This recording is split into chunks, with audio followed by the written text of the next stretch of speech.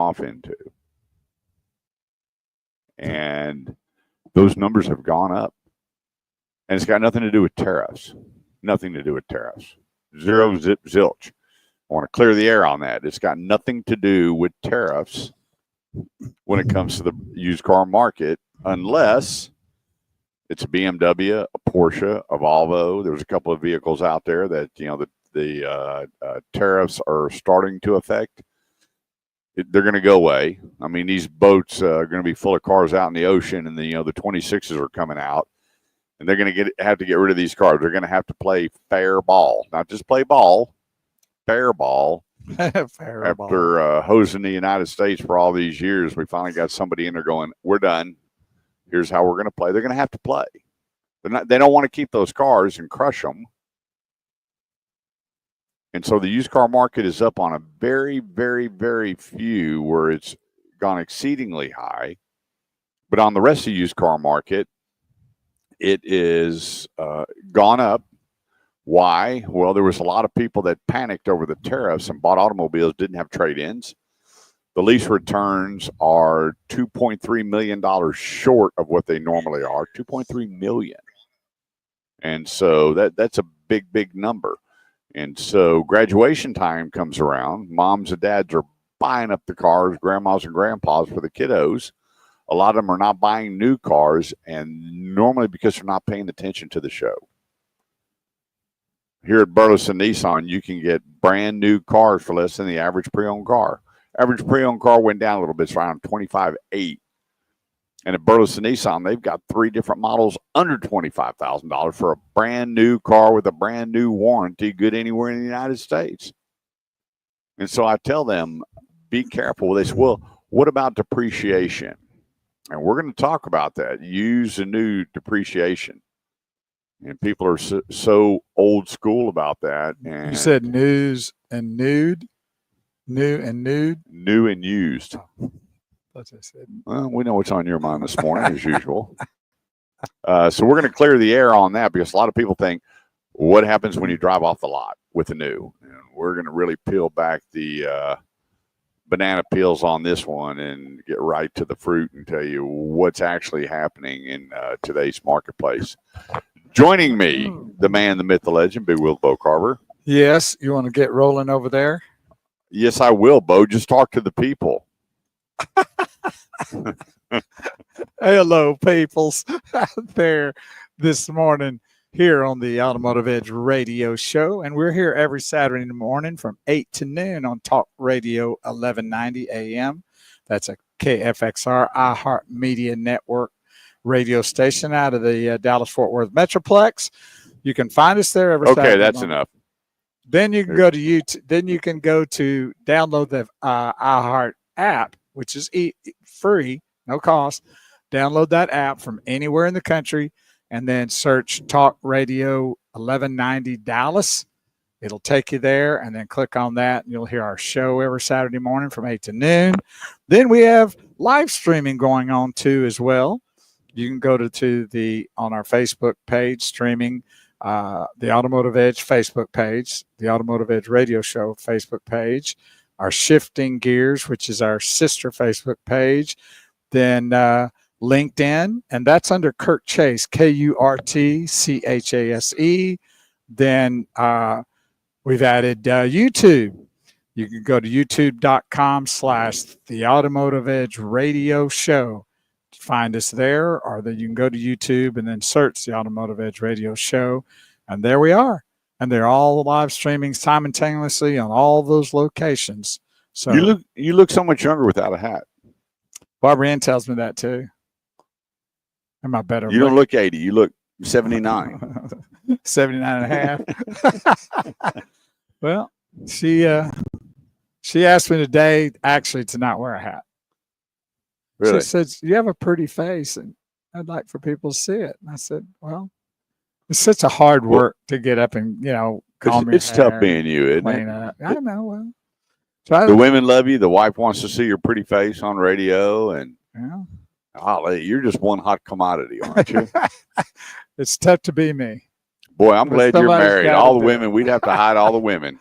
That Uve Suave about you just I don't know what to think. I don't know. I love them.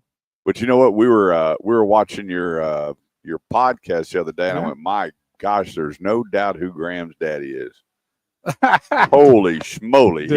It just reminded you of He Graham. just need to look at you and go, that's going to be you Yeah. when you're 70, which is not a bad thing. I mean, Well, that's cool. I mean, the women still love you.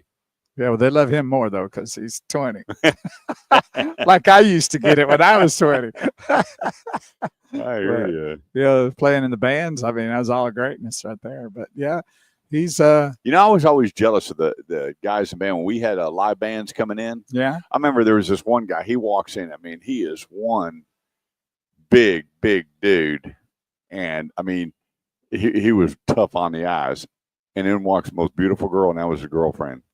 I said, he goes, everybody does that. He goes, that's what happens when you play guitar in a band. He looked like he just rolled out of the garage. I mean, like out of a sewer And system. this girl walks in, looks like Miss America. Oh, He yeah. goes, it's great being a guitar player. It didn't hurt. And so now he is a music radio host Oh. in Albuquerque, New Oh, that's Mexico, cool. and he married her. Well, there you go. Good for He him. sent me a picture. I was like, he goes, being a guitar player is still cool. Still good. Yeah.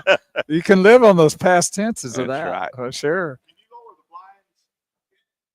All right. Um, You did your job very well. there, Thank I think. you. Well, yeah, it never hurt me.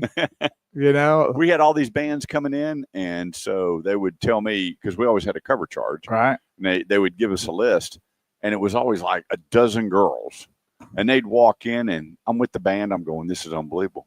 I want to be a guitar player.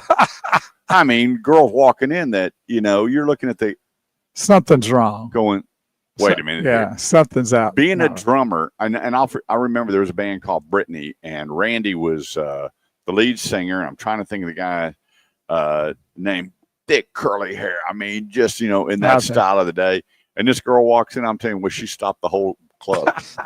I said, who? She goes, I'm with the band. I said, you got to tell me which one. She said, the drummer. And I went, I want to be a drummer. And the thing about it is, if he wasn't a drummer, he wouldn't have had no girlfriend. Probably. Yeah. A lot of them.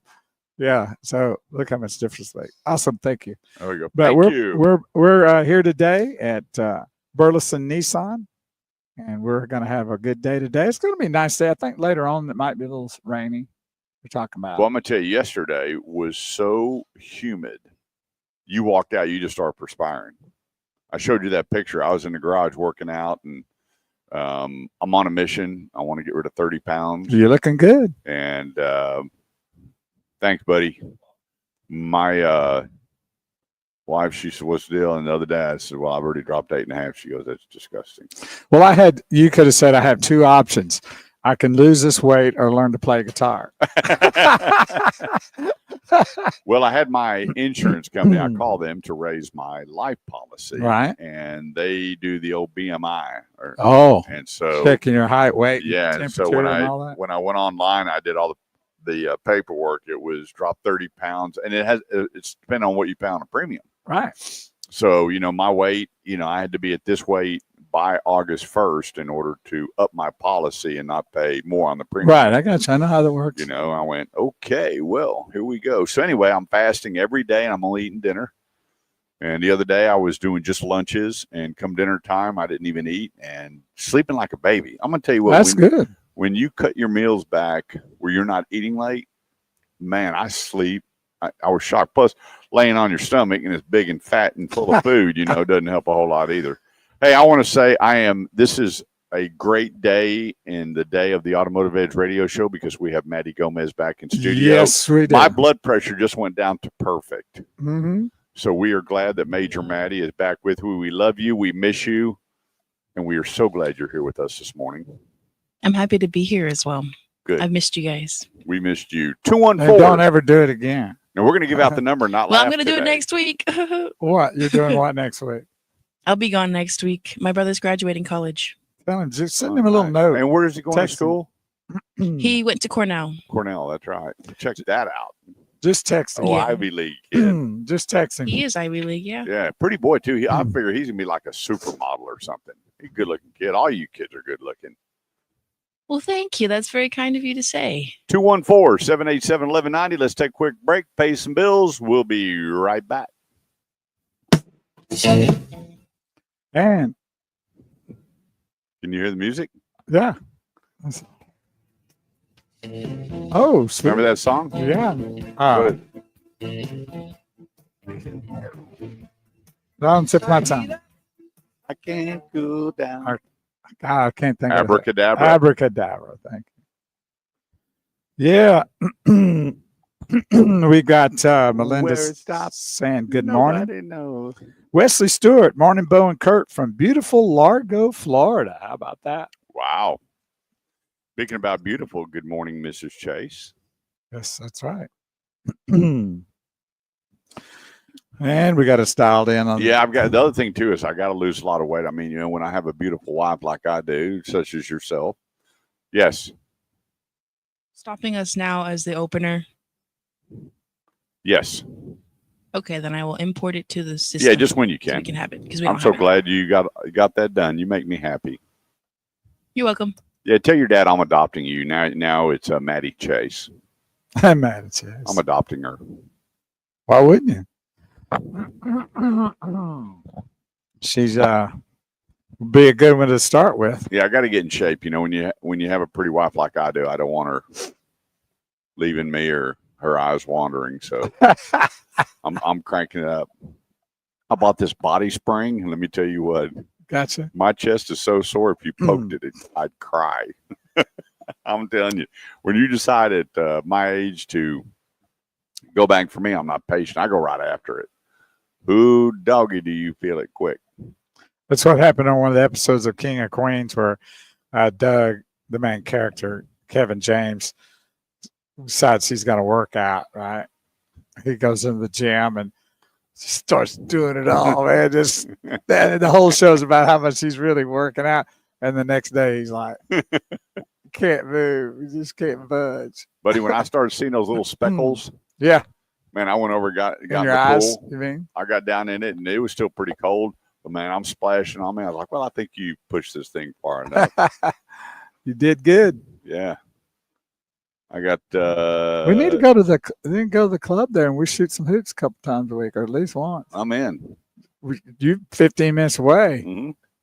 Have you even been inside that sucker? Yeah, I did after you told me about it. I walked in, and the guy goes, "Hey, how can I help you?" And I said, "I just wanted to check it out." And he goes, "Hey, you want to sign? I don't want to do a tour or anything. Just kind of want to take a look." Right. I said, "I got my insurance stuff in," and he goes, "Oh, so you have this?" I went, "Yeah." He goes, "Oh, yeah, you know, it's free for you." Yeah. And so he goes, "Yeah, take a look around." And I was going, "Man, that place is a monster.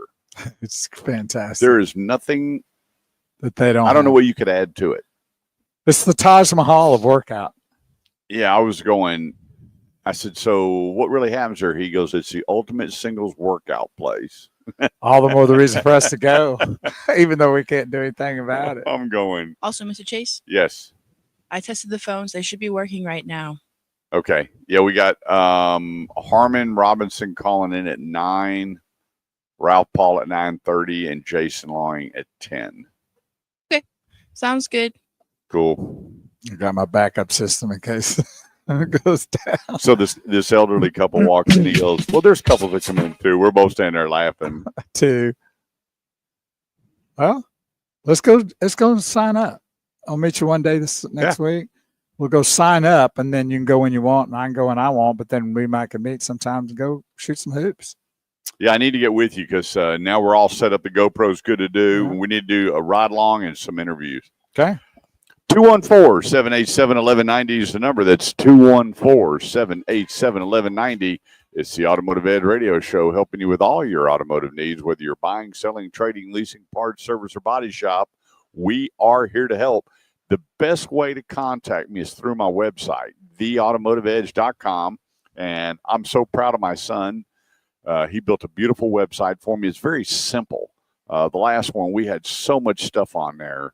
Trying to, figure out where it is. But right when you log on to theautomotiveedge.com, there's a little message icon right there. Click on it. Send me your name and phone number is really all you got to do. And then I'll give you a phone call and we'll make sure your automotive needs are taken care of. And don't be a hater when I tell you what a good quality pre-owned car costs. Just don't be a hater. And I got a lot of people going, "Are you nuts?" Well, I've been nuts before. I've been a little cuckoo for Cocoa Puffs, but I just tell it like it is. And this week was really, really tough on a lot of moms and dads. And I had a couple of sets of grandparents wanting to buy their grandkiddos a car, and it was tough. It was tough going, that won't buy the vehicle anymore. It won't. You're going to buy a bucket of bolts that you continue to put money into. And by the time you're getting that thing up to where it needs to be, in fact, I'll give you an example. These folks bought a car for $13,000 and already into that car to get this kiddo to the University of Arkansas, they put $3,200 into it. Now think about that. Now they're already at 16.2. And still don't know what could happen. And yeah, and I'm going, and so they call me, and luckily, we have Driver's Edge Auto Repair that's been with us 21 years. And I went, hey, we got this family struggling. They bought a car, and they're just pouring money into this thing. Can you do a headlight to tail light inspection? Tell them, well, they need another $1,300. And normally it would have been like $2,500, but one of the great managers at the place is, look, I'll do everything to get that car jammed up jelly type for $1,300.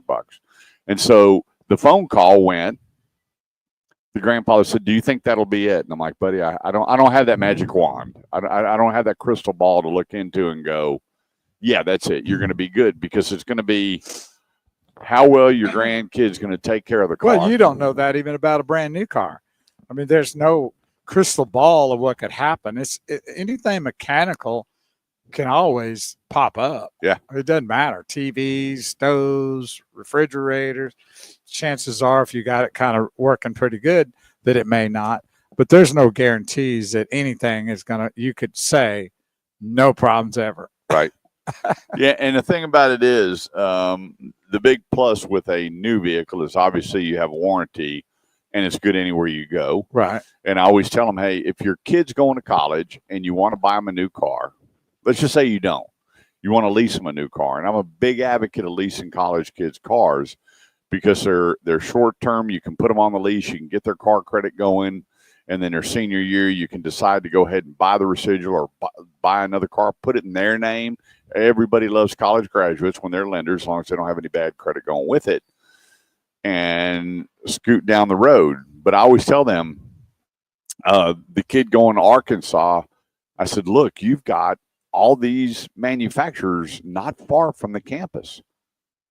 So if you bought a new car or leased a new car, they can get them back to the school, and yeah, they're going to have to hoof it or catch a ride or Uber, whatever the case may be, for whatever time it is getting the service work done. But it's something to look at. And all these parents say the same thing. We don't want to lease. Leasing's bad. Well, it can be bad for these three reasons. And you've been a big lease guy. And he had the car. My son had it at school, and the lease was coming down out where it was getting close to being having to be turned in or bought. We turned it in. Actually, we sold it to the dealership and walked away with $3,000. Yep. So now I can't say that's going to happen to everybody, but if the car's taken care of, and especially since they're in school, maybe they don't drive a lot of miles. He didn't, he'd go to school a mile away. Yep. And whatever. So I think it's great. Yeah.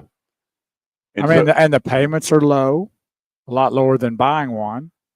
And so, I guess everybody's got their own feeling about, how they want to process something. But I don't know. I just think if you have a child that you can trust that would do what they need to do in their vehicle and protect it and do what they're supposed to do, that's a great way to go. Yeah. Do you know your kid well? And you know what? Here's the thing, moms and dads. This is not a big secret. When your kids get to college, things change. They may hang around some people they shouldn't, or maybe experiment where they shouldn't, maybe try some stuff they shouldn't, go some places that they shouldn't. No, none of those kids ever do that. No. How good is your kid with you giving them a car? This whole thing. Are they going to maintain it? Are they not going to be drinking and driving? Are they not going to become the college taxi? Are they not going to lend somebody the keys to their car? Yeah. These are all of the things, even if you're not leasing a car. But I mean, take a look. You can get a new Nissan Sentra for $249 a month. It's $249 a month. Now, if you do a one pay, it's even less, which means you pay the whole lease up front. So these moms and dads with $10, $12, $13,000, that you're not going to get a good quality car for that unless you're buying grandma or grandpa's, or you're selling them your car, whatever the note is on it. You know somebody that has a car, and you know everything about it. It happens to be a good car. You're going to work a deal on it. I get it. Other than that, it's a tough deal out there buying these cars, because a lot of you don't realize how many bad cars there are out there with bad titles, or titles where the car has been wrecked or flooded and it doesn't show anywhere on the Carfax or auto check. Well, one of the big things that I feel like could be out there that most people don't think about is their cars that's been underwater. Yeah. We know that there's been a lot of that over the last couple of years, or in and around. And you might say, well, they're estimating $250,000 in Texas. Well, I was going to say, you could say that, well, we haven't had those kind of floods here, maybe in your area or our area. They bring them in from the outer areas. Like if it's down in South Texas where they had big floods, in or Florida or North Carolina or South Carolina, wherever, they'll ship these cars here and sell them like, big deal, because your mindset's not thinking about that. Or maybe it flooded a couple of years ago and it's just now ready for sale. Yeah. They've aired it out. Yeah, they're trying to get it down where it can possibly, maybe you won't think about it. But you need to set eyes on that. And no better person to look at that than Kurt. We find a bunch of them. If you really want to look at a vehicle and have him inspect that without, he also can let you know it's probably been in a wreck. Just go to automotiveedge.com. That's theautomotiveedge.com. Ask Kurt a question on there, or get your phone number and bring the car by, or he'll meet you somewhere and give you a good look, or I could take it to the driver's edge for $35. Check it before you buy it. They will tell you it's been in water or it's been wrecked, different things. So don't just go willy-nilly and buy a car you think you get. If the price is too good for what it's supposed to be, it probably is. That's right. So right now here at Burleson Nissan, $249 a month, or you can purchase the car for $22,103. That's $3,700 less than the average good quality used car. You got, when you just scroll down, $287 a month on a Nissan Kicks, or $23,306. $2,500 less than the average pre-owned automobile with a brand new warranty on it. And just keep a new Nissan Altima, $299 a month. Just go to burlesonnissan.com. New Nissan Rogue, $299 a month, and take a look at what their prices are. So from the Versa, the Sentra, and the Kicks, brand new, you're paying less than what the average used car is. Good quality used car. Now, there's some good cars out there for $20,000, $21,000. Look at the miles. They're good cars. I saw a car the other day. Some people called me and they told me what they had, and I sent them, but they had two Pacific models that they wanted. And they were wanting around 21, 22,000. The cars had 60, 70,000 miles on them. And they're like, if I'm spending this kind of money, time out, folks. The market delegates it, not what you have in the bank. Well, that's a pretty close estimate about what it's going to be with that kind of miles for that kind of price for those particular cars they were probably interested in. When you get into your, one lady said, well, I've only driven Toyota Camrys my whole life, and I want my daughter going off to college in a Toyota Camry. I have this much money. So I called her back and I said, here's 6 cars. And she goes, wait a minute. I want something with 20,000 miles on it. Yes, ma'am. Add $5,000. She's like, what do you? She said, well, that's $4,000 from a brand new one. Yes, ma'am, you are correct. So 1 minute. It's different times out there right now. Why? And one thing that a lot of consumers need to realize, as car prices go up, so do used cars. Yeah, definitely. And we keep going, well, it depreciated this and this and this. Time out. Those matrices are gone. Nobody can tell me what the average depreciation is when a car drives over the lot. Nobody can. They have an idea. or they have a kind of a summation of what they think it is, but it's 30 not seconds. reality. 214-787-1190. If you got a question about where to go, who to see, what I think about any maker model, and talk to Bo about any mechanical repairs, Yeah. we got you covered. Bring my little wrench out and take care of your problem. That's right. 214-787-1190. Quick break. We'll be right back. That's Steely Dan right there. Now.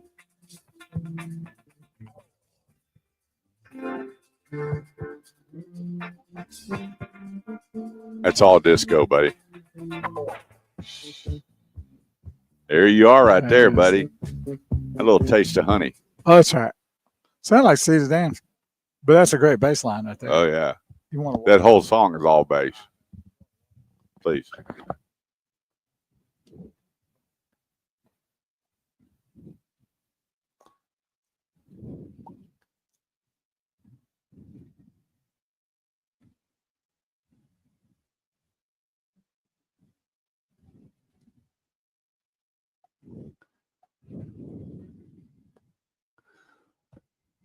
Yeah.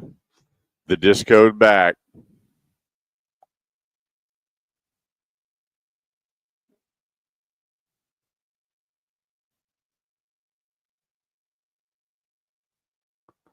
I got to tell my brother that he quit listening to the show because we got rid of the disco music, but now it's back. Maddie has taken care of us, and the groove is back in our Saturday morning. So it's 90 days of disco. And so if you don't like disco, then I don't know what to tell you. Everybody really does. You can say what you want, but once that song comes, you got that goofy move that John Travolta only did in the movie. No one does that on dance floor. No one ever did on the dance. Well, there's a couple of people maybe. But it just gets your soul going. Call it what you will, say what you will. Disco gets your soul going. It does. Brings out the best in everybody. Even if you can't dance, you can move and groove. It doesn't matter. You know, even if it's just like my brother, it's just all upper body, that's okay. Because disco, once it gets into your soul and gets you going, you're done. Just the way it works. Thanks, everybody, for joining us today. Be sure to like and share and let everybody know that we're here to help them with their automotive needs, regardless of what they're wanting. From, Lamborghinis to Nissan Versas, everything in between, we got you covered. We got you covered. There's not anybody in this industry that we don't know that can help you with an automobile, to get you an automobile, find you an automobile, make sure that you're taken care of with an automobile. Thank you, sir. So, man, it's so different. You're not wearing a hat.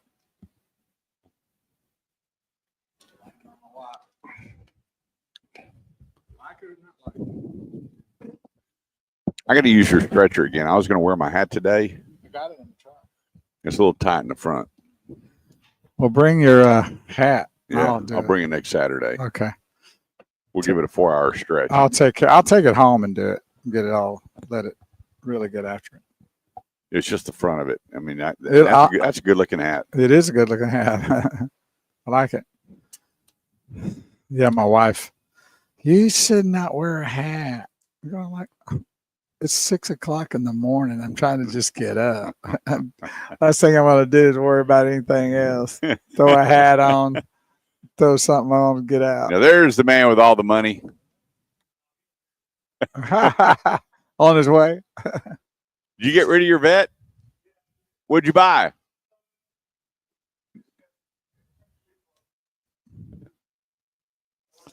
$30 seconds. All right. Thank you, Miss Maddie. We are here at Burleson Nissan, which is in Burleson, Texas. 35 and Rutrow. Renfro Road. Come on out. Come hang out. It's going to be a nice. Have you gotten in the pool yet? No, but I had my feet in it. Barbara Ann's been in it twice. Yeah, I was up to my waist. I don't know what the deep end's going to. That deep end's got to be ice cold about halfway down.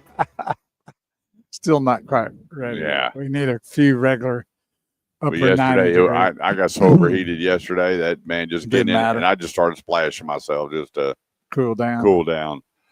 214-787-1190 is the number. This segment of the show goes to the folks over at Classic Buick GMC Arlington. I was just over there Thursday with Jermaine Pearson, General Sales Manager.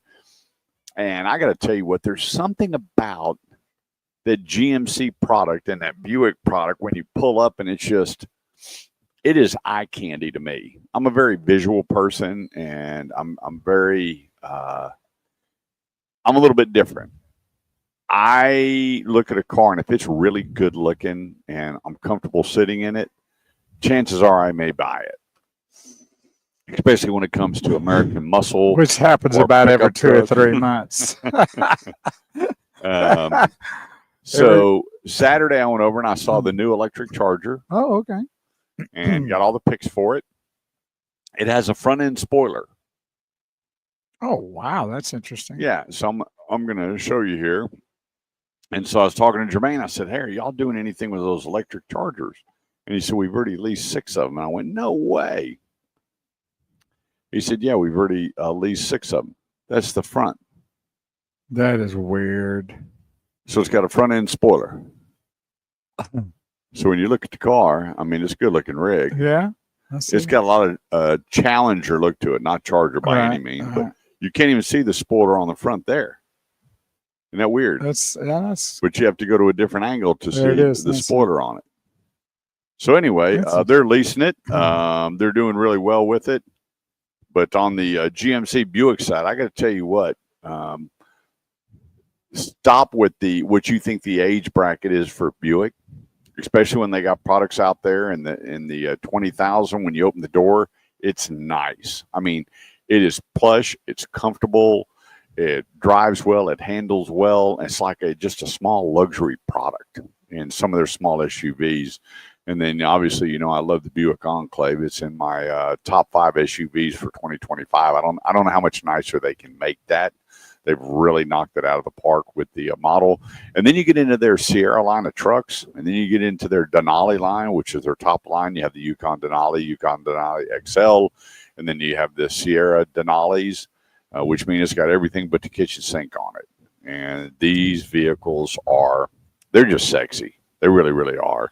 And the people that work there was amazing. When I was standing on the patio, this gentleman, we get to talking, and I said, well, there's a big difference between GMC and other products. And he goes, you know what? There's a lot of great products out there. Let me tell you the big difference in GMC. And that's my guy. He had nothing bad to say about anything, but everything to say about what he believed in selling this product. And that's why we're so glad to be partnered up with Classic Buick GMC right there at I-20 in Collins. Jermaine Pearson is the GSM of the dealership. Great guy. Really enjoyed spending time and visiting with him. And actually, I was looking at the GMC Yukon and had them appraise my truck. Yes, And about to go. that Yukon is flying off the shelves. They're selling a ton of them. And so I said, well, let's just see if we can work a deal on it and what that looks like and go from there. So enjoy shopping. Enjoy one of the very affordable luxury lines in the auto industry, Buick. And then the full line of the GMC from the Sierra to the Yukon. They have the Hummers out there. If you haven't driven a Hummer and you're an electric person, that is all the power that you could imagine in a vehicle. 1,000 horsepower, 1,000 pounds of torque on a 10,000-pound frame. That thing's just unbelievable. The place, though, Classic Buick GMC right there at I-20 in Collins. See my buddy Jermaine Pearson and enjoy spending time just test driving. It's a different philosophy. Go to classicarlington.com. Good morning to my sister Carol Ann out in Florida. Oh, what's she doing in Florida? Mr. Second Place, her husband, who I love very much, Steve. What are they doing in Florida? Just vacationing? R&R. There you go. We're supposed to go, but I wound up having the surgery on my jaw, and it's always tough when you got to pay cash for surgery because the doctor wrote the wrong prescription. And so we had to hold off, but we'll be going out there soon. Good morning, Eddie, my TCU friend from Ponder, Texas. There you go. Yeah, great seeing you. Cindy Green, good morning. Thanks Everybody's for joining tuning us. in. Cindy, we Thank need to put together a class of 78 pizza party. We need to put that together before it gets too hot. You and I need to talk. you. Everybody hang out, say hello, hug each other's neck. Let's put it together, Cindy. Tag, you're it. 214-787-1190. That's 214-787-1190. Real quick, let's talk about depreciation. A lot of people think that when you drive off the lot in a brand new car, that it depreciates more than a used car when you drive it off the lot. What a mindset to have. Well, the car's already depreciated, so it's going to be a whole lot less. I'm going, you really think that? You really believe that if you're buying a used car for $28,000 and you're buying a new car for $35,000, that when you drive off the lot, the biggest loss is going to be on the new? A lot of people really believe that. So I was asked, do you believe it? And I went, absolutely not. Absolutely not. There's no way to calculate that, because A, you can pretty much figure out what's in a brand new vehicle, what cost is. Forget all the rebates and incentives. It's pretty easy to calculate on some. I mean, I'm up to 14 cars. Get this, 14 vehicles out there that have less than $500 markup in it. Less than $500 markup in it. Now let's look at a used car. You know what the average used car markup is? Way more than $500. Way more than $500. So out of those two, which depreciate more when you drive them off the lot? Which one's going to lose the most amount of money when you're leaving the property? But a lot of people, they have that number and say, well, when you're driving a pre-owned automobile off the lot or a new car off the lot, you're losing 30-35%. I'm going, you got to be kidding. There's cars out there. Where did that mindset come from? Moms and dads and grandmas and grandpas. Did they ever experience that as a reason, or they just assumed that? Well, anybody that didn't get a good car deal, and they go to trade and go, whoa, but I just paid. And, most dealers say, well, we're not concerned with what you paid for it. Here's what your vehicle's worth. Right. But you know what? Here's the thing. When you take a Nissan Rogue, a Honda CRV, a Toyota RAV4, and you look at the residuals that say 61 to 65%, that's after 3 years. It depreciated 35%. 3 years. True. And so it takes away all of that. Now, there are some products out there that when you drive off the lot, they take a hickey because they don't want them back. Yeah. And so it's a different deal. But to say that every car depreciates 35% or 30% when it drives off the lot, I can't imagine what you're paying for it, well over sticker, to come up with that number. I think that's the kicker right there, because it's kind of based on what you bought it for. Right, 100%. At the time, that still, if you paid, say, $5,000 over sticker, so the value didn't make that $5,000 more, right? Right. That vehicle's worth this amount of money, and you paid $5,000 over to get it because there's few left or not very many out there, or whatever. It didn't make your vehicle $5,000 more. You just paid $5,000 more. So when you pull off the driveway or out of the lot, the value of your vehicle is probably $5,000 less already. Yep. So that's what you're saying. Right, exactly. The only time, when you had the Fauci virus, it was different because there was no new cars. Right. He totally lied. So I never said to shut down anything. And then we saw videos where he says, I've told them to shut everything down. Oh, yeah, he did. Yeah, I mean, just, you're talking about a guy with a forked tongue. That was him. I'm still surprised he's not locked up. But anyway, that's when the vehicles were very expensive. I mean, there was people bidding on vehicles. I remember standing with David Collette over at Grapevine Lincoln. And he's got this guy on speaker, and the guy is out of town. And they didn't want to sell vehicles out of town because they wanted to have vehicles for everybody in their area. PMA. Right. And so he actually says, well, I'll give you $10,000 over sticker. And I'm listening to this guy, and he goes, no, sir. He said, you're not in our PMA. Right. And this guy was in Colorado or somewhere. He calls back, and he goes, I'll give you $20,000 over sticker for this Lincoln Navigator. Wow. I'm like, that is unbelievable. And did he say, well, he went to the owner, and the owner goes, sell it.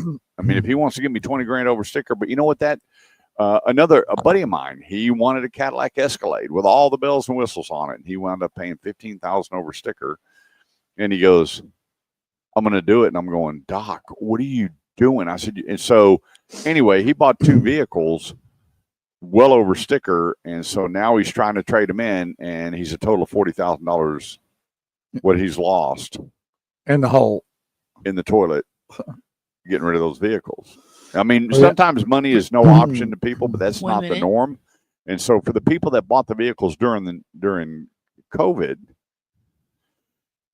just like Bo, when he went to trade in or turn in his lease, he had equity. We've never seen equity before. And we saw a lot of break evens, but we didn't see where they were cutting checks back to get these cars in. So it was different times. Now, I'll throw this at you.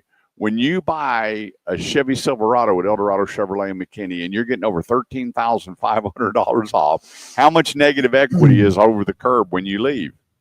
None. It's different times. So erase all the mindsets on what you've been told your whole life, because it's a different game out there. 214-787-1190.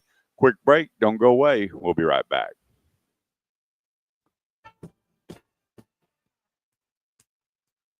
That's a cool bass line.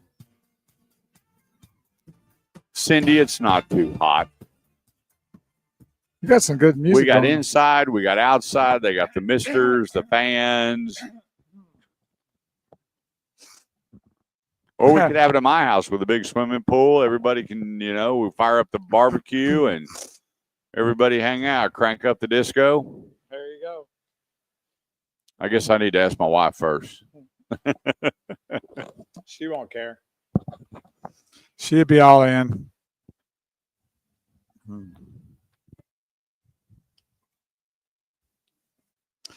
We are located today during our live remote, in case you just joined us in our live stream on the Automotive Edge radio show. I need to get me a Burleson Nissan shirt. I don't have one. I have the hat. I don't have the shirt. What do you want the shirt for? All right. I like a good polo I like shirt. that color. Yeah, but that's not a Burleson Nissan shirt. No, but I like the color that Justin had. Yeah. It's kind of a turquoise. Oh, he's driving the new Armada. Oh, baby. Who does he think he is? He acts like he owns the joint. Yeah, he does. You would think he is the owner of the place. Balloon City today out here. Balloon time. Come and make a big deal at Nissan here, Burleson Nissan. Well, I remember that. Balloon up every Saturday morning. Balloon up. Everybody in the balloon room. You have to go out there and blow the balloons up? Oh, yeah. Oh, boy, that's what a beating. My salespeople love me because I'd go open the dealership when I just start. She always, did you ever answer the phone after sucking helium? Hello, this is Frank James. My salespeople, they knew either I was in a bad mood or running late. If the balloons weren't already I didn't tie a lot of them, but all they had to do was string tie them and start putting them on the cars. I've never understood that. Maybe putting some along the front line just to let them know you're open or whatever. But well, I'm surprised that a lot of the dealerships don't have those waving things going, like that. Those are kind of cool. You just roll that out there and plug it in, and gets a lot of attention. Yeah. We need one with our pictures on it, like, me and you float, waving arms up like that. That'd be funny.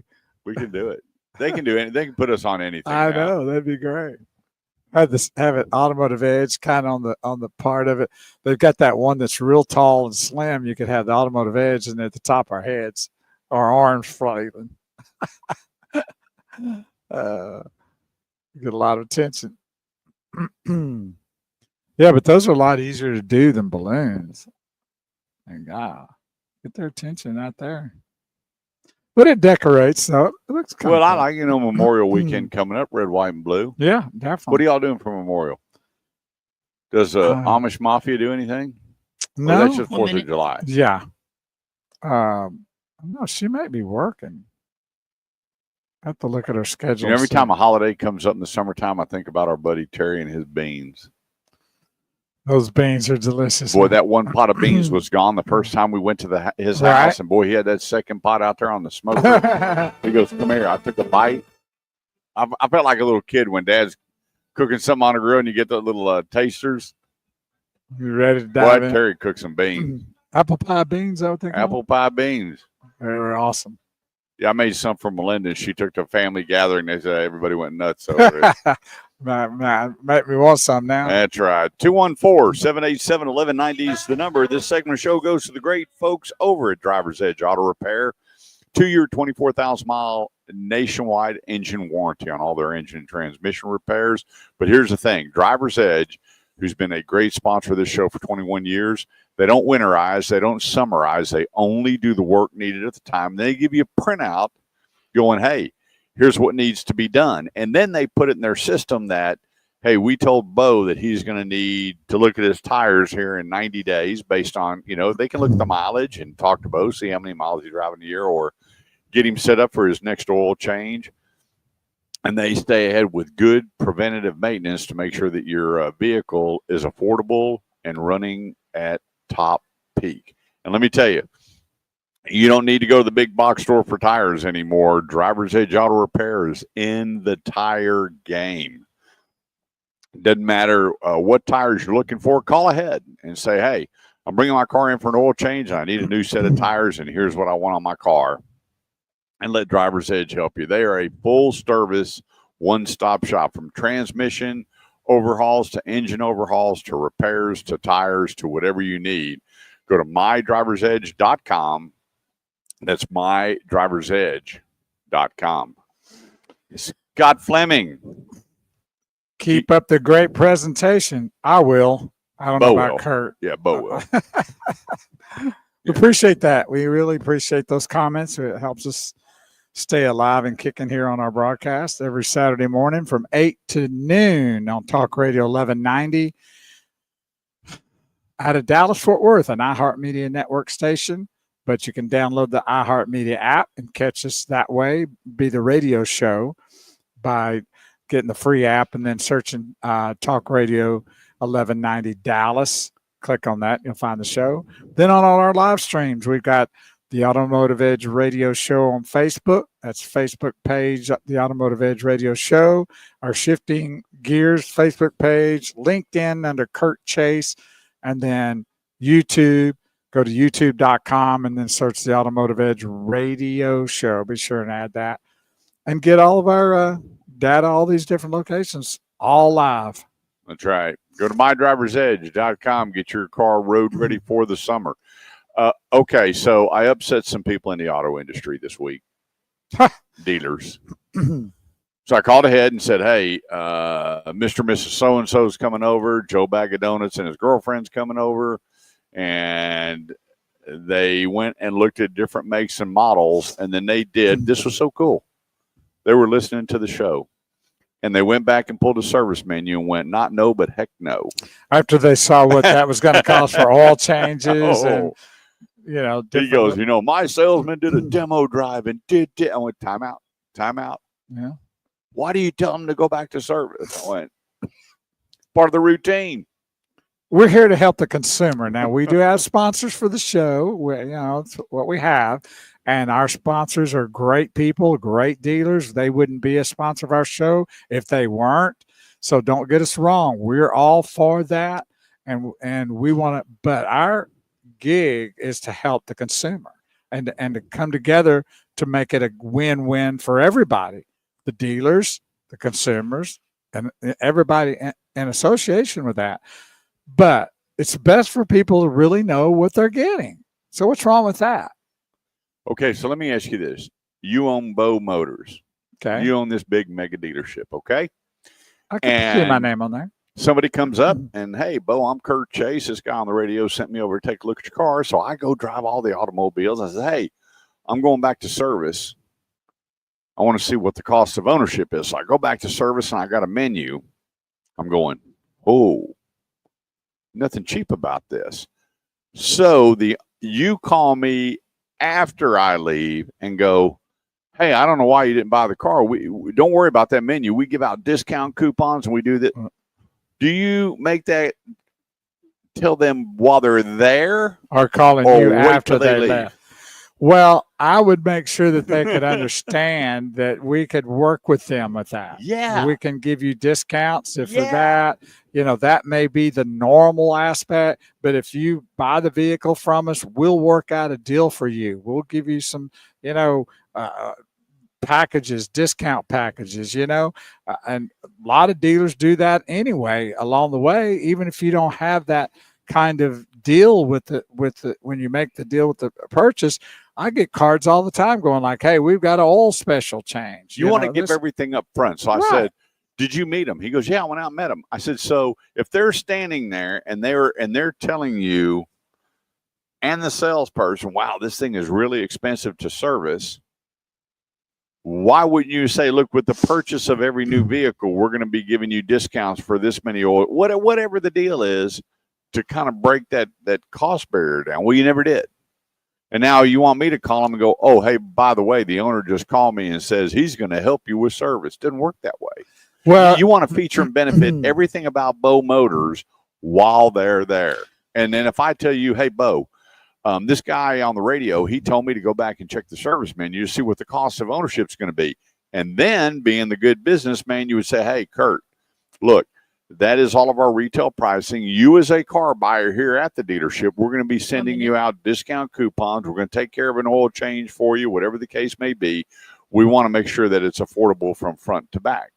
That I don't know, just kind of thinking out loud, I'd want to do that, but not after the fact.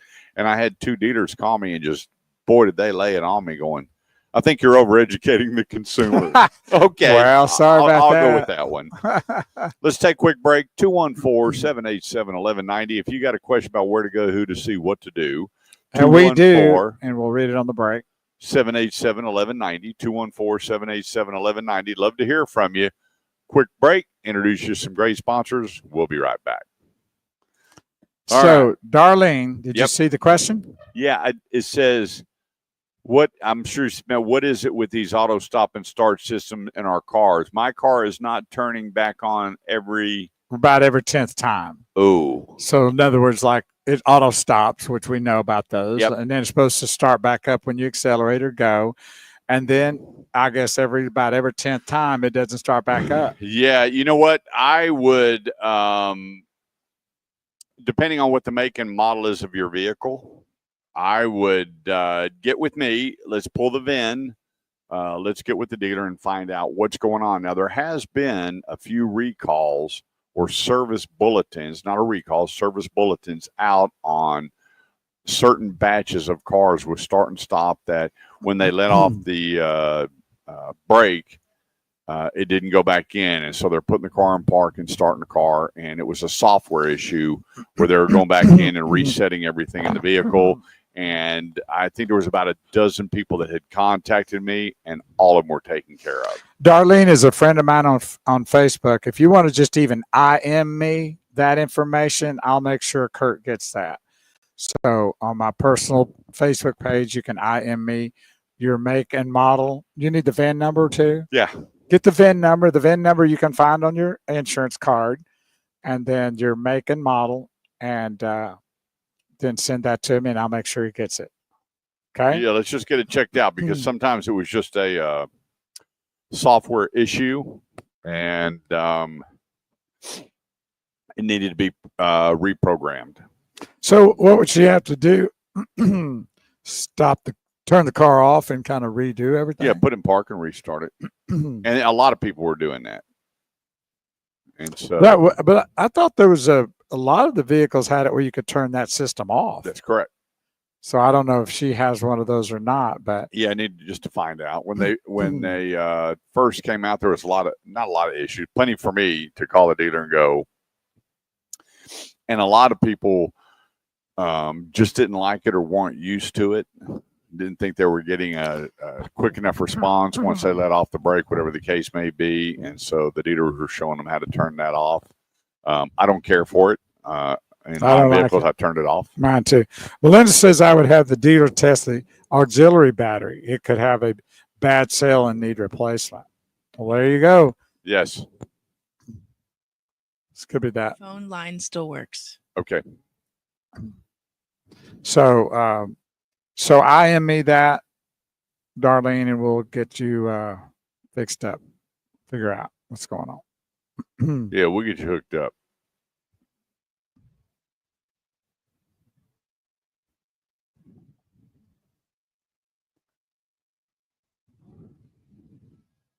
So I found this picture last night. This is an actress is on one of the movies we were watching called Nanas, something my Nanas.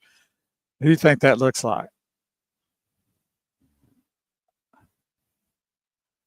I thought it looked exactly like Deborah Gonzalez, and I sent that Oh, it to her. does. I said, I found your twin. Look at it. Golly, that does. She said, close, younger, hair, face structure, maybe clone. You never know, right?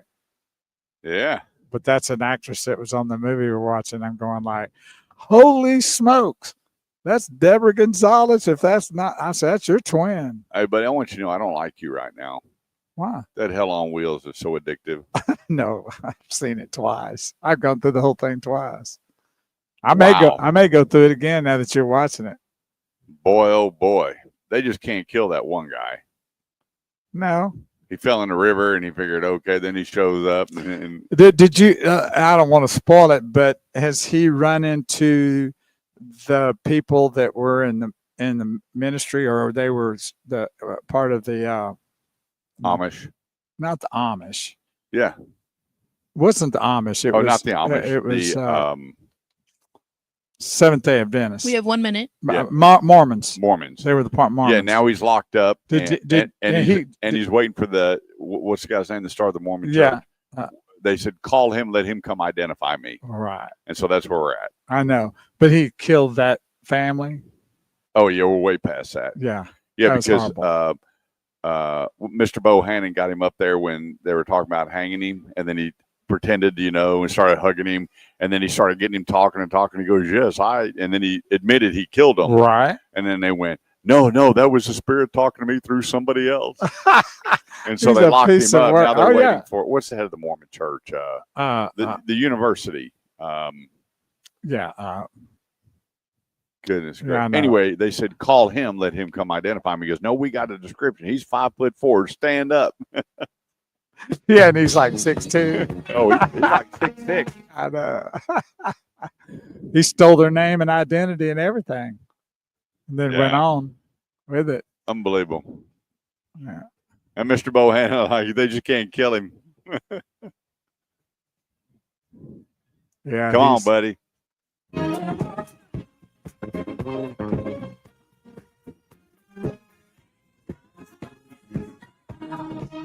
Good stuff. Yeah, Good Disco morning. is back. There it 90 is. Days of Disco here on the Automotive Edge Radio Show, helping you with all your automotive needs. I'm glad that we're sitting down, because if we had the leg lifts on with the bigger, I'd be up dancing. I don't know if I'd lose all my listeners or not, but I'd be up dancing. No, we could. We got the camera. Just get it going and Yeah, just start shaking it up. getting down. That's right. 214-787-1190 is the number.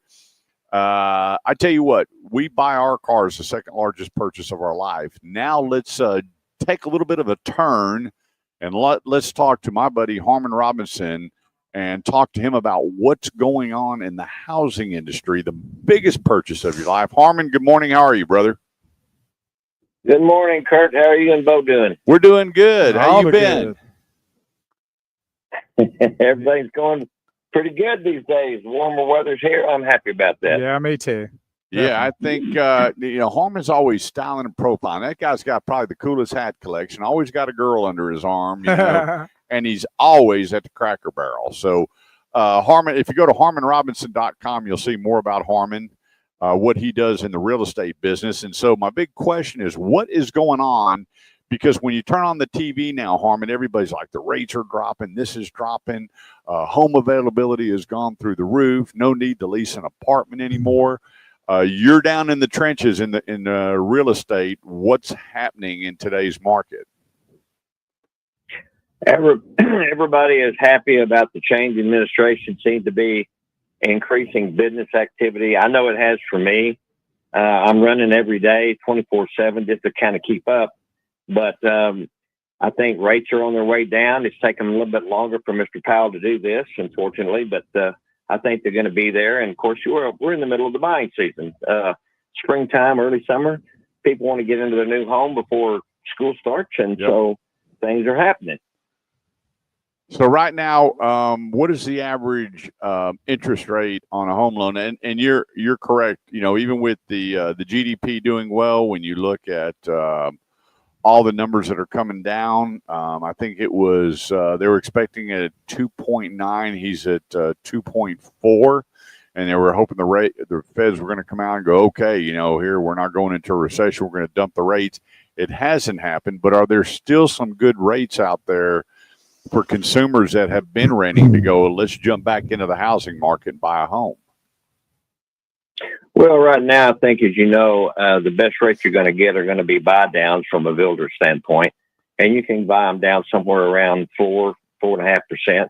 I think rates are somewhere between 6 and 6.5 right now, if I'm not mistaken. I haven't looked at it lately, but that's on the horizon. I think it's going to happen pretty soon. So what about the availability on homes, and is existing homes prices going down? Some people say they are, some people say they're not, because of all the new builds that are going where we live. Boy, they can't build these houses fast enough. The other day there was clear property. Now they've got, I think, 6 homes already got roofs and everything on them. So buying existing versus buying new, Harmon, give us a little bit of insight.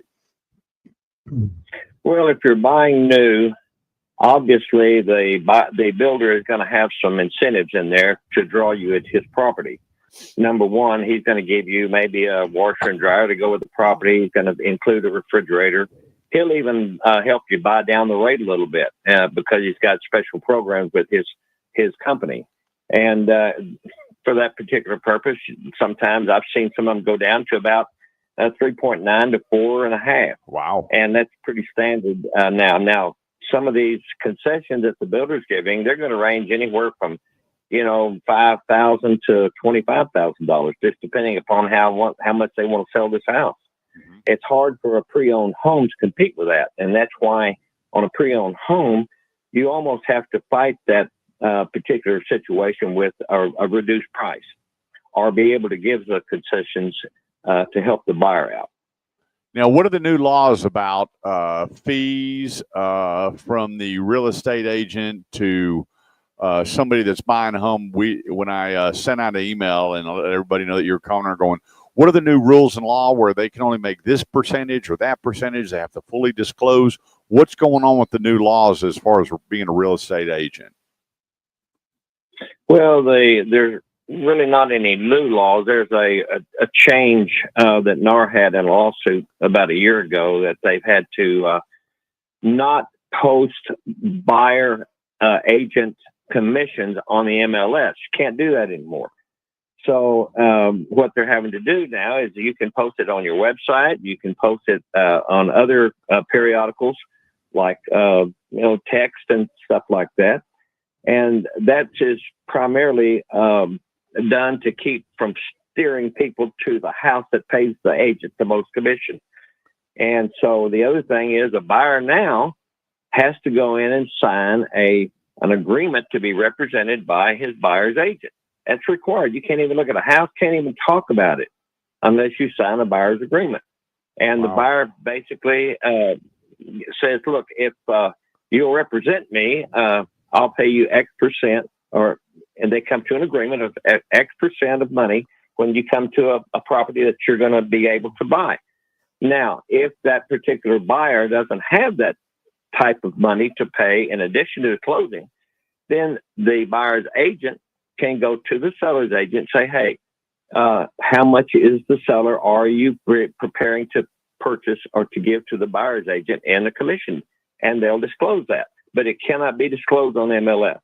And you cannot look at a house, can't talk about a property unless you have a buyer's signed agreement with that broker. Wow. So right now, bum's the word. Yeah. So I guess, really it'd be a flip of a coin on what a existing property they're willing to sell it for.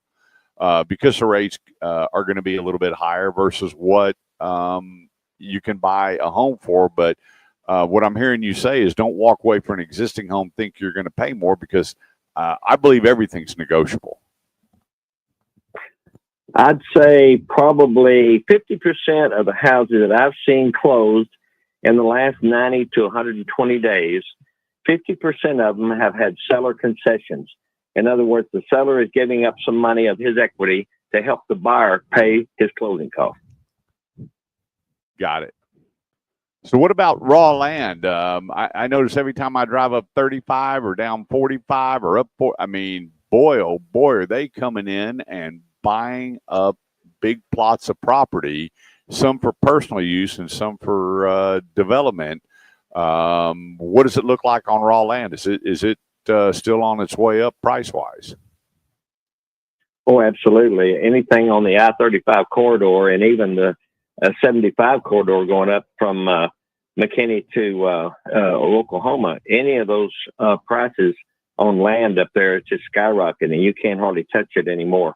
I kind of give you, for instance, I bought 40 acres back in '94 up in Valley View, Texas for $2,500 an acre. You can't touch it now for $25,000 to $30,000 an acre. Oh, wow. Yeah. And I got to tell you what, Harmon had one beautiful piece of property, and I loved his horses and enjoyed coming out and spending time with him. I got to tell you what, when you stepped on Harmon's property and was around those Peruvian Pasos and Harmon, I'm going to tell you what, life stopped. I mean, he had the way of life that some people will never experience. And I still remember my buddy Diego. Yeah, I heard from Diego from the grave the other day. He said, tell Kirk Chase hi for me. Still the horse whisperer, right? From beyond. Yeah, he was whispering to me, buddy. All right, so here you go. The best thing to do is get Harmon involved now. Graduation month, and then a lot of people, like you said, are going to be getting ready to buy homes. They're going to be moving. They want everything done before school starts because they have to sell their home and find another home. The best guy in town to do that with is Harmon Robinson. Go to harmonrobinson.com. That's harmonrobinson.com. It's on right now. If you're watching us on the live feed, it is posted. See his picture? Yep. He's sent a message from YouTube, and I grabbed it and posted that. Look at that. How cute. Get to see his gorgeous face. Right there you go. And you can go to my website, theautomotiveedge.com. You can click on Harmon Robinson. And let me tell you what, Harmon can be retired. He doesn't have to do that, but he's got a passion for helping people. In fact, Harmon and I worked together. He was my used car director when I was new car director, and I know his heart. I know how he's wired, and I don't know what it takes to make Harmon mad. I have never seen that man mad ever in my life. I wouldn't want to, I don't think. How about us just start there? Harmon, we love you, brother, and we're going to keep talking about you because this is the time where people need people like you making the biggest decision in their life when it comes to buying a home. That's harmonrobinson.com. I hope you'll come back soon and give us the next update. And, hey, if something comes up in the auto industry that you think people need to know about, call in and let us know anytime. Will do, buddy. Good to hear from you, and y'all take care and live the good life, buddy. There we go. That's harmonrobinson.com. I am. I don't know about Kurt, but for your real estate needs, there's no one better in the business. That's harmonrobinson.com. There he is. Let's take a quick break. 214-787-1190. That's 214-787-1190. We got a whole lot more coming up here on the Automotive Edge Radio Show on 1190, part of the iHeartMedia Network. We'll be right back. If you hear this song.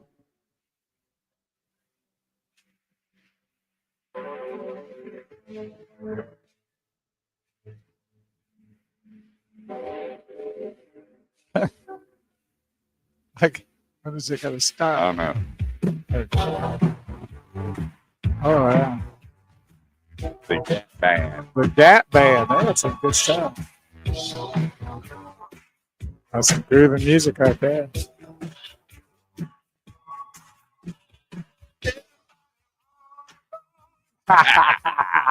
Pretty sweet. Everybody on the floor. Yeah, I need to get with Maddie. Hey, Maddie, we need to push that clip in. Yeah, take that intro out. The early part, yeah. Yeah, pull some of the intros out of some of them. I know I got it to you on short notice, but if you kind of work on it and get right to Especially that spot, one. yeah, that's a cool song. Yeah, well, That's on my Spotify. I'm Yeah. telling you, I jam all the time going down the highway. I bet you do. That's why you got pulled over for speeding too, right? That's right. That's right. So how'd you get out of that one? I was just real professional. I rolled down the window, goes, sir, I'm with so-and-so state highway police. I went, yes, sir. He goes, do you know how fast you're going? I said, yes, sir. He goes, how fast? I said, fast enough for you to pull me over. He said, what's going on today? Is there an emergency? I said, it's not an emergency. I said, I'm helping getting back in town. There's a big fundraiser to help a high school. And yeah, I know I'm doing 10 miles over the speed limit. And, you know, you got me. Here's my license. Here's my insurance. He said, you got any weapons in the car? I said, absolutely not. You want to search it? I'm good. No, but my partner does. He's got about 13 in his. And he goes, he comes back up and he goes, I appreciate your professionalism. Slow down. So you didn't go the route like, I ain't giving you my license. Barely roll down the window. Oh, you know the deal. Name and badge number. Yeah, I do. And I'm recording you. And why do people do that? That's the second time. Melinda and I were at a restaurant and we pulled out, we U-turned in Trophy Club. I remember that one. Right when we hit the bridge. Right. Wham, he lights me up and he goes, sir, do you know how I pulled you over? I said, absolutely not. I'm not speeding. I got my seatbelt on. And he goes, I don't know how much bigger we can make that U-turn sign. I went, oh. And so I said, no, sir, sure didn't see it. And he goes, well, what are you doing tonight? And you know, it's so funny, some of the questions they ask, where are you going? Where are you coming from? You know, which is really none of their business, but I know that's kind of the way they roll. But I just said, hey, a friend of ours moved from Micosinas to over here, and we wanted to come over here and have dinner and say hello. And hadn't been drinking, just come in, had a couple of tacos, and on our way back home. We had a couple of joints, but other than that, we're good. Yeah, I'm over here all the time. I'm telling you, I've never noticed because they're Meet You Anywhere, which is MEAT, barbecue place. Right. I said, I've never even noticed that deal. And he goes, all right. So I said, here's my insurance. It's on my cell phone. Well, the chief of police is Steve Woodard, who I went to high school with. And so he comes back and goes, I'm telling you, he handed me a piece of paper that long with a warning. It's the longest piece. Oh, that's They insane. killed a lot of trees. And this thing's wrapped and wrapped and wrapped. And in the middle of it's my license. He goes, sir, you have a good day. I appreciate your professionalism. Make sure you pay attention to the signs. No problem. Man, I pulled that thing out. It was like, what is the receipt that? Oh, CVS. You go to CVS. It was a CVS receipt. And I pulled this out. I'm like, my gosh, why? And so the next day I called and I said, hey, Woodard, and he goes, didn't see that U-turn, did you? Yeah, it's funny. I went, hey, I appreciate it, pal. Well, I don't know why these people want to go to this stuff. That we're about to come back on air. Where are you going? All right.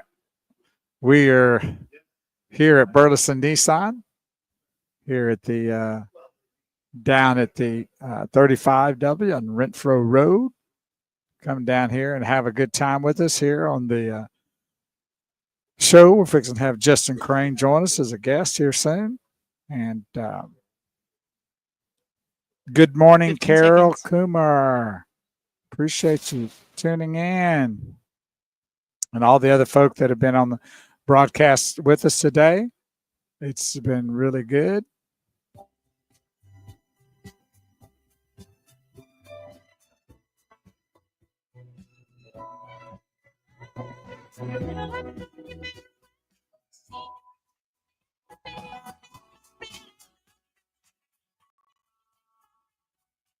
Some Bee Gees to get you off this morning here on the Automotive Edge Radio Show. We are here every Saturday morning from 8 to noon. So be sure and tune in every morning to this broadcast so we can help you get all your automotive needs taken care of, buying, selling, leasing, parts, service, tires, body, whatever they need. And Justin Crane is about to join us here. And he's taking calls already on his personal phone. Yeah, Trump's on the phone with him. Yeah, he's yeah. You know what? I got to tell you what. I don't think there's anything better than starting your day with disco music. No.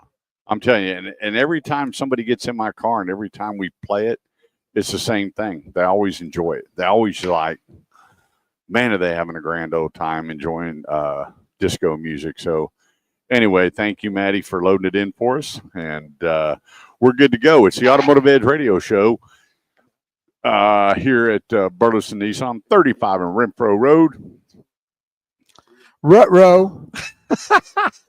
Something you're not wearing your hat and you're off today. I know. My brain's kind of the brain waves are moving out. They're usually stay inside the hat. I hear Today you.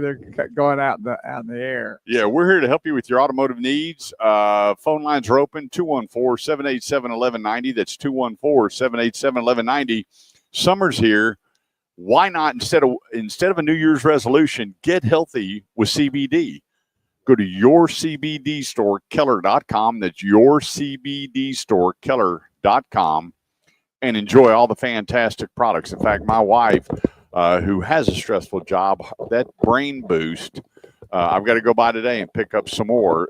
She absolutely loves it because she works with numbers all the time on the computer. It keeps her focused, it keeps her stress down, and it keeps her going. Along with the other product, we have the nighttime gummies that we enjoy. Get a good night's sleep. You have your trim to lose your weight, and on and on and on. You have your collagen, your creams. You have your CBG, which really gives you that good focus and that boost where you're not needing all the monster drinks and everything else. There's so many good products out there to give you a better lifestyle. Log on right now to yourcbdstorekeller.com. That's yourcbdstorekeller.com. Before you know it, 4th of July is going to be here, and all your dogs are going to be hiding under the couch because of all the fireworks. They got dog treats. They have a product called Calm. If you have that dog that is high energy, high stress, they can help you out with that. The place, yourcbdstorekeller.com, and now they have the libido boost. So a lot of the guys and gals that are out trying to get this or that or the other, stop by yourcbdstorekeller.com or log on because it's in Keller. They're on Main Street, but they ship for free. And try their new libido products. Absolutely incredible. And I have some buddies that are always asking for, but they never want to pay. Hey, Kurt, next time you're by there, can you pick me up a jar? And I'm like, yeah, next time I show up, how about some money? And no, just leave it in the mailbox. I'll catch you. They ain't caught me yet. But anyway, go to yourcbdstorekeller.com. They ship for free. Check out all the new seltzers. Let's say you don't want to drink anymore, but you just want to get home and calm down. Instead of grabbing a 6-pack of beer, grab a seltzer. The place, yourcbdstorekeller.com. Joining us, the man, Mr. Nissan himself, Justin Crane. Morning. I want that shirt. You can have it. I don't think it would fit. Be a stretch. I think you're I'm glad- two sizes too small. I'm glad I'm a not the one stretch. that said that. That it wouldn't fit. Did you hear when he said his wife has a stressful job? That's not what she needs the CBD. It's because she's married to him. Exactly. Well, there's a bonus there for both. No doubt about it. Yeah. I told her, She likes work. It's a break from him. What do Yeah. you think I take every Yeah, Saturday morning? exactly. yeah, exactly. I got a message from God. Her crown's full after 32 years with me. Yeah. She's guaranteed a spot. I'm like, I get it. I'm not for everybody. I'll believe that. I'm that I believe that. that old mangy lost dog that she picked up and has taken care of me for 32 years. Yeah. I have no problem saying that.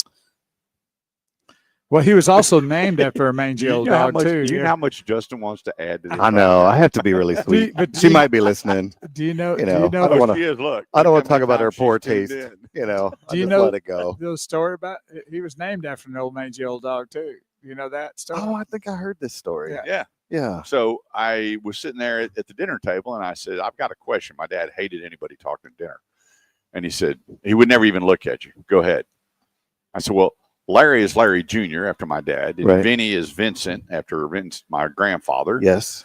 And Lily is after my grandmother, Lily Yes. and Powderly. And Robert after Uncle and Tommy, Uncle Thomas. Yes. And I'm going, so what about Kurt? And my dad goes, Jane? Mom's like, Larry? And he goes, okay, I'll tell you. He said, I was walking your mom home from the movie house. We heard this noise. It was raining. And we looked over, couldn't figure out what that noise was. And your mom goes, oh my gosh, look. We went over and there was this mangy, nasty looking beat up dog in an alley and it had a dog tag on and it said Kurt. And I went, really? And he goes, yeah. So your mom a few days later happened to be pregnant, and well, she so much loved that mangy little beat up dog that They had used all the good names. They've been through all the family they liked. Yeah, exactly. And Right. they Tone and that down. settled on so the dog. much later in life, I was the only one red haired with freckles Yes. and left handed, big old dimple in my chin. And I'm going, he can't be my dad. And so I was born in Brooklyn, New York. Yes. And I go back to Lefferts General because I had to get a copy of my birth certificate. You know what said on there? Mother, Jane Ellen Powderly, father unknown. Mangy went, dog. Now I got it. Yes. So I come back into town and I got a copy of it and I gave it to Mom. I said, look, now I know. Mhm. She said, what? And so I look over and she goes, my mom always called the heavens out. Jesus, Mary and Joseph, where'd you get this? I said, from the hospital. Oh, boy. And my dad goes, what's going on? I said, it says father unknown. I look over, my dad goes, not your father. And all my brothers, now he's got them in on it. So we go outside and they're going, well, you knew this whole time that's not your dad. Mom's in there crying. And she goes, let me tell you something. I married a virgin and I've only been with your father. It's mom, give it up. It's okay. It's okay. And so that next Christmas, my mom, she had gone up, Aunt May had died, and she went and got the birth certificate fixed. And so she brought it down. She handed me the same envelope and opened them and said, Father Lawrence Kenneth Chase. And I went, oh, you had it filled in. I look at my dad. He goes, I'm not your dad. So Still anyway, not claiming it. no, he's still up in Nice. heaven telling God he's not my Yes. dad. Yes. So joining us, Justin Crane, owner, general manager here at Burleson Nissan. Yes. And you and I were just talking before we went on, and you're dealing with the same thing I'm dealing with. Every day. It's that time of the year. In my 37 years in this industry, this cycle has never changed. Yep. Where it's graduation time. And if we back up, 15 years, somebody came through the door. We had our cash corrals and said, hey, Justin, I got 10 grand. Great. I got 5 cars to choose from. Which one do you want? Right. Times have changed. It's definitely changed. People's money has changed a little bit. We went from everyone wanted a 5 grand car to everybody wants a 10 grand car. But unfortunately, there's just no 10 grand cars. There's just so few of them. Well, none that you want to sell anyway. That's a very good point. Very good point. That's not going to meet the standard. They're out there, but what you might want to get in and drive might be another story. I jokingly said a minute ago, there's a lot of them I just don't want my name on the back of them. And I mean that because so I've sold a few through my career, and I really just beg people, please don't buy this car. You're really going to hate me in 2 or 3 weeks. And they don't care that they signed a as is. They don't. Or WEO. Yes. They don't care. Yeah, they're going to call me next week. Yes, it is a different time. COVID during the COVID years, which wasn't that long ago, it just erased these cash cars. The price of used cars rose, right? And they honestly, they have not come down. And we've seen some, I read the market report yesterday. It's, well, used cars are down 1%. I mean, the prices have just remained high. They're going to continue to remain high. There's still a shortage of used cars. There's still a shortage I think of cars that's the out ticket. Is the reason why they're staying high Yeah. is the shortage of them. Until we Well, have, it's like the stock market. One time, the stock market was in the 30s. Now it's in the 40s. And Yeah. you're going, well, it's down. Yes. Well, that's such an odd mindset, because if you look at used cars, when the Fauci virus hit, cars went up 10%, 12%, 15%. Right. When they say it's down 3%, it's still up. yes, 100%. When you do the original math on where it started to go up, so if something's up 15%, but it's down 5%, it's still up 10%. 100%. Yep. And so a lot of people don't. Well, I see the used car market dropped. Yeah, but you got to understand where it dropped from. Yeah. And we haven't had a 17 million new car year since COVID. The last 17 million new car year would have been 2019. Right. And so 17 million, that means 17 million new cars sold. And, good 30% of those have been leases. We haven't had that the past couple of years. And so there's not these cars coming back every 3 years to fill the used car market like it has been. So we're going to continue to see this. We have 3 or 4 more years of this cycle that we're going to go through. The other thing, we're still not going to get down to 10, 12, even 15,000 no, great quality used cars. Because as new car prices go up, so do used cars. That's exactly right. And, these rates, we haven't seen the drop in interest rates, which has held these new cars at a higher price and a higher market value. And so we're like this for a little while. We're like this for a little while. you're going to have to be more creative and looking at what you want to buy. That's right. 214-787-1190. Let's take a quick break, introduce you to some great people. Don't go away because we'll be right back. You know, I was telling Bo earlier, a lady called me and said, hey, Mr. Chase, I was just referred over to you from a buddy of mine. I knew who it was. Hey, great. She said, I hear you're the man to get a car deal done. I am. She said, well, we've been saving for the last 2 years. Our kids graduated. We got $12,000. And I said, well, and she goes, I want a good quality used car, low mileage, Right. A Sentra, a Corolla, a Civic. Yeah. And I went, well, ma'am, that factory's closed. Yeah.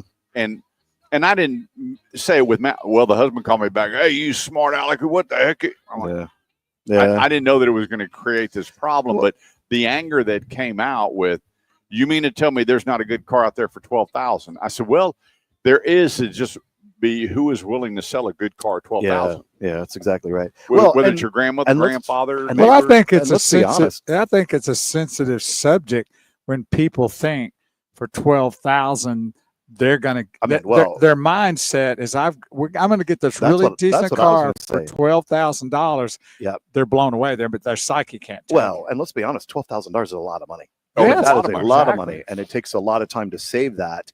And you would think that you could get a lot of car for $12,000 because what you sacrifice, where a lot of people, when 100%. when you look at the Yeah. balance, what they sacrificed to get that 12,000, Yeah. and what it took to put aside, Yep. and, Yeah. and when you talk to them, you can hear it in their So, voice. the chairman of Nissan, I've been with Nissan all week, 3 days this week, and the new chairman of Nissan, and he said that we were talking about tariffs and the effect of prices on cars.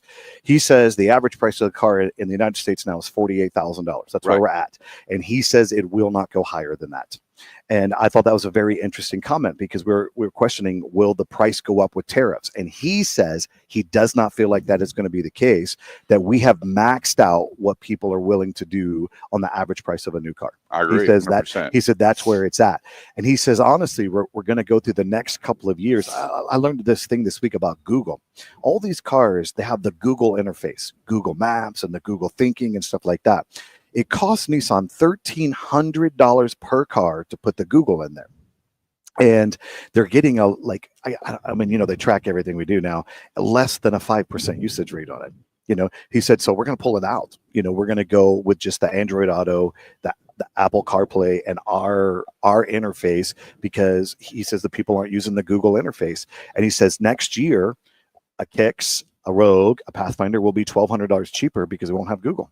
You know, and he said there's several things like that they think that we can pull out of cars. We've gone through this time where we were stuffing so much in them because everybody wanted something new and all this new technology. And I don't know that that's the case anymore, because when you talk to people, they're not using all the features that their car has anyway. Yep. Yeah. So, You know, when I did a survey, and the survey, have you bought a new car in the last 3 years? There was about, I sent out, it was 500. And a little over 200 people said yes. Yeah. And I said, how much of that vehicle, out of the 100% of all the functionality of that vehicle, are you using? Nobody said 100%. yeah, because Not they don't know what it is. Yeah. Yeah. They don't know what it is. I've got a brand new truck out there, and Yeah. I don't use half of it. Yeah. So when they I asked don't. Kurt that question, he says, "I've bought 20 in the last." I know. I know. And still don't know how to operate. Should we all bring of up the purple Corvette or just let it go? Oh, we're going to hammer that one, are we? Okay. Yeah. I'm going to key your car. you know, the guy that bought that called him up and said, "You know, I got this is not I purple. love this blue car. I love this Yeah. blue car, man. Thank you." Yeah. 214-787-1190 is the number. We are here today live, Burleson Nissan 35 and Renfro Road. Ruh-roh. Moms and dads, this is a great time to get a great deal for a great graduation present for what you're going to pay for a good quality pre-owned certified used car. Yep. I'm just telling you, I told a family yesterday, you know, they were saying, hey, we got to do something for our kid. And I understand that, you know, their kids are about to go off to school. I said, do a 4-year lease and then tell them they're on their own after 4 years. You're through 4 years of college. Then they figure out what they want to do after that. And I think it's a great way. And a lot of times too, you know, people say, oh, I've saved up 10,000. I've saved up 12,000. No problem. put that money towards a payment on a lease. Right. You Do a know, one and pay. do a one pay, or just pay it out every month. Right. And then give your kids the option at the end of that And 4 put them years. on the note. Yeah, put them on the note, and then give them the option of the 4 years. Do they want to buy the car they're in? They probably don't. They're going to have a big job, and they're going to want to get something else. But it's a great way to take care of your kids. And you know, a lot of kids, especially when they go to school, if something happens, they don't know what to do. If it breaks, if Right. something happens, and the great thing about buying something new, putting something on a lease, it's under warranty. So if it breaks, you go to the closest dealer, and they're taken care of, and you don't have to be involved, and you're not out money. You know who the happiest people in the world are in August? Repair shops around universities. I don't know. So I thought go you were back going to say like student loan companies or something. I don't know. Oh, where you well, were them going. too. Yeah, But you know, I know where I you're got a going. phone call from a dad just a couple of years ago, and I'll never forget it. And he goes, "Hey, I should have listened to you, but my daughter is at LSU, and she took her car to the shop, and they're telling us $3,800 to fix it and bought a pre-owned car." Sure. So I said, "All right, do me a favor, send me the RO." He didn't know what that was. Just send me the work order. So I get it. I'm looking at this thing, and I call a buddy of mine, Kelly Olson. I'm like, "Hey, go over this." He goes, "That can't be right." Right. Get this. It was a $32 OEM gas cap that the car needed. Yeah. And so we called back, and the guy goes, "Oh, well, we loaded in the wrong information to the stop it." Stop. And so here's Take the it thing. somewhere else. Yeah, if you're not buying a quality car, you're paying for college plus repairs, and then you're hoping what they're telling you is true 100%. somewhere out of state, and they got a young kid there panicking because their car won't start. With all that money they spent, did they ever get the problem fixed because it's a gas cap? It was that's all it was. Yeah. But And so they charged all this other crap on there. the bill was $3,800. That's a lot of so crap. they didn't do A lot of do gas caps anything. right there. And I don't know what a gas cap costs, but that's a lot of so gas cap. the guy goes, "Well, you owe us $100 for diagnostics, or we're not releasing the car." So the dad paid it, Yeah, and of that's fair. Yeah. And so he had the girl on the phone, says, "Here's what you do." And so she put the gas cap on. He told her to drive it. Just the light went out, and there was nothing else wrong with that car. And I'm willing to bet too that was an independent shop. It was. You know, It was. it's so funny to me that people tell me all the time, "Oh, I can't afford to get my car serviced at the dealership." Like fearful. I to go encourage there. people every day to go shop dealership prices. They are cheaper than everyone else in town. It's just amazing that people think that all the time. And most dealerships, not all, most dealerships have a very strong moral compass. They do the right things. And they work on. You yeah. work on multiple vehicles. We work on don't you? anything. Yeah, we'll work on anything. Yeah. Hey, you know what I just Yeah. found out? There's a lot of dealers around town having to take off comparison shop bills on their service drive. That they don't put them up. They're taking them down per the manufacturer. Like Oh. they would put up there. Yeah. Okay, Burleson don't Nissan, have we'll do that. an oil We have change one for right now. this. Yeah. We have this here and this here. Yeah. And so I'm shocked. I'm like, what happened? And so I won't say who the manufacturers are, but the reps came in and said all that has to come I don't down. know. We have one. It's a dry erase board, and thankfully we have some young ladies that work here that have great handwriting.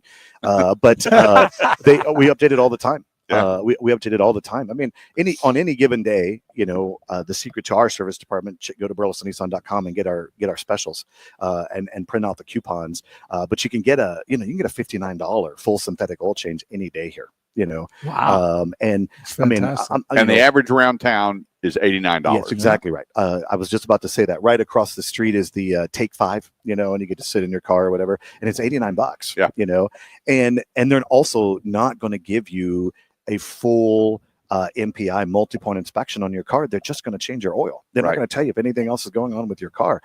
But here's the we're thing going that- to change your oil and tell you what's going on with your car. And with your MPI, Yep. You're going to hand it to them and go, "Hey, right now your car is in great shape. Here's Yeah. some things you might want to look at." 100%. You're going to have that Green, preventative yellow, red. maintenance report, right? Yeah, green, yellow, To red. go, here's what you need Yeah. to consider versus when you pull into some shops. Oh my gosh, don't leave, Justin. I know. If you leave, that I know. car is going to blow up Well, when you get down the highway. And listen, we have discussions with people all the time.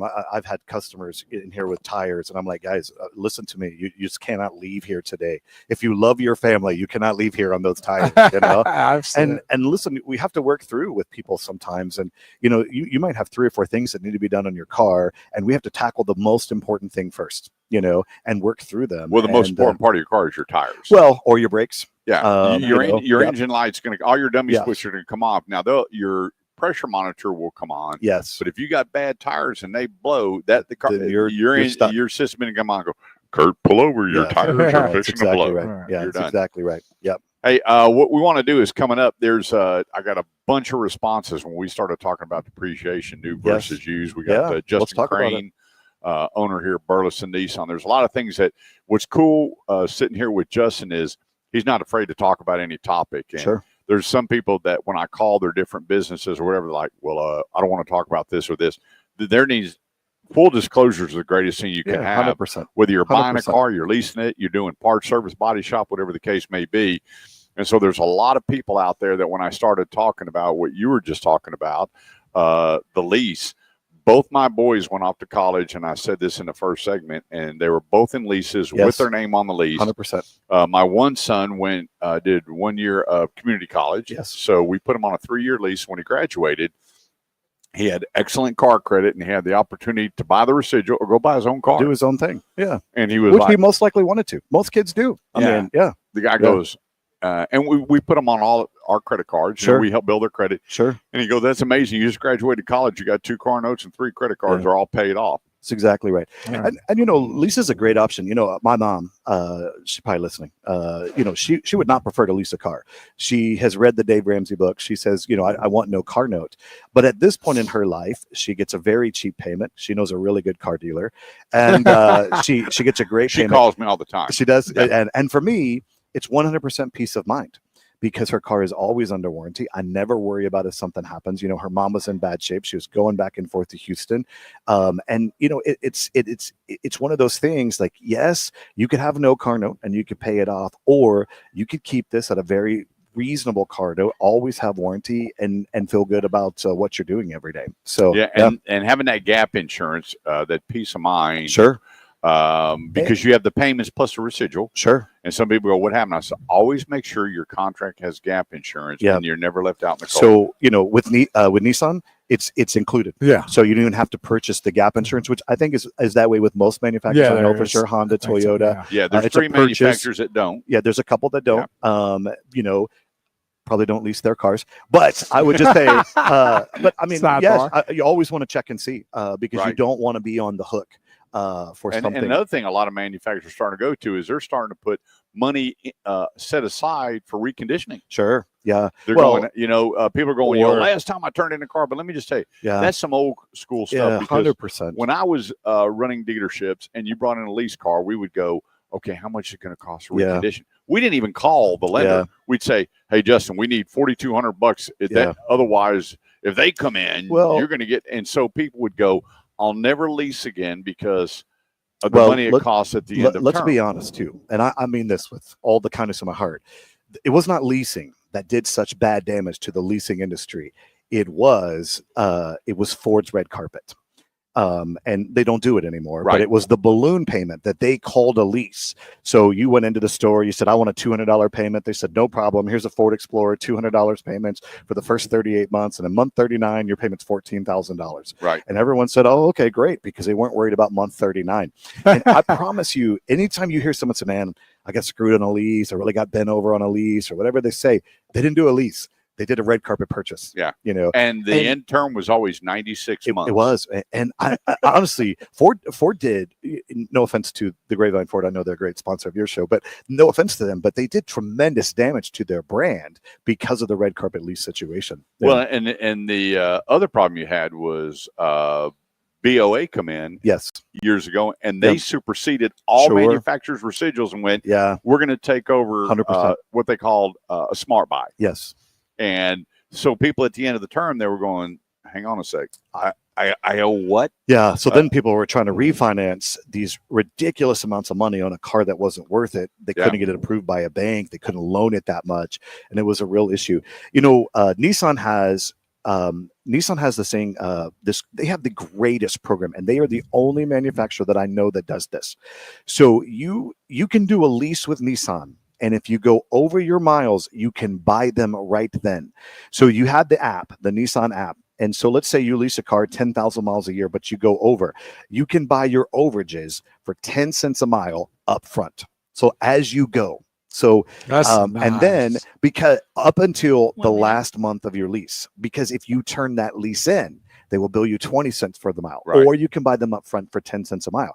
And a lot of people are like, man, I'm scared to lease because I don't know what my life is going to be like in 2 years. Then do a lease where you can pay yourself out, That's know, right. and you can buy your miles. If you go over, then For you can half buy of what it would be. Yeah, 100%. And, people say, wow, man, I might go 10,000 miles over. Okay, what's $1,000? I mean, it's not going 30 to crush seconds. you. So yeah, Let's take a quick break. Hey, when we get back, new versus used, okay, what's the better way to go okay. when it comes to depreciation? And we Let's got talk about it. all the stories this week here on the Automotive Edge Radio Show on 1190 KFXR, part of the iHeartMedia Network. We'll be right back. So we have a question here. Hey, Just see- Wendy Fugate, how are you? Is it Fugate or Fugate? Hey, Wendy, do me a favor and shoot me over your phone number. I'll call you when I get off air. Hope you and Tim, and I saw your gorgeous daughters. Wendy and Tim bought my house, Oh, cool. and he is in construction, and I'll never forget it. He's parked across the street in our house for sale, and this guy gets out, and he looks like Mr. Clean. Big old bald-headed guy. I'm like, holy cow. He goes, Kurt Chase? And I was like, I couldn't beat him up. He's too big a guy. And I went, yep. And he goes, And you probably weren't going to outrun him either. no. Yeah. He goes, Yeah. Tim Fugate, I'm buying your house. I was like, okay. And so out jumps this beautiful little girl, and he goes, Yeah. do you mind if we go inside? And I said, no. I'll never forget it. He goes, he says, you can go pick out your bedrooms. So there's 3 bedrooms upstairs. Yeah. She runs upstairs and she picks one out, and she goes, they're up there talking. He goes, well, go talk to Mr. Chase. And so she comes down, and every time my boys went to church camp, I did a theme room. Like Right. my son had a Dallas Cowboy room. My other son had a military room. Yes. And so she comes down. She goes, Mr. Chase, can I talk to you? And the deal's already done, right? Yeah. And the realtors, they don't want you to talk. She's about to close you. And wasn't she goes, can I ask you a question? I said, well, sure. She goes, I know you worked really hard and that room's really pretty, but I'm not a Cowboy fan. Can I paint it pink? I'll never forget it. Pink. Well, that's and a perfect I- color for the Cowboys. isn't it? And I said, well, you know what? This is now your house. I guess whatever. She goes, well, and here's Tim just standing there smiling. I'll never Yeah. forget that conversation. That beautiful little girl. And then I just saw a picture of her at prom. She I'm grew going, up. whoa, how did this Mountain happen? little Wow. girl. Yeah. Yeah. Well, that's happened right before our eyes about a lot of those kids. But yeah, pink was the right color to paint over the Cowboys. Yeah. Well, Troy Aikman said they're going to go to the Super Bowl this year. Did you see him on? He was on Good Morning America. What's he smoking? I don't know. I don't know. We'll see. Yeah. No, So how does he feel see. that he add any additional information to that I don't know. statement? I don't know. Like, hey, I'm getting senile. I've had the Hall of Fame. I've been on TV too long. Cowboys are going to the Super Bowl. Yeah. like that. We'll see. We'll see. Well, they picked up a good wide They receiver. did. I mean, they've Pickens. honestly. Oh, yeah. Another problem. Well, we'll see. Yeah. Yeah, we'll see. Sometimes a change of pace. Yeah, you never Yeah, know. cool. Yeah, you never know. It's not like he came from an organization that was just really put together. Not like the Cowboys are. Well, either, he's but, he's Yeah, well, kind of Jerry, he really wasn't all in last year, although he said this Yeah. year he's really all in. well. They've had, Pickens, they've had a better offseason than they had last year. Pickens came from a quarter that he didn't have a quarterback Yeah. throwing to him. Now he's come to another team. He won't have that either. Now, Well, he's going to have to throw it Uh, because, it's amazing. Dak's feet got him to the NFL. Right. Yeah. But they don't And now use he's had 3 injuries, Yeah. 2 of them on the same one and a surgery. So, and he lost one of the greatest linemen ever. Do you know that when Zach Martin retired, he had more Pro Bowls and penalties? I did know that. them. Pretty crazy. I did know that You're actually. going. Yeah, Unheard of. yeah, Yeah. He's only one Yeah, of we're gonna 2 miss him. players in the Pro Bowl with that. yeah, Well, we do have a good backup, I think, coming in. The kid from Oklahoma. yeah, Well, is he from Oklahoma? yeah. I It think was so. their top draft choice. Yeah. Yeah. And it was amazing. He goes, I like Dak. I like Dak better than you do. Yeah. I mean, if you put Dak behind the Eagles' offensive line, look how good he would be. We haven't had the line to support him.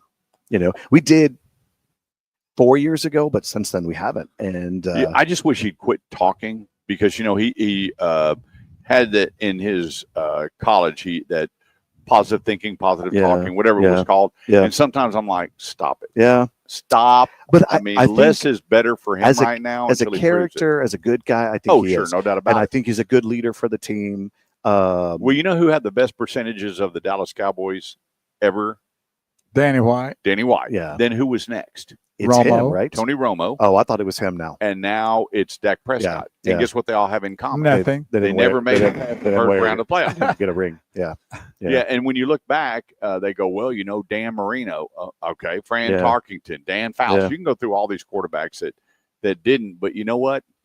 they didn't have an owner with 10 a seconds. big mouth stepping out saying what he's saying all the time. Even Stephen Jones goes, "Yeah, there's this big misnomer, this big facade that we've been in a rut for 30 years." And does the air And he quote. goes, "Quote," and I went, "Stephen, Stop I it. don't know. stop." Listen, greatest franchise in the world. Well, it's 100,000 the most people popular. every game, 20 million on TV. It's the No most one is valuable. close. No one is And look close. at their schedule again. They gave more Thursday night games than ever before, know. and Monday night Yep. than ever before. Yep. And then I just because of looked the at, ratings. oh, I mean, the opening well, everybody wants to see opening them with the lose. Eagles. Yeah. I bet you 30 million people watched that night. Yeah, they Yeah. always want them to lose. Yeah. So yeah, I did get my son. He's not listening. Tickets to the Eagles game. Oh. My son, I don't know where. My dad was waiting for him to get to heaven to slap him. 'cause he's a Yeah. big I'm Eagles surprised fan. you hadn't Yeah. slapped him yet. Yeah. 214-787-1190 is the number. That's 214-787-1190.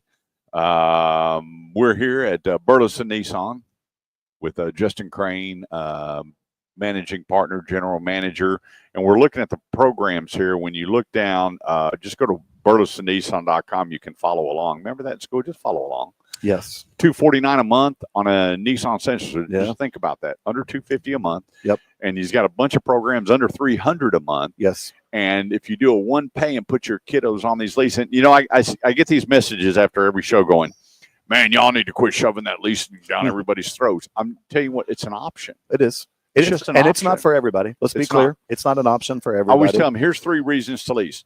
If you like a new car every 3 years, Yes. you like a low payment, and Yes. you take care of your car, 100%. lease. If those If 3 you don't work- work for you, If you Don't work in lease. construction, you drive more than 15,000 miles a year. live on a rural road. Or it is a family car that is going to be extremely used, then leasing is not or a good option. You have a spouse that gets wrecks about 3 or 4 okay, to good 5 point. times a Yeah, year. good point. You know, I did get in trouble the other day. I was appraising these folks' car over Mesquite, Yes. and they had 3 cars they wanted to get rid of, and I'm taking a look at them. Well, 2 of the kids are gone, and I'm looking at their cars. I said, "We're thinking about leasing." It came right out too quick. I said, "You're not a lease candidate."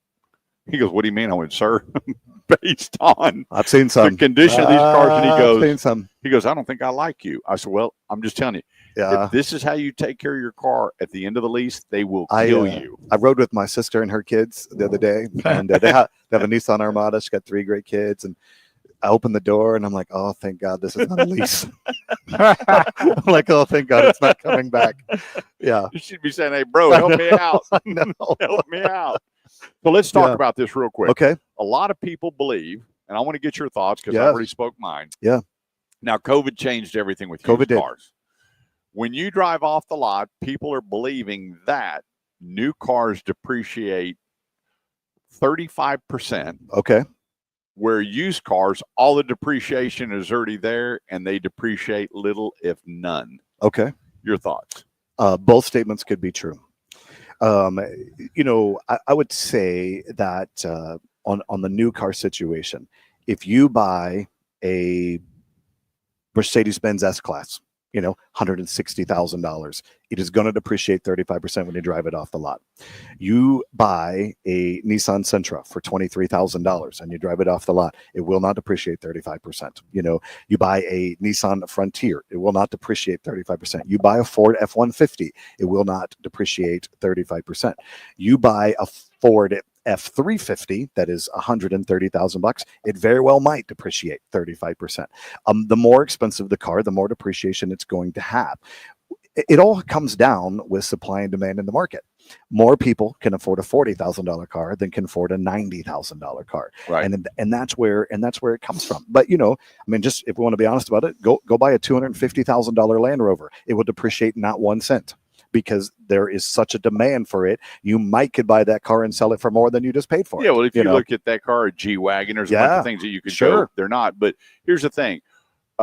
When I was taking in cars, you can get online and see what average is, but you don't know what the dealer paid for it. True. You don't know what the reconditioning costs were. Yes. With a new car, people can kind of figure, Yeah. and there's a big misnomer because I send out, I love doing my surveys, and I send them out in batches of 250 to 500. And so I asked the consumers, what do you think the average markup is in a new car? And what do you think they said? 5,000. $3,500. Okay.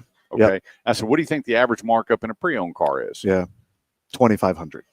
$1,000. Okay. And they're Yeah. going, so when you do the math, and I'm Yeah. going, Yeah. well, it just doesn't work that way. Now, Well- everybody that bought, not everybody, but a lot of people that bought pre-owned in COVID, Yes.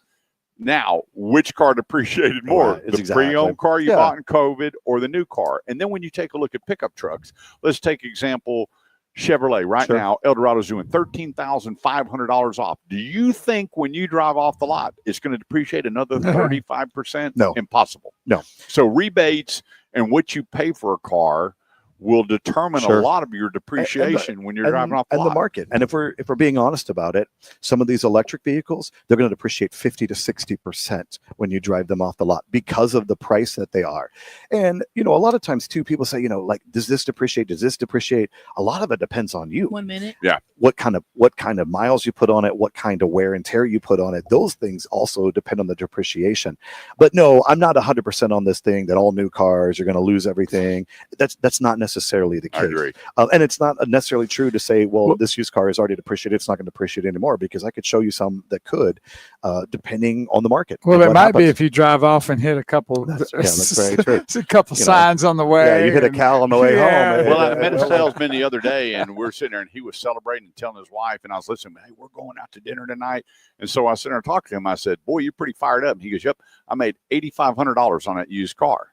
Now let's talk about depreciation. Wow. 30 seconds. In about 6 months, if you go to trade in that car, where are you going to be Yeah. on that car? That's So exactly right. it comes down to how much you paying for it and what is the The market price doing. and the market. Yeah.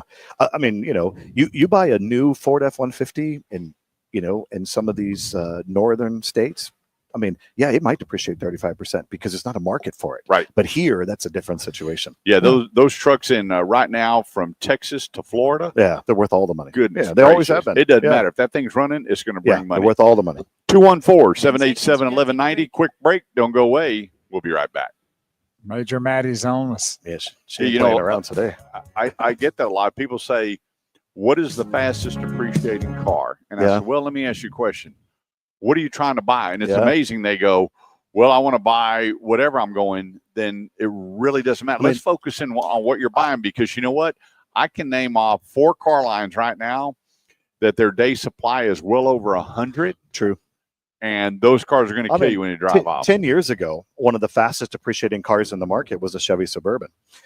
10 years later, one of the fastest depreciating cars is a Chevy Suburban, because there's just not as many of them out there, and they're much harder to get your hands on. Yep. So yeah, there is no formula for that. You back up 4 years ago. Well, let's go pre-COVID. Yep.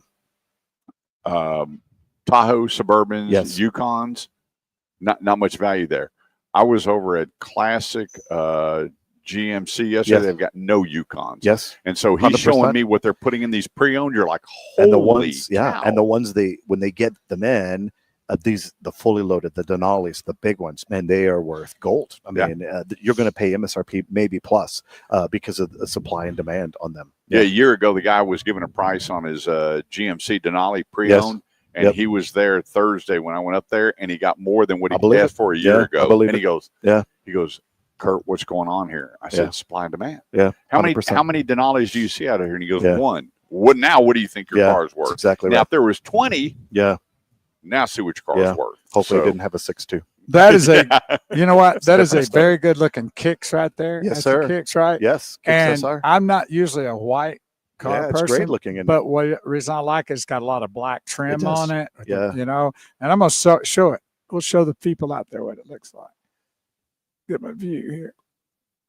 You know, there's 2 vehicles. If you back up turn it just another hair. There you go, right there. If you back up several years ago, there was 2 cars that I did not think were attractive, and that was the kicks and the tracks. I did not like the way either one of them looked. You look at this thing now, that's a wow factor. Look at that. That's a great car. Look at that. What Nissan Bringing has, it up, baby. Yeah. what Check that out, Nissan Kurt. has done with their looks. Yeah. I mean, they have completed their platform team has finally somebody's middle name there is wow. Yeah. 100%. They have 100%. changed where you walk up the car and go, ooh, I want to take a look at that. Yeah. 100%. You Yeah. know, there were so many, You know, one thing that's driving me nuts is so many manufacturers are going to the front ends that look like electric vehicles. Yeah. That Hyundai Santa Fe, there's a couple of the Yeah. Honda Pilot. I'm going, Yeah. what did you do? No, I do like glowing logos. I don't know why I like that so much, which is kind of an electric car thing, but now some regular cars yeah. are doing it. And I just really like glowing logos. I don't know why. Yeah, I don't know. You're that guy. I am, yeah. I hate Volkswagens. I shouldn't say that. I do really dislike Volkswagen. And I saw one the other day, and I'm like, oh, it's a glowing logo. I like it. Look at that. Right here. They hate their VW. Yeah. And you know what? The thing about it is, what was really sad is, you know, VW, and we're going to talk about, there's a couple other manufacturers that now announced we're all in on electric. And I'm going to tell you, those VW people revolted. Yeah, they had to get a new plan. They're going, wait a minute here, hang on. Yeah. And people we're canceling orders. Yeah. We're not coming back. They have a that couple. one backfired. We have a VW store right down the street, and they have a couple of the old the van. What do they call them? You know, the bus. The bus, yes, and they're electric now, and you know they look The like the ID old bus. ones. Yeah, the ID bus, and they look like the old ones. Kind of cool. I mean, I So want one. I go out there the other day. I don't know what they cost. The ID's 86,000. Oh, I'm not going to be good. So it's called an ID Buzz, B-U-Z-Z. Yeah. And so I walked up, and I'm at the one in Grapevine. I says, hey, how come you're not? What's going on with you? He goes, we have a no sale. I said, what's the no sale? He It's a said, the stop door sign. handle doesn't work. It happens. I went, for a door handle. He goes, yeah, it is a no sale. And I went, wow. I said, so how much? I went to the window. I was like, Yeah. 86. And so I said, can I drive it? And he goes, we'll come back next week. We have a couple of repairs that we're going to do. We'll let you drive the automobile. I got in. Everything about that thing's cool. Everything about it's cool, except for $86,000. And you know what the distance is? 200. Mm-hmm. I'm going. Well, you just, $86,000 but with those kind of buses, though, you just go down the beach and hang out. You don't Yeah. drive anywhere. But you look at, sleep all around, the- like old days, like the 60s. Yeah. you look at the 14 and 16 window VWs going through auction, you'll Mhm. pay a fortune for those vehicles. Wow. You'll pay more for those than what you're paying. But My still, first they three got a gas vehicles were engine. Volkswagens They were? back in the day. Yeah. Bugs. Honestly, they had good reputations except for electrical. They all seem to have electrical problems. But yeah. Yeah, you had to keep an alternator and a battery extra. But the great thing about Volkswagen, I had a buddy, Raymond Sweet. They were the easiest cars to jumpstart. You were still going out. Oh, okay. We'd push that thing and jumpstart it. Yeah. We never missed a football game, or Mm-hmm. you know, you'd be out with a date and you parked it at an angle. Y'all crank started them? Well, yeah, we did. Yeah. Like, Or with those. you just slid back the floorboard and you did the Flintstone Okay. deal, Yes. and then got it going. Well, you Yes. could with those Volkswagens if With you the could have Beetles. done that. Yeah. So Raymond and I, there was one place over behind Bowie Junior High, and then the Irving School Stadium was there for the football game. And we always parked it on that incline because you could jump it off in reverse better Just than in you could case. 30 first gear. seconds. Yeah, just in case. I like it. At least I like it. it's definitely be down a hill. Yeah. You'd probably park it where you could Oh, just yeah. get just going. You wouldn't And you know, take back much. then the girls didn't care. I didn't care. They either. didn't care. You were getting to the football game. Nobody cared. Now, you know, status Yeah. is everything. So rogue sales are just, I'm going to tell you what, that's your big boy. Yeah. Maybe Pathfinder right now. The deal is so impressive on Pathfinder right now that man, they are really, really selling.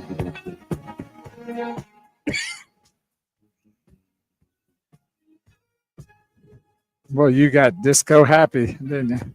It's good stuff, though. Well, I told everybody we're going disco for 90 days. If you don't like it, tough. That's a good song, though. I don't care what anybody says. Disco is great. The other day I was at a stoplight and I'm shaking it up. I'm cooking. I'm peanut oil, brother. I mean, I'm jamming. And these two ladies are laughing. They're like, roll down the window. And I had the Isley Brothers on. They started jamming. It's universal. No, I'm not in on that. I am not in on that. He's not I buying guarantee you, if you and I are cruising and I jump on my Spotify and we Yeah. got something in your body's going to No, start I'm moving. probably going to jump off. Yeah, probably. Justin Crane, General Manager, Managing Partner, Burleson Nissan, 35 in Renfro. I'm telling you, make the drive. I got to tell you, my daughter, I remember we bought Amanda a car after Yes. her accident, Yes.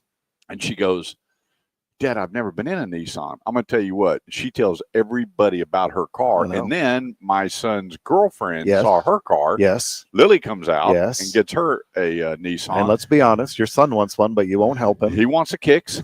And Clay Money come out with his Yeah, daughter. he They did. drove off in a Yes. Nissan. He goes, so give me 3 Oh, vehicles. and your cousin got a Pathfinder? Got a Pathfinder. Yes. And went, She got a Rock Creek. She loves it. got a Rock Creek. Yeah. And went, Yeah. wow, and here's Yeah. the thing, it doesn't hurt to come find out about. Yeah. Yeah. You know, come spend the time, 35 Yeah, in look at Repro, If and you don't like enjoy it, you the won't hurt our experience. feelings. We didn't make them. Now let's talk about what you're driving today. I am. How about that? Yeah, the new Armada. Just stunning. Boy, give Just that stunning. platform team a vacation. So it's okay. We can tell. So I normally drive Cadillac Escalades. That's my car. I love them. But I'm telling you, this one is as nice as a Cadillac Escalade. Wow. Features wise, That's a bold drive statement. wise, it is as nice, and it doesn't have a massive recall with a bad engine like the Escalade has right now. And it's a stunning car. It's a stunning car, and it's under 90 grand. And you got 3 trim levels. We have 4 trim levels. So you have Four. you have an SV, then you have an SL, then you have a Platinum, and then you have this Pro 4X. And the Pro 4X is like the ultimate off-road version, locking differential. It's the real deal, car. Yeah, I got to tell you, for everybody that thought Nissan was going out of business, you need No. to check it at the door, Yeah, because This Armada is just stunning. what they're doing with their products. You have the Armada, and then everybody thought the Pathfinder was going away. The Nope. Pathfinder is It's still on here. fire right now. 0 for 60 on a Pathfinder. You get up to $3,500 on rebate and 0 for 60. It is a stunning car, a great third row SUV. It is leaps and bounds above its competition, and it's doing really, really well. My mom has a Pathfinder. My sister has a Pathfinder. My other sister has an Armada. They love them. Love them. You know, it's a lot of people are asking me, you know, what's the deal now? And I got to tell you, and we're talking on break, is that some of these cars that they're building are really ugly. Sure. I got Some to of tell them. you, they're Yeah. ugly. And I was talking to a manufacturer the other day, and I says, hey, can I ask you a question? Just me and you. And he goes, he saw my shirt, and we were talking. He goes, is this off air? I'm like, we're standing here in a parking lot. Yeah. We're. He goes, you're not going to talk about it. No. We're about to talk about it. I said, well, I'm not going to say who the manufacturer is. I said, do y'all I'll have get that. do y'all have an excess of front ends from your electric cars that you're now putting on the Mhm. gas cars? Yeah. And he goes, why do you ask? And I went, Because they look like. inquiring minds want to know. Yeah. And he goes, why? And I went, well, hang on a sec. We come over and I said, that's ugly, and that's an electric vehicle. He goes, your opinion, 100%. Now you look at the Morning, one sir. next to it. It's the same front ugly Yeah. end, and it's a gas vehicle. Yeah.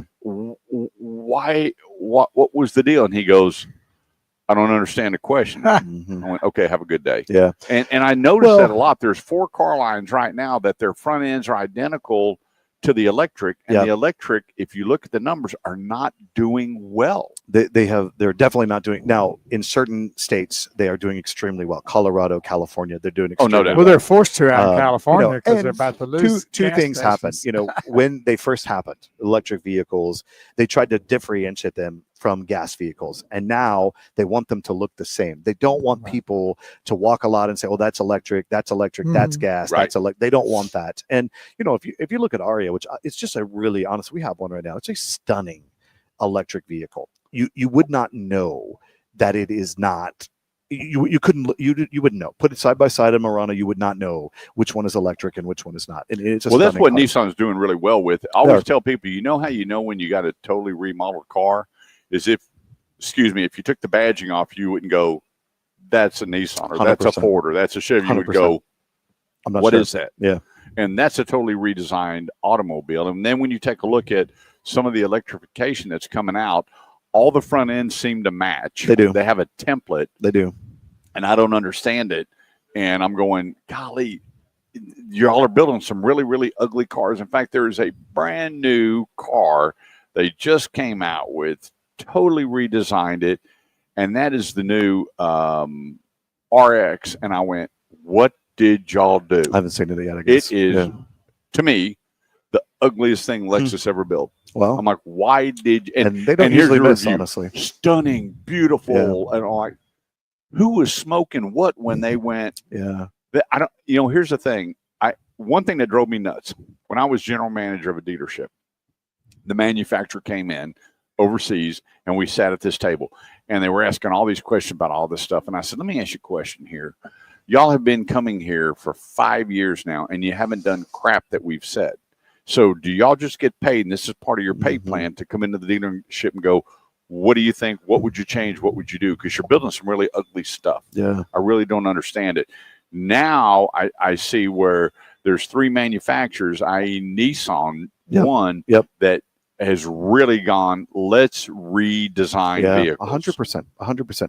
There's a couple other, Lincoln is a manufacturer that almost, saw their death coming, got a new design team, and now have some of the most beautiful cars that are out there. And then there's some, Well, I just had a friend yesterday, Brian, who got me started in radio, was my agent for a long, long time.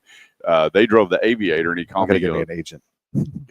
He said, I can't believe it. We drove this Aviator, and we didn't know that Domestic had a nice luxury car. And I went, yeah, and you're right. Lincoln was on his way out the door. I don't want to pay for it because it's expensive, and they are beautiful. So how does this work? I mean, if you have a manufacturer and they have design teams, I guess, right? Yes. And then who do they bring that to? Do they have a team that makes that decision, or they have one just narcissistic guy sitting in the corner going, yeah, just do that one? Everything starts. How can they do such bad vehicle design? So everything starts with the narcissistic guy in the corner that he designs it, and then it goes to what they call an M&M team, and this is a marketing and management team of that product, and then they do surveys, they test drive with people, they do all this to, I spent time this week with the Nissan Frontier team.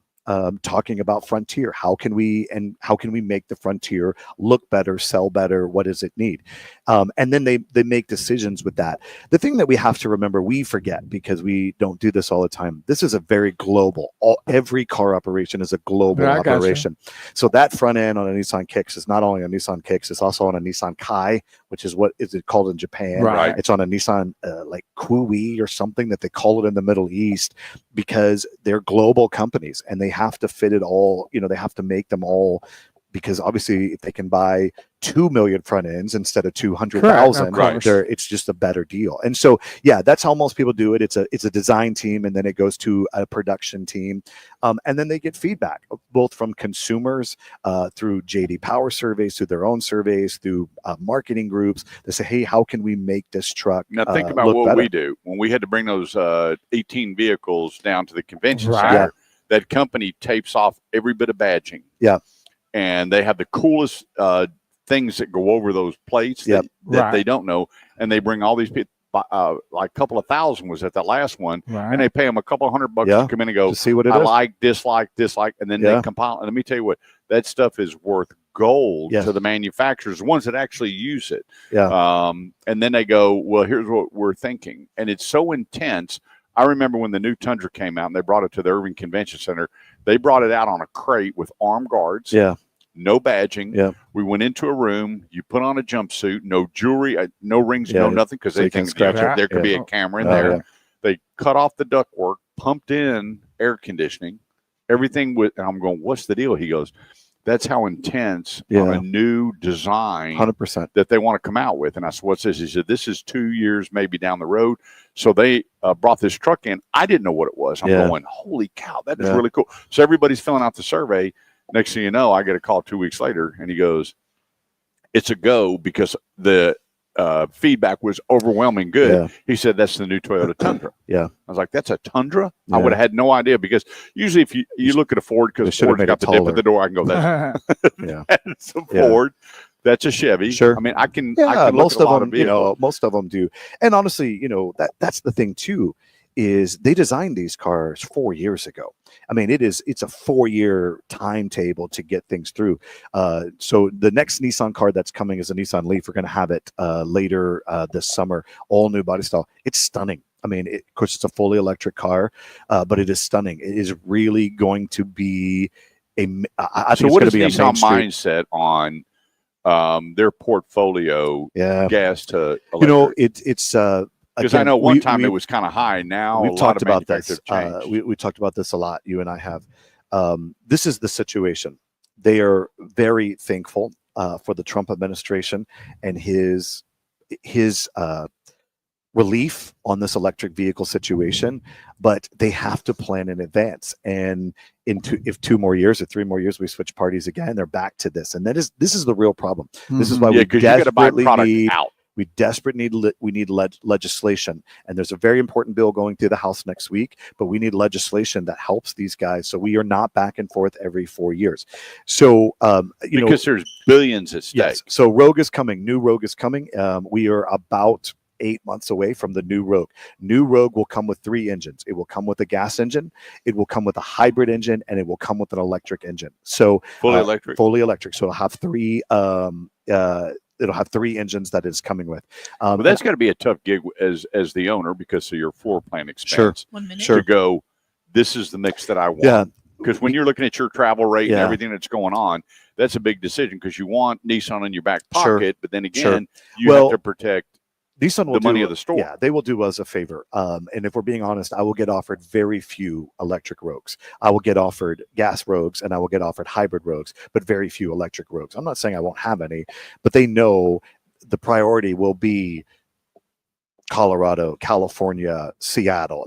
That's where that'll be the priority. Right. It will not be Texas, Florida, Louisiana, seconds. Georgia. Yeah, Seattle has always been the testing ground for hybrid and electric 100%. technology. Yeah, 100%. That's where they put them And all. listen, we've come a long way. I don't want to run out of time, but hybrid's important, and people don't have an issue with hybrid cars. They're 100% okay with a hybrid car. If it gives them this fuel economy of 40 plus, they're 100% okay with a hybrid car. Yeah, we're going to be talking about that because a lot of people think it's all about the MPG. Nope. It's not. Not necessarily. 214-787-1190. It's the Automotive Ed radio show here today, live. Burleson Nissan, Justin Crane, the man, the myth, the legend, Big Wheels, Bo Carver. Don't go away. We'll be right back.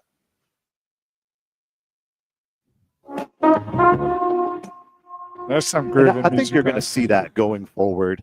Southwest Airlines in the house. Yes, Robert sir. Coronado Sanchez Jr. Sir.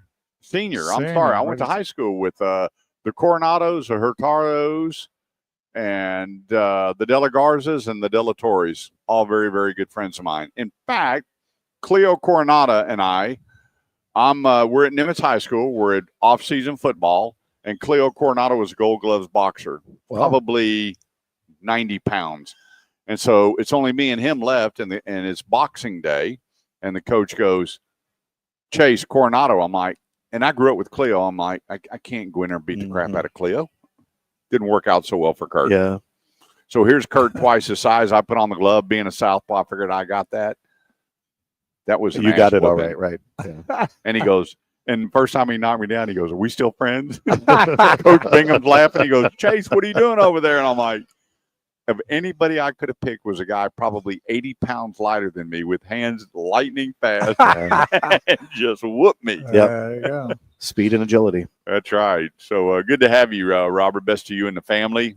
And actually, it's kind of funny. I grew up with Jeffrey and Michael, and I'm trying to think of the older brother, Hurtado, which is now Hurtado Barbecue, which is at Cowboy Stadium, Yeah. Ranger Stadium. Yeah. I love And so barbecue. the uncles put up the money and backed them, and here they are. Yeah. I can't believe you like Hey, barbecue. Not that one. I do like barbecue. Well, we wouldn't eat barbecue, but we didn't eat it there. Yeah.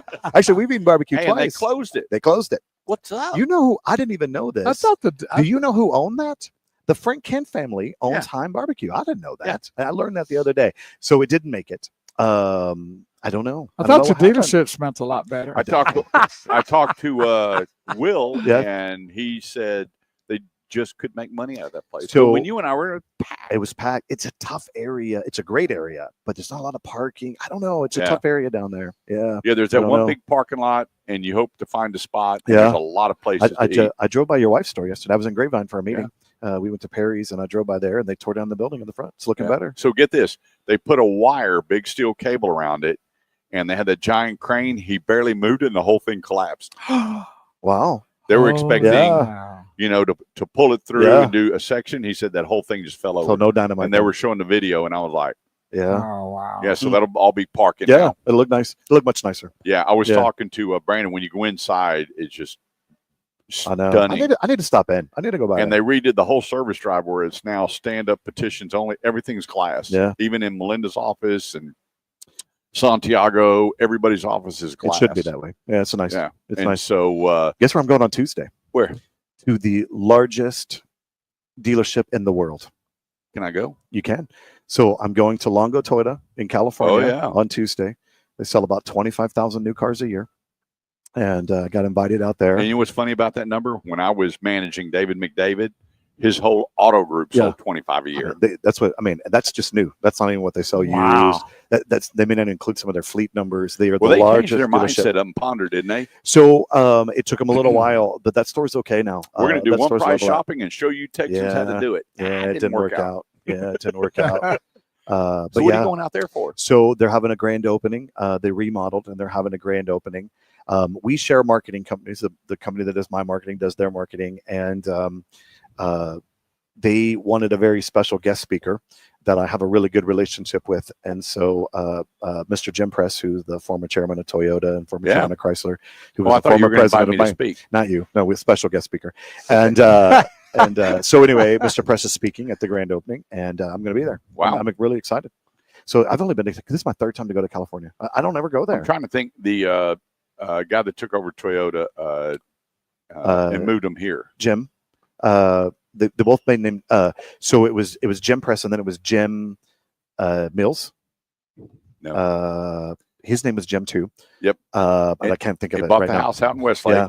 And I had a bet with Ed Wallace, who would Jim be the Beam? first one to drive the I Supra. don't think it was Jim Beam either. And I saw him at a restaurant, and I walked up and what is Jim's last? Anyway, I shook his hand. I said, "Hey, I need you to help me out. Don't mean to interrupt your dinner, Yeah. but I have a radio show, and you're going to get a phone call. And here's my business card. If I'm the first one to drive the Supra, I get the best steak and bottle of wine in Dallas." And he goes, "Done." Yeah. And so the next day, that phone call went in. He goes, "I've already promised the car to Kurt." I like it.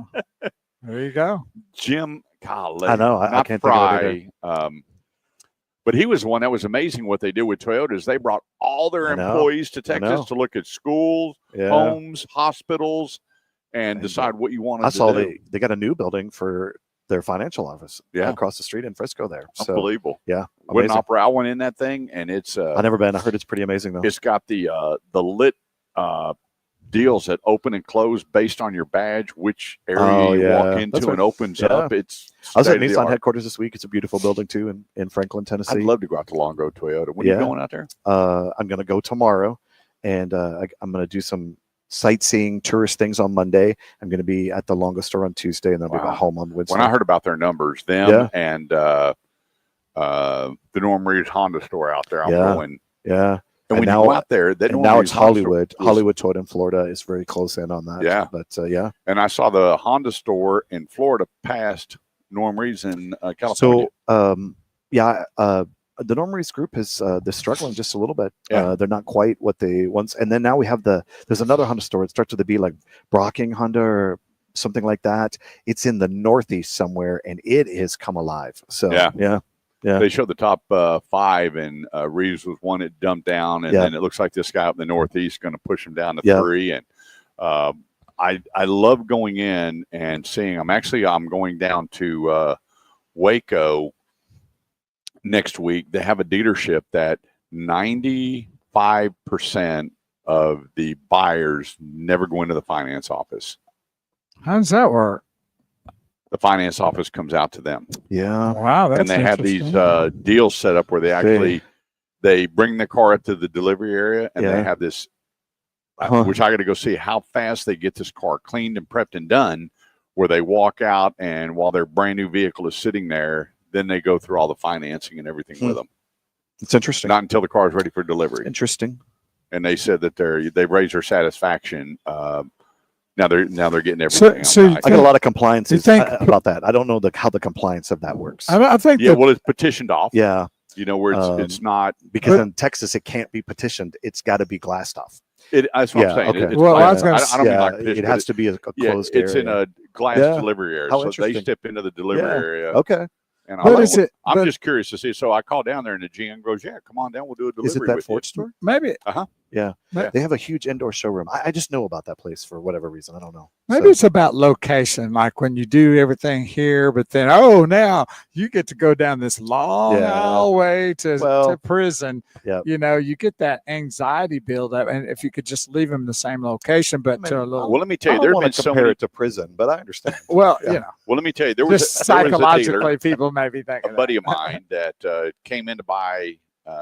He bought a Ford store, Mhm. and I actually upped him on the show. Upped him. I greeted him for the listeners, and he goes, "Show me a pickup truck." So I showed him this truck, and man, we're just going haywire. And I'm going, "Yeah, this is exciting." He goes, "I tell you what." He said, "I'm going to do something special for you when I come back." And I'm like, "No, no, no." And I'm closing, right? ABC. Yeah. And I'm hard and heavy. So he shows up 2 months later. I'm like, "Hey, how you doing?" He's a real good guy's back. I said, "Hey, we got another truck He out here." thinks he's got a be back. And so Yeah, anyway, we're talking exactly. everything. And the owner goes, Jake Bass, I'll never forget. He goes, "Hey, Kurt, shut up." And I went, "Dude, don't talk to me like that. This is my customer." He goes, Right. "Kurt, shut up." And I went, "Buddy, I got to take a chance on this." So he goes, I want to buy all of them." And I went, he goes, "Hey, Kurt, meet the new owner." And I was like, that's funny. "No way." He goes, Yeah. "You're my new truck manager." Oh wow, that's Oh, cool. nice. Fast forward many, many years later, Desperate. he built Desperate. this state-of-the-art dealership. Unbelievable. I'm walking in this thing going, Mhm.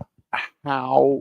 And he's got the chef and all this stuff going Wow. on in it. And so they decided to hire 3 Miss Americas with kiosk. And they went to the kiosk and they typed in, they brought a car. And then they went into, when they came out of finance, they had a little jump drive and this gorgeous portfolio. And they kind of showed them the car and everything. That lasted 90 days. Yeah, It's amazing how Yeah. you would figure that overkill at a black tie affair Mhm.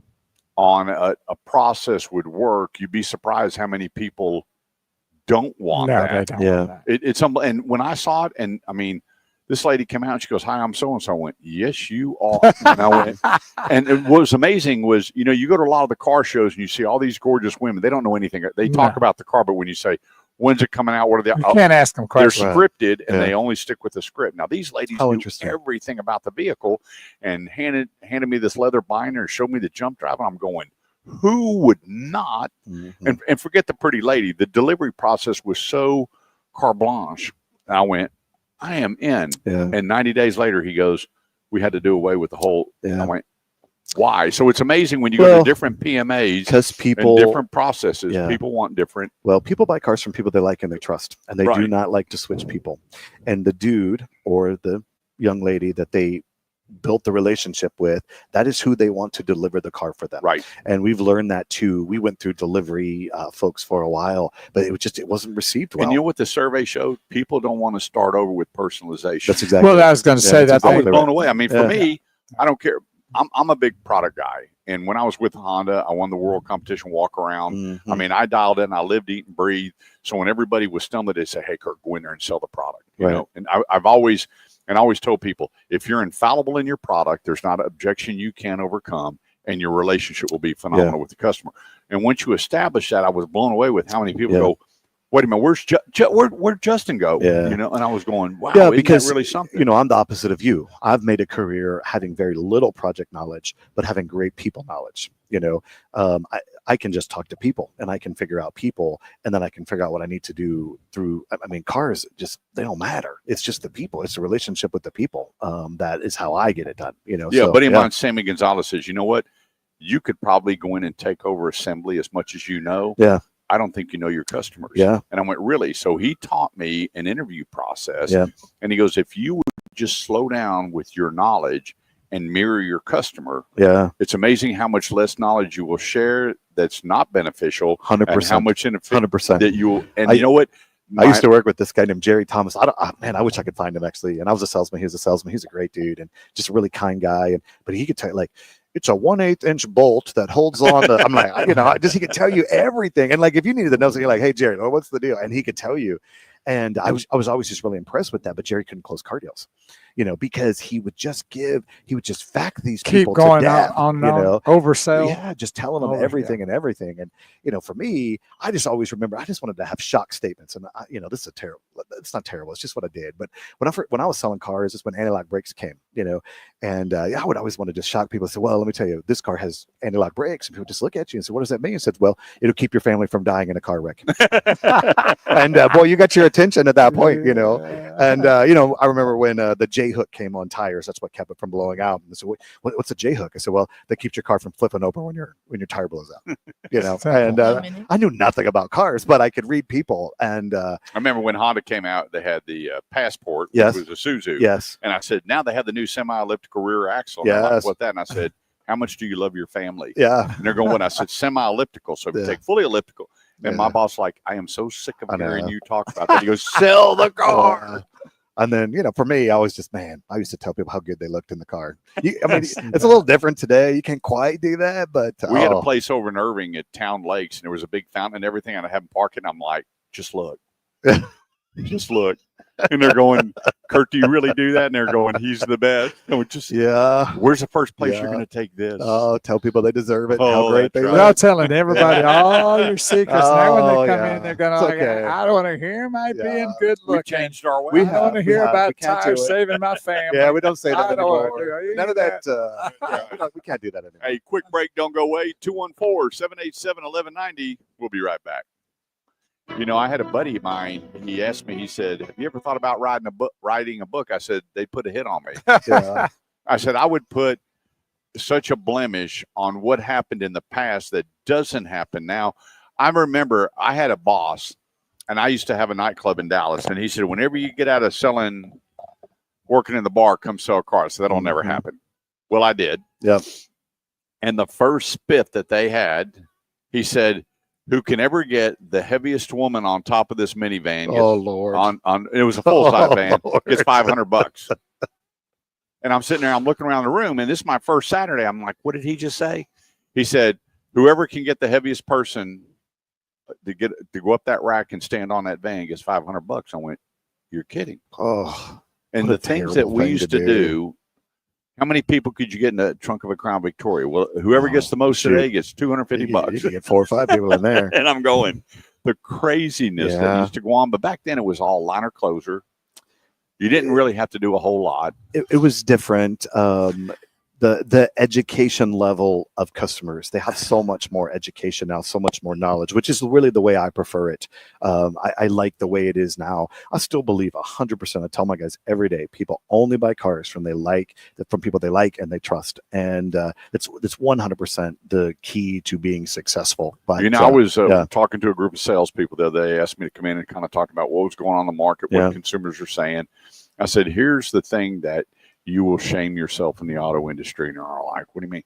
I said, quit believing that everybody is so internet intelligent that you've stopped your process. That's a good point. You're not talking to them. You're not interviewing them. You're not Yeah. finding their hot button because they say, I was online and it shuts you Yeah. down. But Yeah. I think it's good for them to know some things. 100%. Yeah. Yeah, To 100%. get the customer talking is Sure. what you want, but to go, hey, boss, I don't have know. anything here. Yeah. They were on the internet. Yeah. Stop that. No, and Don't- I would say my guys don't run from that, because I would say 90% of the folks that have come here have done some form of research before they got here. Yeah, I would think so. Yeah, they have thought a they're general Britannica's idea. book of encyclopedias, which they're not. Yeah, no. They did basic looking. And then I would tell you too that When you were online, don't- what were you looking at? What was most Yeah. important when you were online? and then I would tell you too, though, that when they come here, they say, well, I came to see this red Altima. Okay, great. No problem. Happy to show it to you. We pull it up. We show it to them. They go, well, wait a minute. I didn't know you made it in blue. I would tell you Right. 60-70% of folks don't even buy the car they came on because they get here and they find out it didn't meet their needs, or they found one they like better. I remember Sammy Gonzalez goes, Kirk, quit honing in. He said, walk the lot. Yeah, And you're so true. There's so Yeah. many people you'd walk the lot and go, hey, I know. I didn't know. when I Yeah. used to sell Ford trucks, there was no price on the window, and the big thing was two-tone. And you would take somebody, and I remember when that white with the gray lower came out, everybody wanted it. But they'd say, hey, I'm looking for a red truck Mhm. with this, and this. Yeah. I want a 355 rear end. They really knew their truck. I mean, I would walk them and go, well, hey, we've got, what yeah. is that? It's amazing when you show them the buffet versus just the menu. Yeah. Absolutely incredible. 100%.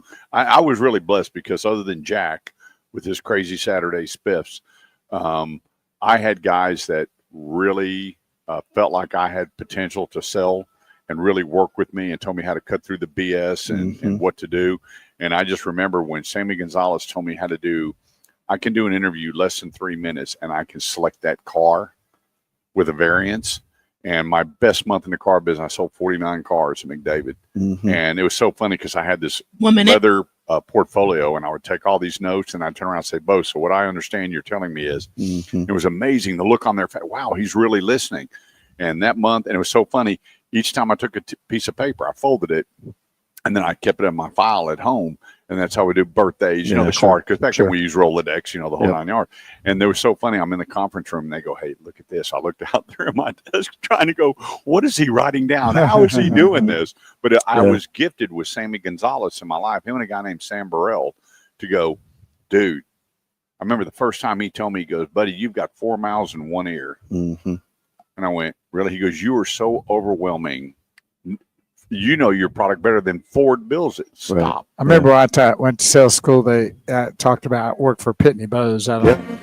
But copy machines. And we have a Pitney Bowes mail reader. That's how. So, but they said always steal with your eyes, and you steal with like their family, like they got pictures of their kids. You can talk about things like that and get them more involved in the conversation. Then you can ask them more questions about the products and they're more eager to talk 100%. Because you've got them involved in 100%. Hey, before we go any further, I want to talk about one of our great new sponsor, Mike Brosen and the folks out at Crest.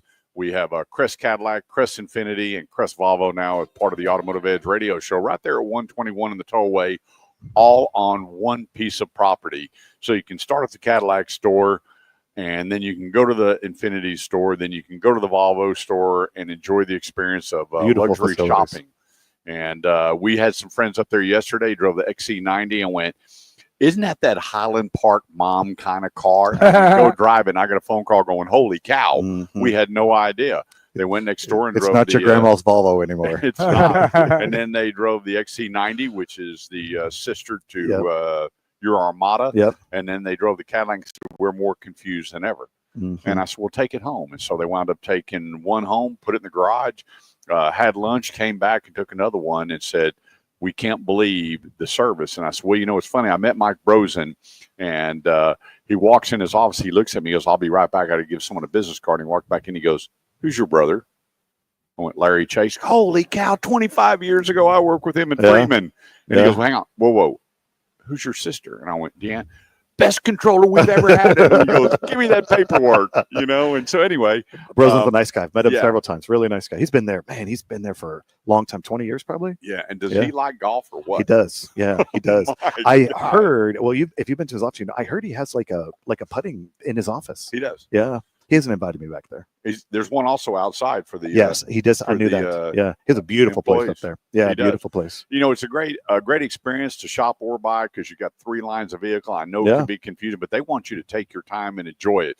Go online, CrestVolvo.com, CrestInfinity.com, and CrestCadillac.com. It's CrestCadillacTX.com. TX.com, my bad. CrestCadillacTX.com.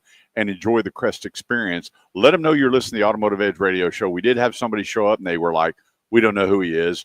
But their marketing guy goes, hey, we got this guy, Kurt Chase, been in the business 37 years, going to be sending people. And she said she was blown away by the experience. That's CrestVolvo.com, CrestInfinity.com, and CrestCadillacTX.com. Nice. Joining us, the man, Mr. Nissan himself, Justin Crane, owner, General Manager, Crest Nissan, 35 in Renfro Road. Not Crest Nissan. I'm sorry, Burroughs Nissan. Yeah. I would just tell I know you, the boys at Crest Nissan. But we're better here. That's right. You can tell Brian. 35 in Renfro. I would just tell you, moms and dads, you can take a lot of stress off of the unknown. And I get it that a lot of people say, well, pre-owned, what are we going to do? Sure. The average pre-owned car right now, we're talking about, when I say pre-owned, this is a car that I would put my children in, that I would not worry about them going off to college. And you're going to spend north of $24,000. Yeah. And a lot of these are going to be certified. 23,000 is probably about the average cost of a Yeah, and I'm car a right big now. certified guy, and I would 100%. take certified over. So people say, so what's the difference of buying a certified versus buying a used and putting a warranty on it? Yeah, that's a good question. I would tell you the biggest difference is what it takes to get a car certified. The inspection, the levels that they have to meet. On a certified car, for example, tires have to be 80% or better. So if they're, on a normal used car, if they're 50% or better, you could sell it like that, but not a certified. And so certified is just the inspection and the qualifications And that it has to meet. It has to be a clean Carfax. It has to be a damage-free, no frame damage, no engine buildup, all those things that you have to be careful on cars. Listen, we saw a lot of certifieds. I bet we've got 25 to 30 certified sold this month already. Yeah, I'm just telling you, the certified. So when I say that, and then you take a look at, when you look at the Versa, you look at the Sentra, and you look at the Kicks, and just look at their starting MSRP. All under There's 25 grand. better than having a peace of mind when your kid's going off to college. They're going to get to and from 90% times better than what you're throwing into a pre-owned automobile. And I can't say that enough. Is that for me? One of my sons was at Midland. My other son was down at A&M. We leased him a car, and we were not concerned about the travels, the to and from, or service that's under your warranty that you don't have to worry about them coming out going, 100%. hey, well, the foofer valves are going out and we Yeah. need $3,000. Yeah. You're under warranty. 100%. Peace of minds. And you put your kid on the note, and it's just a better way of doing Yeah, business. 100%. It's pretty expensive fiffer valve. Can be. Can be. It can be. It's So a sensor. It's expensive. my thoughts moving forward for a lot of Mm-hmm. people going, what would you buy? And I said, you know what? I'm a real big hybrid guy. Yeah. But I Yeah. want to let people know there's one of my buddies went out and looked at a hybrid vehicle, and he goes, it doesn't do anything for the mileage. It's all horsepower and torque. I said, exactly. And I want to let a lot of people know that you may just think, well, hybrid means 10 plus miles. That's not necessarily just not true. Yeah. There are a lot of trucks that are going hybrid, and it's not for MPG, because if you look at all the big trucks now, they're now going from V8s. Like the truck I bought is now a twin turbo V6. Yes. And a lot of people are going V6, V6 diesel, V6 turbo. There are some small trucks out there that are now 3-cylinder turbos. And then when you throw in the hybrid technology, it's horsepower and torque that it's helping deliver. It's not the MPG. And the guy goes, well, why am I paying this much money? I said, well, because you're going with a smaller motor, and you still want to maximize what you need that vehicle for, whether it's towing, payload, cargo, options, which if you want to increase the GVWR, whatever the case may be, these engines will perform to that standard. And by adding the hybrid technology, they're guaranteeing that will maximize everything that they're printing out that they will do when it comes to towing and tongue weight, payload. Because a lot of times, a lot of people don't realize how a truck works. When they put, a GVWR, that's payload, that's people. Yep. I mean, there's a lot of things that go into those numbers. It's not just hook up 8,000 pounds of boat. They still have to figure, on average, 4 people in a truck, what may be going in the bed of the truck. This is a formula where they don't have the liabilities and the losses. It's the same way with an RV. Like, the RV may weigh 5,000 pounds, but once you load everything up, it may be up to 8. Yeah. And so they always have that variance in there. And that doesn't mean one guy goes, so what you're telling me, if the GVWR is 88, I can go 96. No, I'll never tell you that. Stick with the 88, and then you're not overworking the vehicles. With Nissan, your hybrid is that not only are you increasing the gas mileage, I am a firm believer this hybrid technology is going to give you a better quality longevity of the product. Yeah, I mean, I'm a big fan of the hybrid. I think it's a technology that can increase your fuel economy, and it's Does it take the pressure off the engine too? Some it can. that? It can. It's basically it's a 2 engines basically in a gas one, and now a lot of people are going to regenerative systems, which most of your cars and your SUVs, it is for better mileage. Sure. But when you go bigger than that, that's not with the way hybrid is being designed. And there's a couple of different kinds of hybrids, because they have a gas and an electric hybrid, and then they have plug-in hybrids too. That is a pure electric engine that you charge up. And for folks that we got to remember, why are they doing this? Why is all these manufacturers doing this?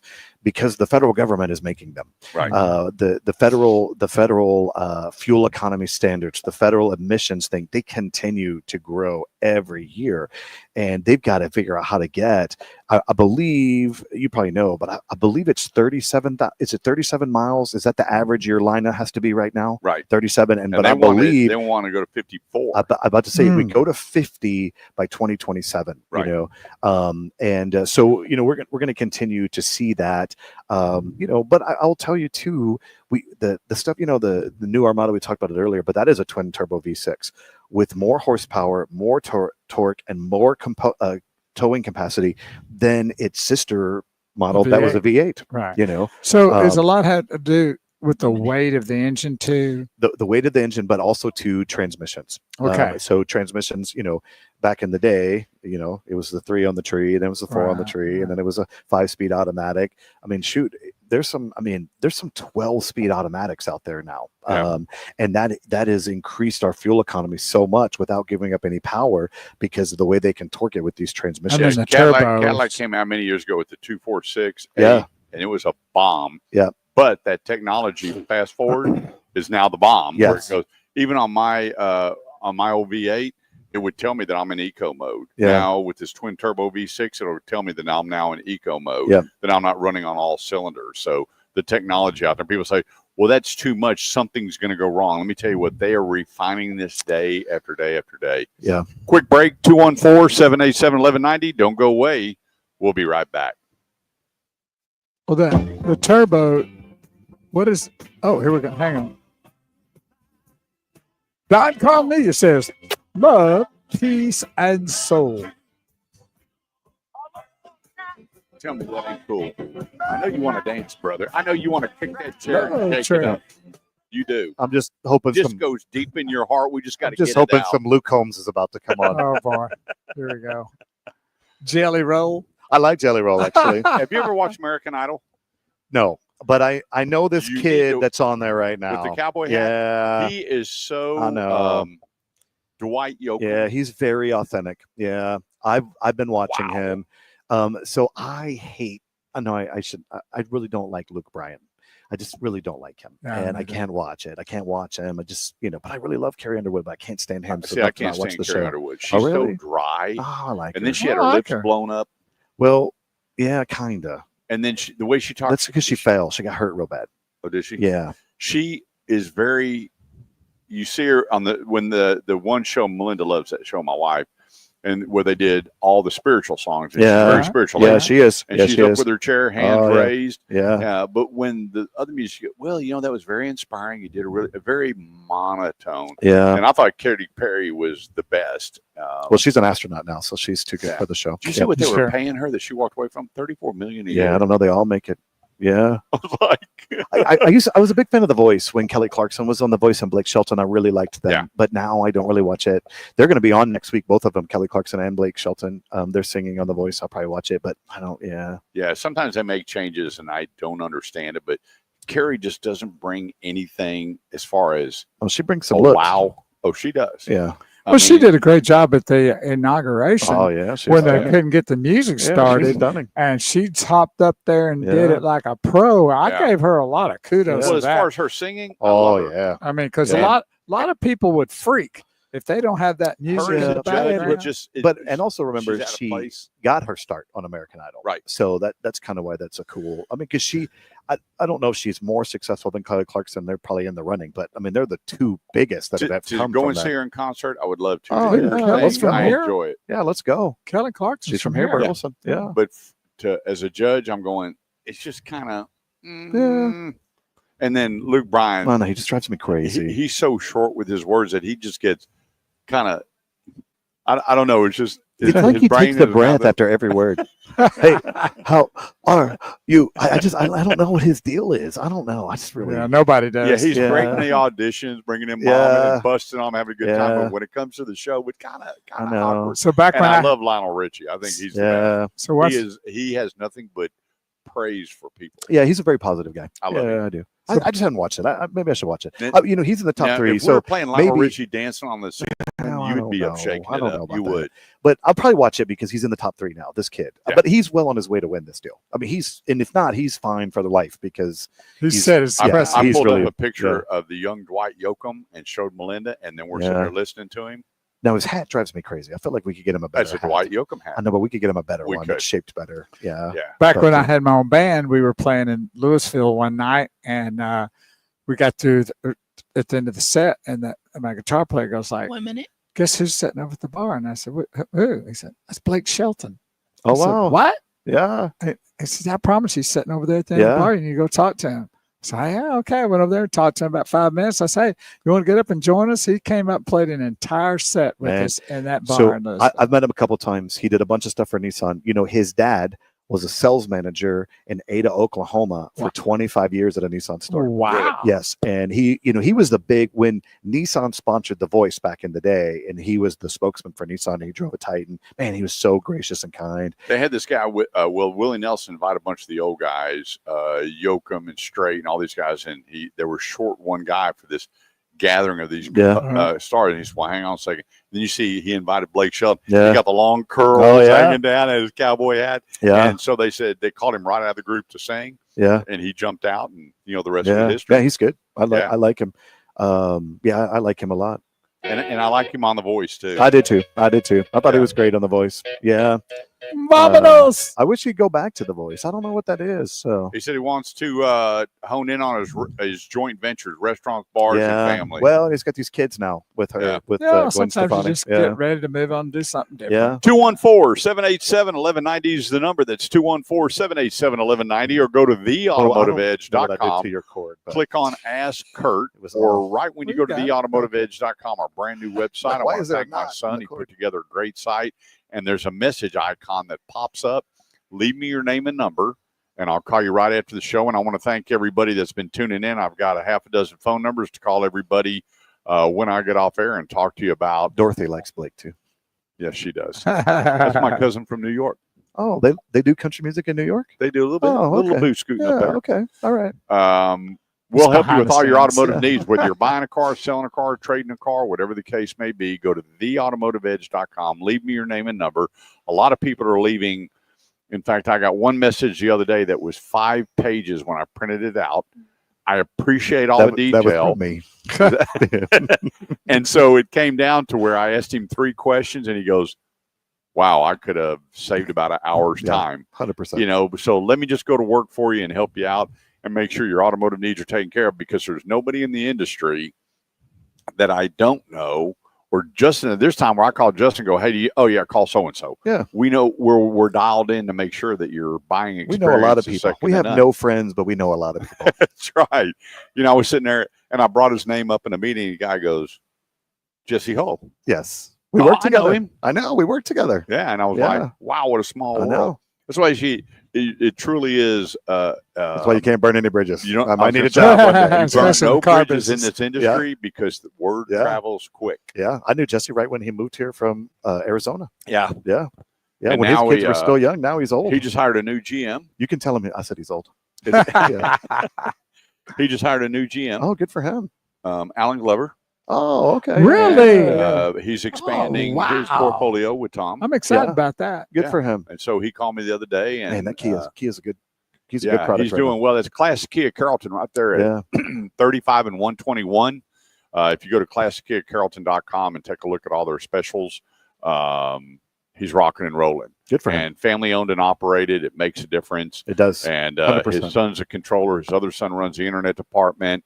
And he just wants you happy because now with the dealer, so much is depending on your satisfaction. Those surveys that come in are paramount now. These dealer, there was a lot of lacks going on with them now. There's no lacks going on.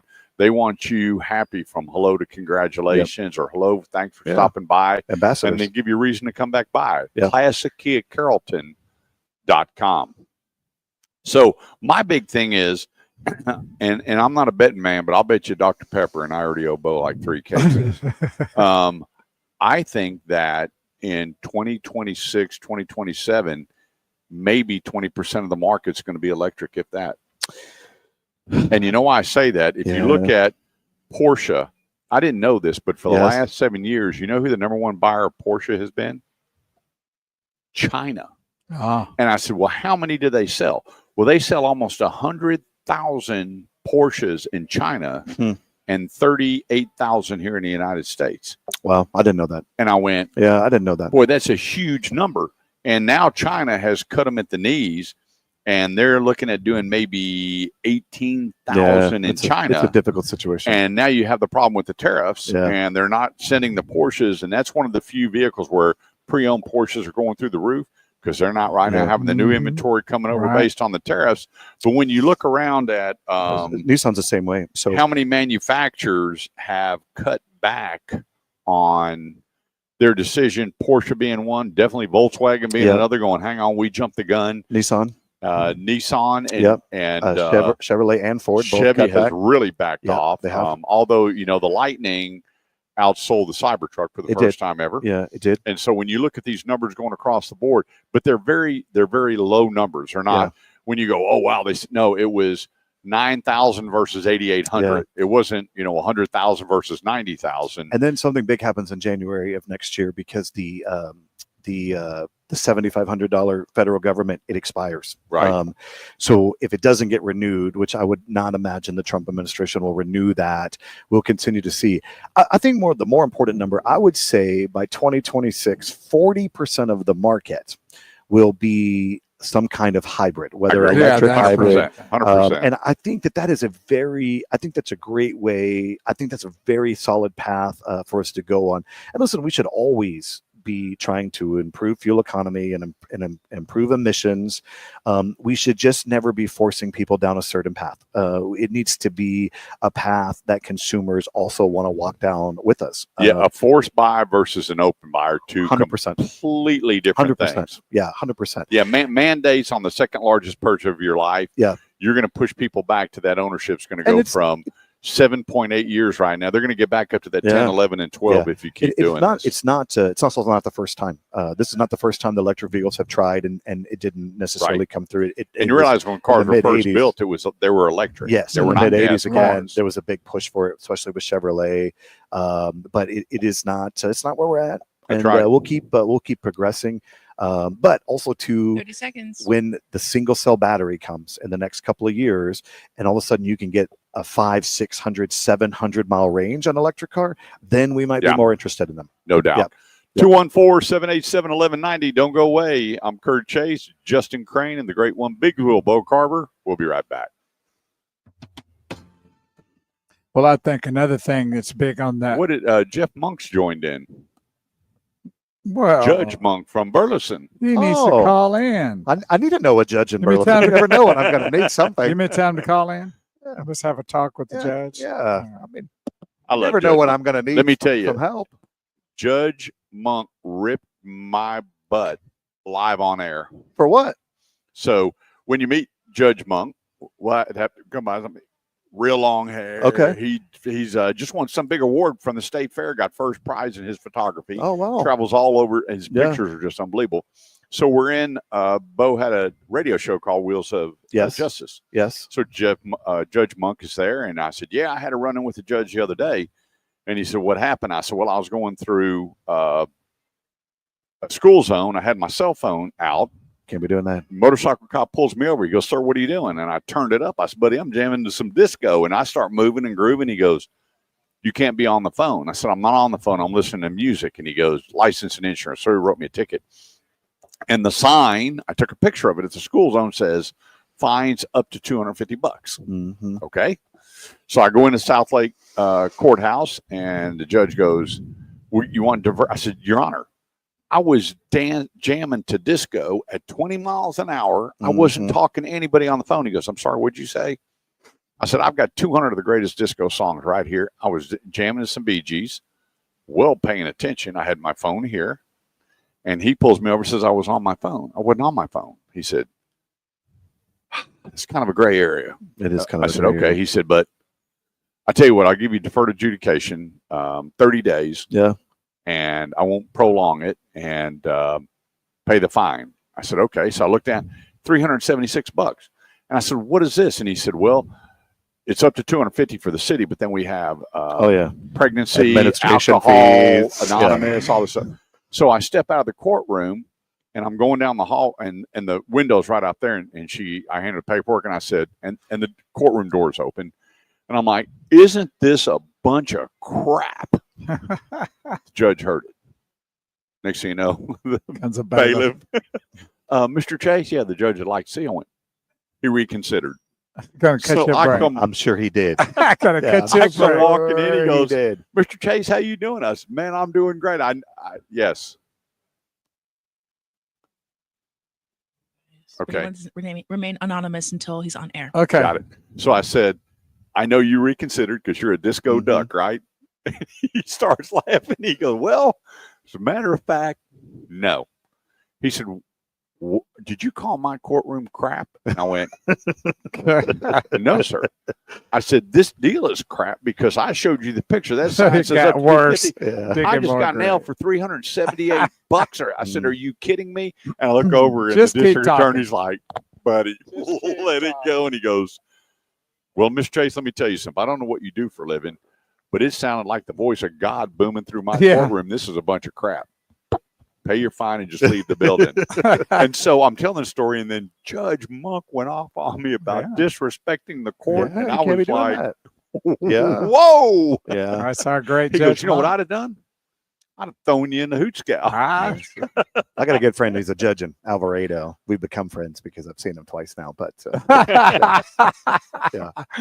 Oh, I mean, I was livid, and so I paid the fine. It was funny. I told the district attorney. He come by and I says, hey, here's my business card. I said, you want to tune in Saturday? Because I'm going to have a field day with this. He goes, buddy, you realize he can pull that deferred. I went, keep it up. really? Keep pushing that envelope. So I waited for 30 days, and then I sent him a message. I said, now tune into the show. He goes, buddy, if you ever come back, he will not forget. Yeah. Yeah, those judges have a mind, brother. They don't miss it. But I've been, blessed. Bo introduced me to Judge Monk, Judge Gregory, Judge Charbonnet, Judge Matt Hayes. Matt Hayes, what a great guy. And so there's been some situations come up where I called him and go, hey, I got a family member and this is what happened. And it's just, and they made a few phone calls and go see the judge. Yeah. And so I walked in, I went, here's the deal. Let's take a look at it. And without Judge Curbo up in Louisville. Great guy. Super guy. And we've had some on the show. We help them with their fundraisers to get reelected. We're going to be doing that with Judge Gregory in June. Yeah. It's and I've you never, like to shoot. I should have been a judge. I've never could have owned been a good judge. I've never owned a gun or shot a gun. Yes. And Really? never fished Oh. in my life. And so they keep telling me that I'd rather be shot by a gun than fish. I agree with that. I'm the same way. I man. hate fishing. Let's take that out of here. Yeah. Yeah. I would have just said if I'd have been a judge, they'd have been all guilty. Just come in, you're guilty. Go. Yeah. Mike, I'd get that courtroom cleared out real quick. I don't want to hear your story. Yeah.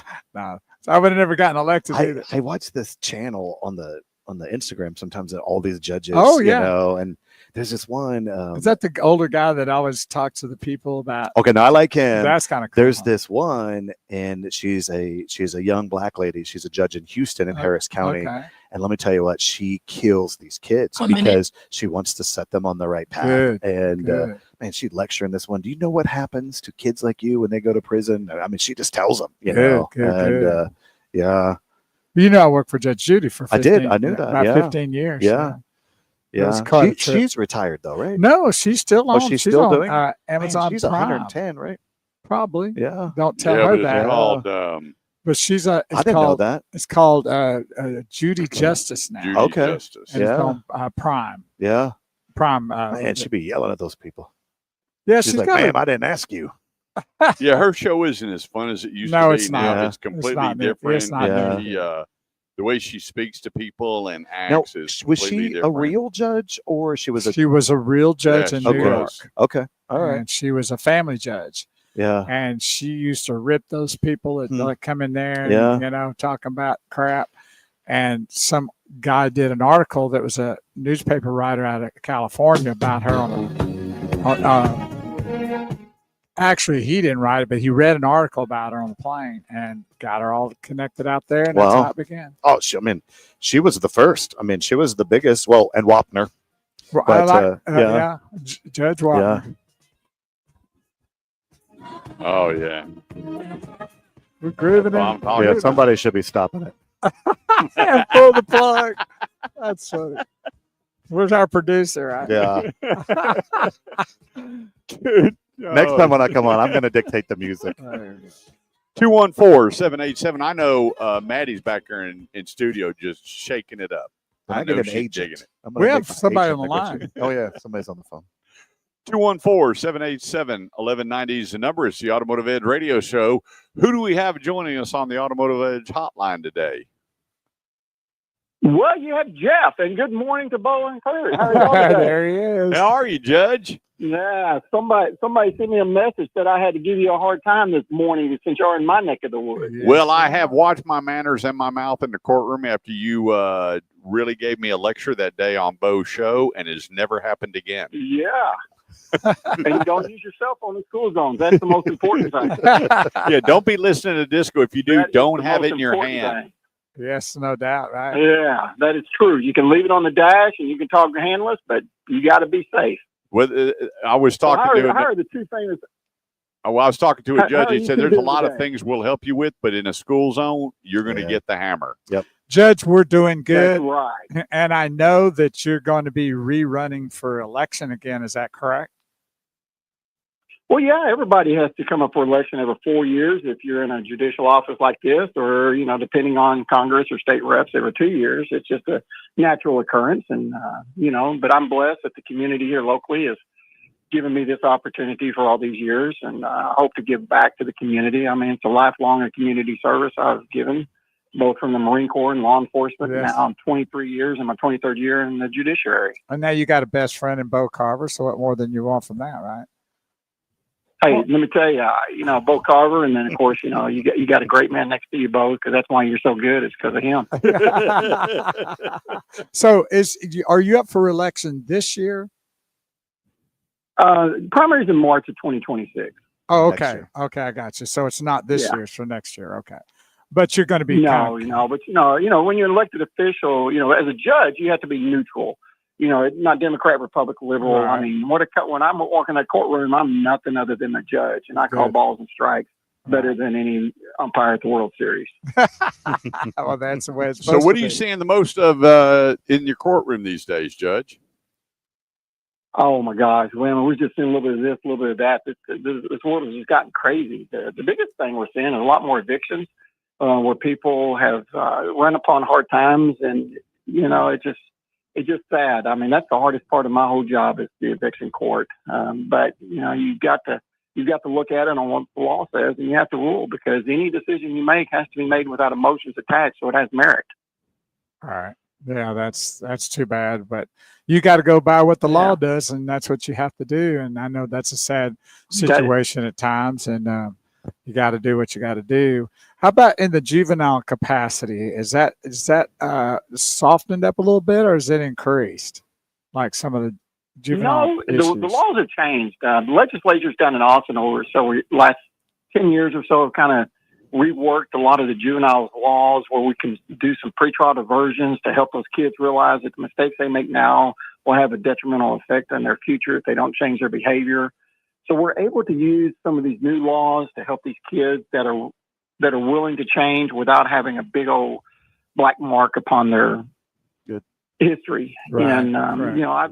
I've seen it back in the old days when I first started, where kid just really acts up. It didn't bother me one bit to have them escorted to juvenile detention and spend the night down there, and have them wake up the next morning realizing this is not a life for me. Those times are a little bit different now, but Yeah. you have to communicate in a way that these kids can understand. And, as time change, we have to change. And so you work the system to the best that will help benefit the offender as well as families, because the family is the most important thing. Well, that's awesome. You still have your Harley? Oh, I do. As a matter of fact, I had it out this morning. I was supposed to go ride it to a get out Careful what you say and to vote me now. event today in Cleveland at Euland Park. And as soon as I got out in the driveway, it started sprinkling. And you know how much chrome's on that bike, and that Yeah, I bike has do. its own private garage. And so it went right back in that garage. And I'm going to go to that event after I finish a wedding for a couple Cool. here at the courthouse in the next little bit. Well, congratulations to you. I saw the picture that you posted for out at the state fair, and boy, you sure love your time behind the lens. Well, you know, thank you for those kind words. That is a compliment, and to the judges at the state fair that gave me not just a first place ribbon in that picture, but also a best of show for that black and white portrait of our American icon, the American Eagle.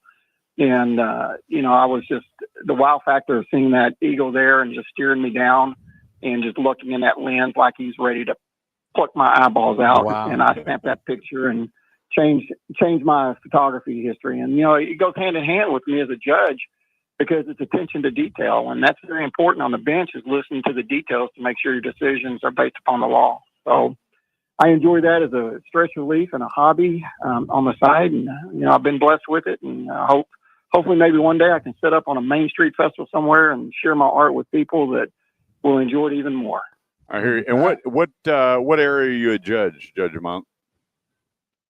Well, it's in the Justice Court, the Justice Peace Courts here in Johnson County. It's Johnson County. What precinct is that October. I again? just want to let you know there's a guy named Justin Crane, and if his name ever comes up on the docket, for all the gotchas that he does with me on the radio, double fine him. No.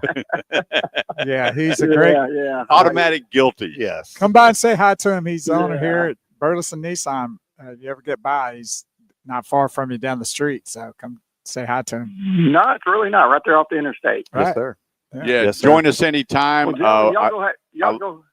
I love your photography, and I tell you what, if you ever do take the time to set up and display your artwork, I want to be first in line to come, because every time I go to your Facebook page, you just want to relax and enjoy things that you'll probably never see in life.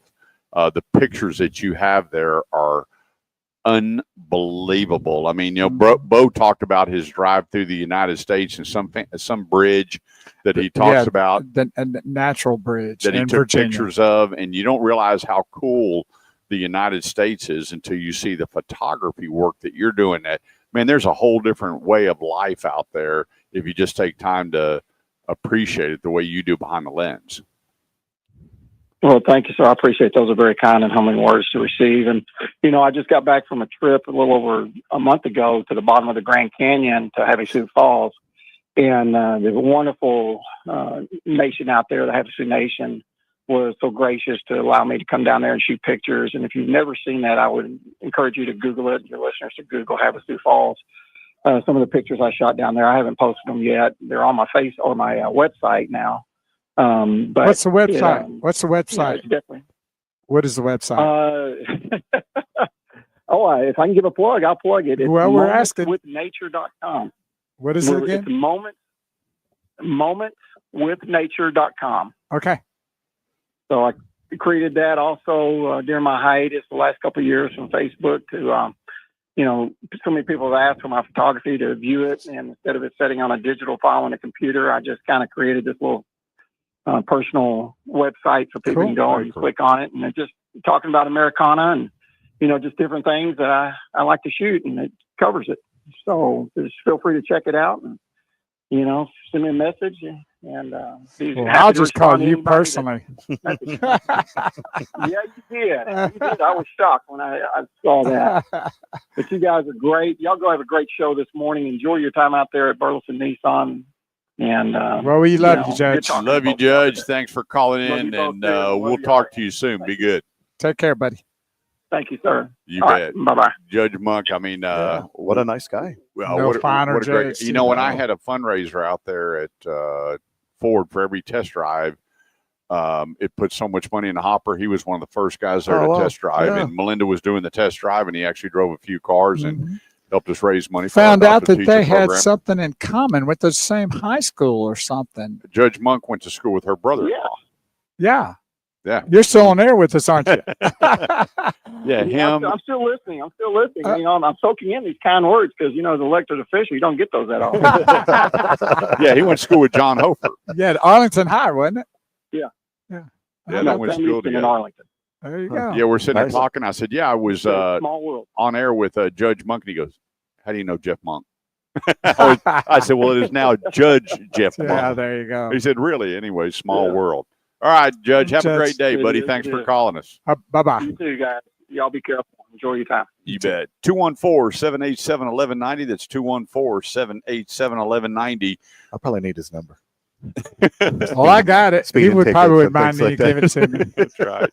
So how much time we got here? We got a couple of minutes. I want to pick that back up because I want your forecast for what you think the rest of 2025 looks like in the auto industry. So many people up in arms with tariffs, and they talked about the big spike in sales, and it was amazing. A lot of people that I talked to, it really was panic. Going yes. and now you've got I don't know if it's been carved in stone. Central moving out of Mexico here to the United States for build. Not yet, but it looks like maybe maybe it's happening. Yeah. Yeah, and a lot of people say, well, I think we're going to jump on the Trump train and beat the tariffs Maybe. one way or another. Yeah, maybe. But nothing's really been signed. There's a lot of scuttlebutt out there. It's a lot of confusion too. It's a lot of confusion on the tariffs. So, It is. Yeah. So when we get back, we'll cover that and a whole lot Okay, more. If let's you got do a it. question, you want to know the value of your car, we're here to help. A lot of people are, you're being told so many different things on value. We can help you with the value and give you, based on how you describe it, we're going to be dime on here on the Automotive Edge radio show on 1190 KFXR, part of the iHeartMedia network. So don't go away. We'll be right back. There you So go. big Garth Brooks. Are I'm you going happy to see now? him in September. He's playing the it's Formula One. He's playing the Formula One in Austin. Oh, is that right? Yeah. Good for him. I got tickets. Yeah, Is he staying out of trouble? I think so. See, Maddie was listening to you. I know. I I Garth like her. Brooks wasn't in my rotation. I like Garth Brooks now. Blaming on my roots. I saw his I saw him in He didn't like Vegas. Garth Brooks. Oh, you don't? Not a big fan. Man, I don't know, man. I've met him a couple He of was times. he's a great showman. He's a great entertainer. That's the one thing that I think And really his- put him on the map more. His than anything. skills, like I went and saw his one show in Vegas, it's him and a guitar. Oh, so impressive. Really? So impressive. Wow. Yeah. Yeah, he plays to the crowd He's better than a lot of entertainers he's do. impressive. He's a very and I met him twice. He went to school with Mr. Howard, who used to own Don Davis, and we sold him a truck. And then I went to a fundraiser for him one time, and just gracious and kind. From Really nice Oklahoma, guy. isn't He Yeah. was. Yeah. Still lives there. Oh, Yeah. really? That's cool. Yeah. Yeah, I was watching that one concert, and this kid held up a sign, and it was his birthday, and Garth signed a guitar, and they brought him up, and he said, I'm glad you came out here, and it was unbelievable that he said, well, I don't think I'll see you again. He goes, why? And he told him, what he Yeah. was diagnosed with, and he started crying. Oh yeah. Garth couldn't even I talk. think he's genuine. Watch it. You should watch it. He has a HBO special, and I've seen and it's that, I pretty think. good. He talks about his divorce, and then Oh. his wife and his kids. They moved on the same property. They had dinner every day together after they got divorced, and when he quit tour, it's pretty. I don't know. I like him. Yeah, then all that scuttlebutt just came out about him, and it's amazing. It got settled. Yeah. The charges got dropped The- because this case got dismissed. Is he still married to Trisha Yearwood? Yeah. Okay. Yeah, and I love Trisha. Oh, Yearwood. well, yeah, I love her too. 1996. I'm She's like, in love with and a it's boy. 2025. Yeah. I'm going, I come love, on, yeah, folks. she's a I love her. phenomenal Oh, singer. she's a singer. You know what? I love cooking shows. It's where She had a big cooking show. She Yeah. did, and I. In fact, tonight I'm doing my version You're doing a cooking show? of the Kurt Smash Burger. Okay. How about that? And so I'm tired of making chicken parmesan. I'm tired of making. I mean, Yeah. I got to see I can make my own sausage now. Okay. and, I'm a scratch kitchen cooker, and I'm going to tell you what. I was watching some of her shows, and she's bad to the bone in the I'm kitchen. a great microwave cooker. Yeah, I I've can gone. warm up anything. I've gone to air frying. Oh, okay. Yeah, that's That's good done too. a lot Does of your that wife now. cook? No cooking in my house. I don't want Really? to smell it in my house. I'm real weird, man. Well, Real you know weird. John Ingram. Yes. He cooks everything outside. I don't want to smell it. I don't. I understand why. He's got 3 different grills. He's got Yeah. a gas grill, a smoker, and Yeah. a griddle. He goes, we never cook in the house. I went, Yeah. what do you mean? He goes, I don't want the smell in my I house. know. I don't like it either. I don't like the after smell in my house. after you eat. Yeah. I don't know. I'm weird. I don't want to eat at home. Wow. You know, one of my other why they got favorite female restaurants. singers is You're good at reservations. Or drive through. I can drive through anyway. one on the Jed. Oh, I like Winona Yeah, Judd. I met her. The Judds. At Yeah. Four Seasons. Winona Judds. Judd. She's really talented, I think. Yeah. And they were really good together with her mother. I got Yeah. to meet Chris Stapleton, had dinner with him. Oh, So I walk in, Yeah. and my buddy was vice president of XM Radio, and he used to sell cars Yes. for me. And so he goes, "Hey, how would you like to meet over at Bob's? I got a buddy I want you to meet." So we go to the Bob's, the Ridge one over Yes, there on on Lemon. Lemon. Yeah. And so we're sitting there. Did you get your car tinted next door while you were there? It's always so odd to me. There's a it's know. right there. And I said, hey, he goes, Chris Stapleton. I say, hey, Kurt Chase. And so we're sitting there, and I'm sitting right next to him. yeah. And so JR's sitting in front of me. There's like 8 of us. I said, so what do you do? And he goes, hang out. And everybody's like, Don't know who he is. and I went, you hang out? And he said, yeah, I'm all right, cool. So you for real didn't know who he was? No. So he goes, You didn't watch the Super Bowl? this was before. Oh, okay. So JR goes, JR's just sitting there laughing. He goes, that's Chris Stapleton. So you already told me. So what does he do? And he goes, well, he's kind of this up and coming musician. Up you know? and coming. And I went, great. And he goes, so I hear you coming to my concert. And I said, buddy, I don't do concerts. They're really a waste of time. And he goes, he's looking at JR. Chris is laughing, and he goes, what do you mean? I said, I don't do concerts. And he goes, I said, but I'll show up for a good steak dinner, especially knowing JR is buying. And so we have dinner and everything. He goes, well, why don't you come on over? And he was at the House of Blues. Okay. Right. 15 seconds. And so we go in there, and he goes, I said, I've only been to one concert in my life. And he goes, what concert was that? And I went, Casey and the Sunshine Band. He goes, Uh-oh. I guess I got to step it up tonight. Yeah. And so we get to the concert, and Jared goes, you got to come. And he Yeah. said, this is Chris. I said, say Chris Stapleton one more time. I'm gonna Yeah. get him out. So he gets up on stage. Before we get started, I'd like to say hello to my new buddy. And I've got to step it up because he's only seen Casey and the Sunshine Band. Yeah. I'm like, Uh-oh. you got to be kidding me, right? Spotlight turns on me. I'm Yeah. like, no way.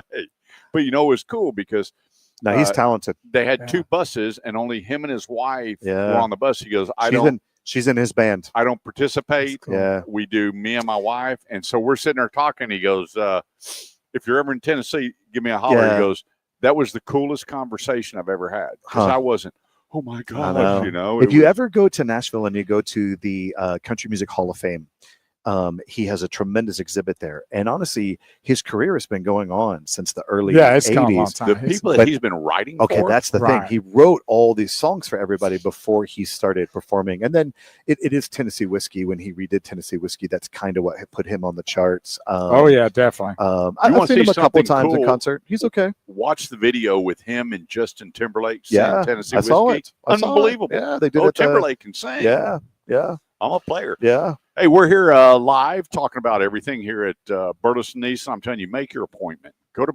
burlesonnissan.com. Make the drive. what it- Enjoy the experience when it comes to That's beautiful.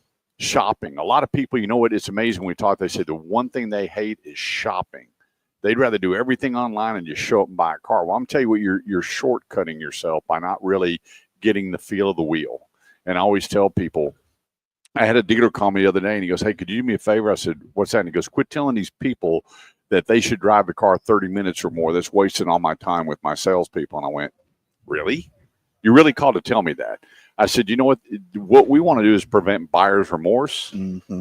Or you showing up going, hey, this car is not working out. I don't like it. You have nothing good to say. The longer you drive that car on the demo is the reason for you 100%. to make that decision.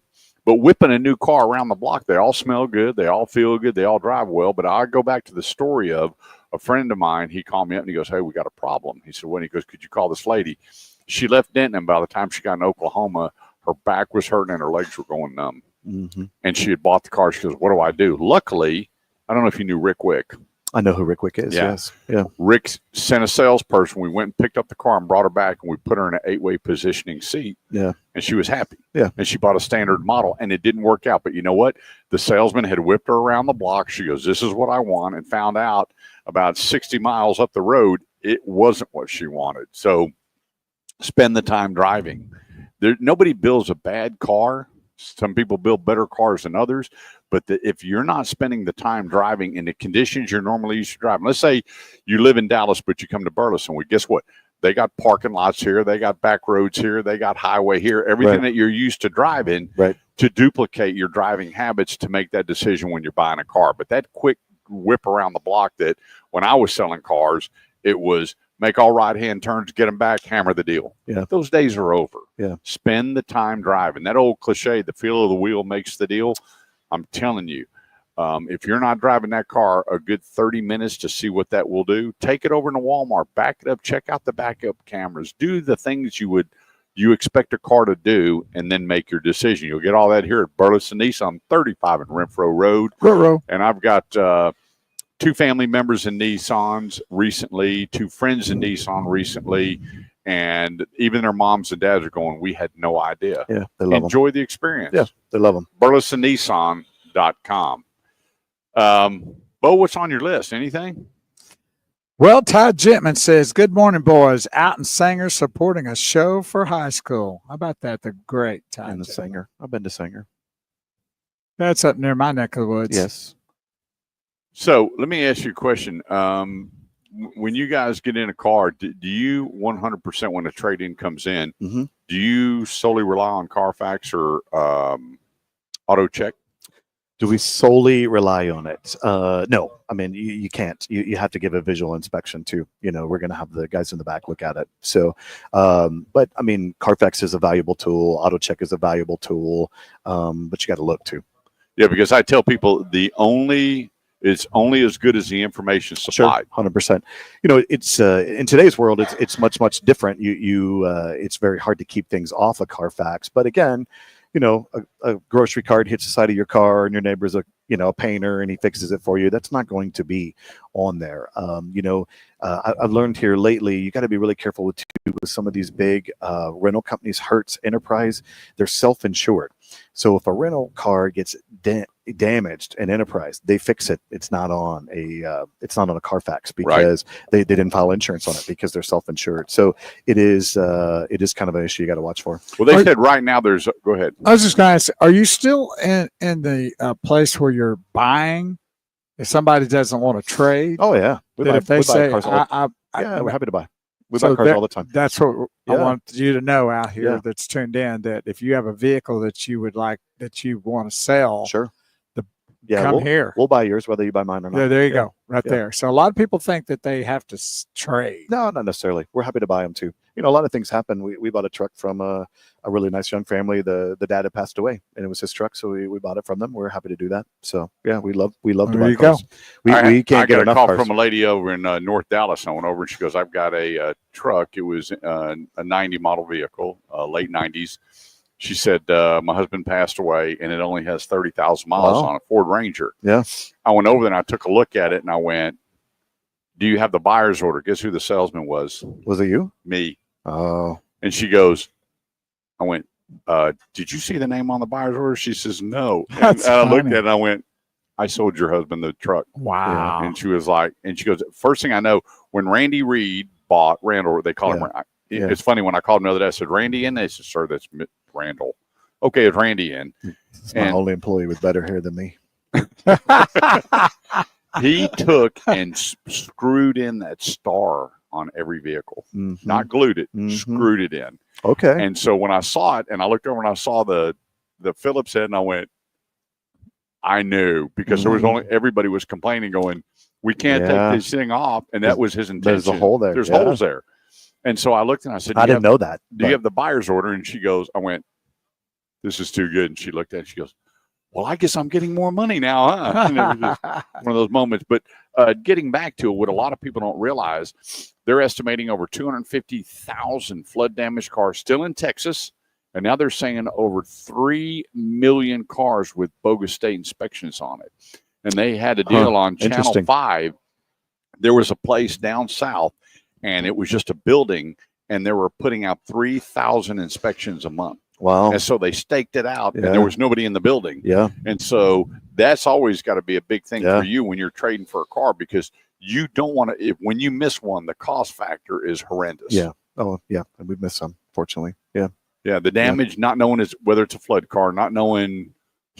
How interesting. Yeah. And You so know, in, I'm looking at those June, numbers. That's a bunch. June 1st, July 1st. I think July 1st, the state of Texas is changing license plates, how we issue license plates. We will issue at the time of sale now. Oh, really? Yes. Now, Starting how July can you? 1st. They send you a pile of them? Oh yes, we're going to get 1,800 from what I understand. Is that Yeah. right? It So is. they're doing away with the There's no more sheets temporary because tags. that's There's been- caused a lot of There's problems. been such fraud with Right, these temporary tags. There will be no more temporary tags. It will be hard metal plates from day one. Will you get an inspection sticker right then too? I don't know how that's good because there's no inspection sticker anymore. It's just a registration sticker, and I don't know, honestly. I don't know if you'll get that now. Yeah. Yeah, you take the registration and your insurance to go. Yeah. And actually, I went in Tom Thumb. They didn't even ask for insurance. Well, the only way now- you got the registration is because they know you have insurance. And then on the depending car. on what county you live in, like, you don't have to have a state inspection anymore. Now in Johnson County, you still have to have an emissions test. Right. Yeah. So you have to do that. Some of them you don't have to. Yeah, in Keller So, we do. Yeah. Yeah. Yeah. So We do too. it's changing. Denton County. It's going to be interesting. It's going to be interesting how it works. But Yeah, I that's had a what we're buddy doing. of mine call me and I said, "What's going on?" I go, "Buddy, I just need someone to talk to us. What happened?" And his son was one that was caught. And he said, "Man, my son started living good and started driving his fancy car, and he was selling those bogus temporary Plates. tags." Yeah, it's a big deal. And, went Yeah, to it's the a big Hoots deal. gal for got a 10-year sentence. Yeah. And I was like, he said he just got caught up and saw a fast way to make Yeah. money. He said they couldn't print them fast enough. And Yeah. I went, wow. All these cars that come across the border and stuff like that. Yeah. Where were those coming from originally anyway? The tags? Tags. Well, For we- the state. We make them. Okay, So we have a special program that we log in, and then it prints on a special printer. Does that tie into the state? Yes, somehow? it's registered with the Okay. state. But people learned how to make them without registering them or Right. change the dates on Of them course. and all these things. But I don't know. But yeah, big change of that. is Like coming. getting inspection sticks or what? Getting them inspected. Yes. Yeah. Yeah. All right, we get back. We got a little Q&A for my good buddy Justin Crane, owner here at Burleson Nissan, 35 in Renfro. This ought to be fun. do it. BurlesonNissan.com and check it out. I'm telling you, moms and dads, you can't give away a better graduation present than new cars that are less than the average pre-owned car, where you're not paying for college and car repairs. You're just paying for college, and you have a peace of mind. All here at Burleson Nissan, 35 in Renfro Road. Quick What road? break. We'll be right back.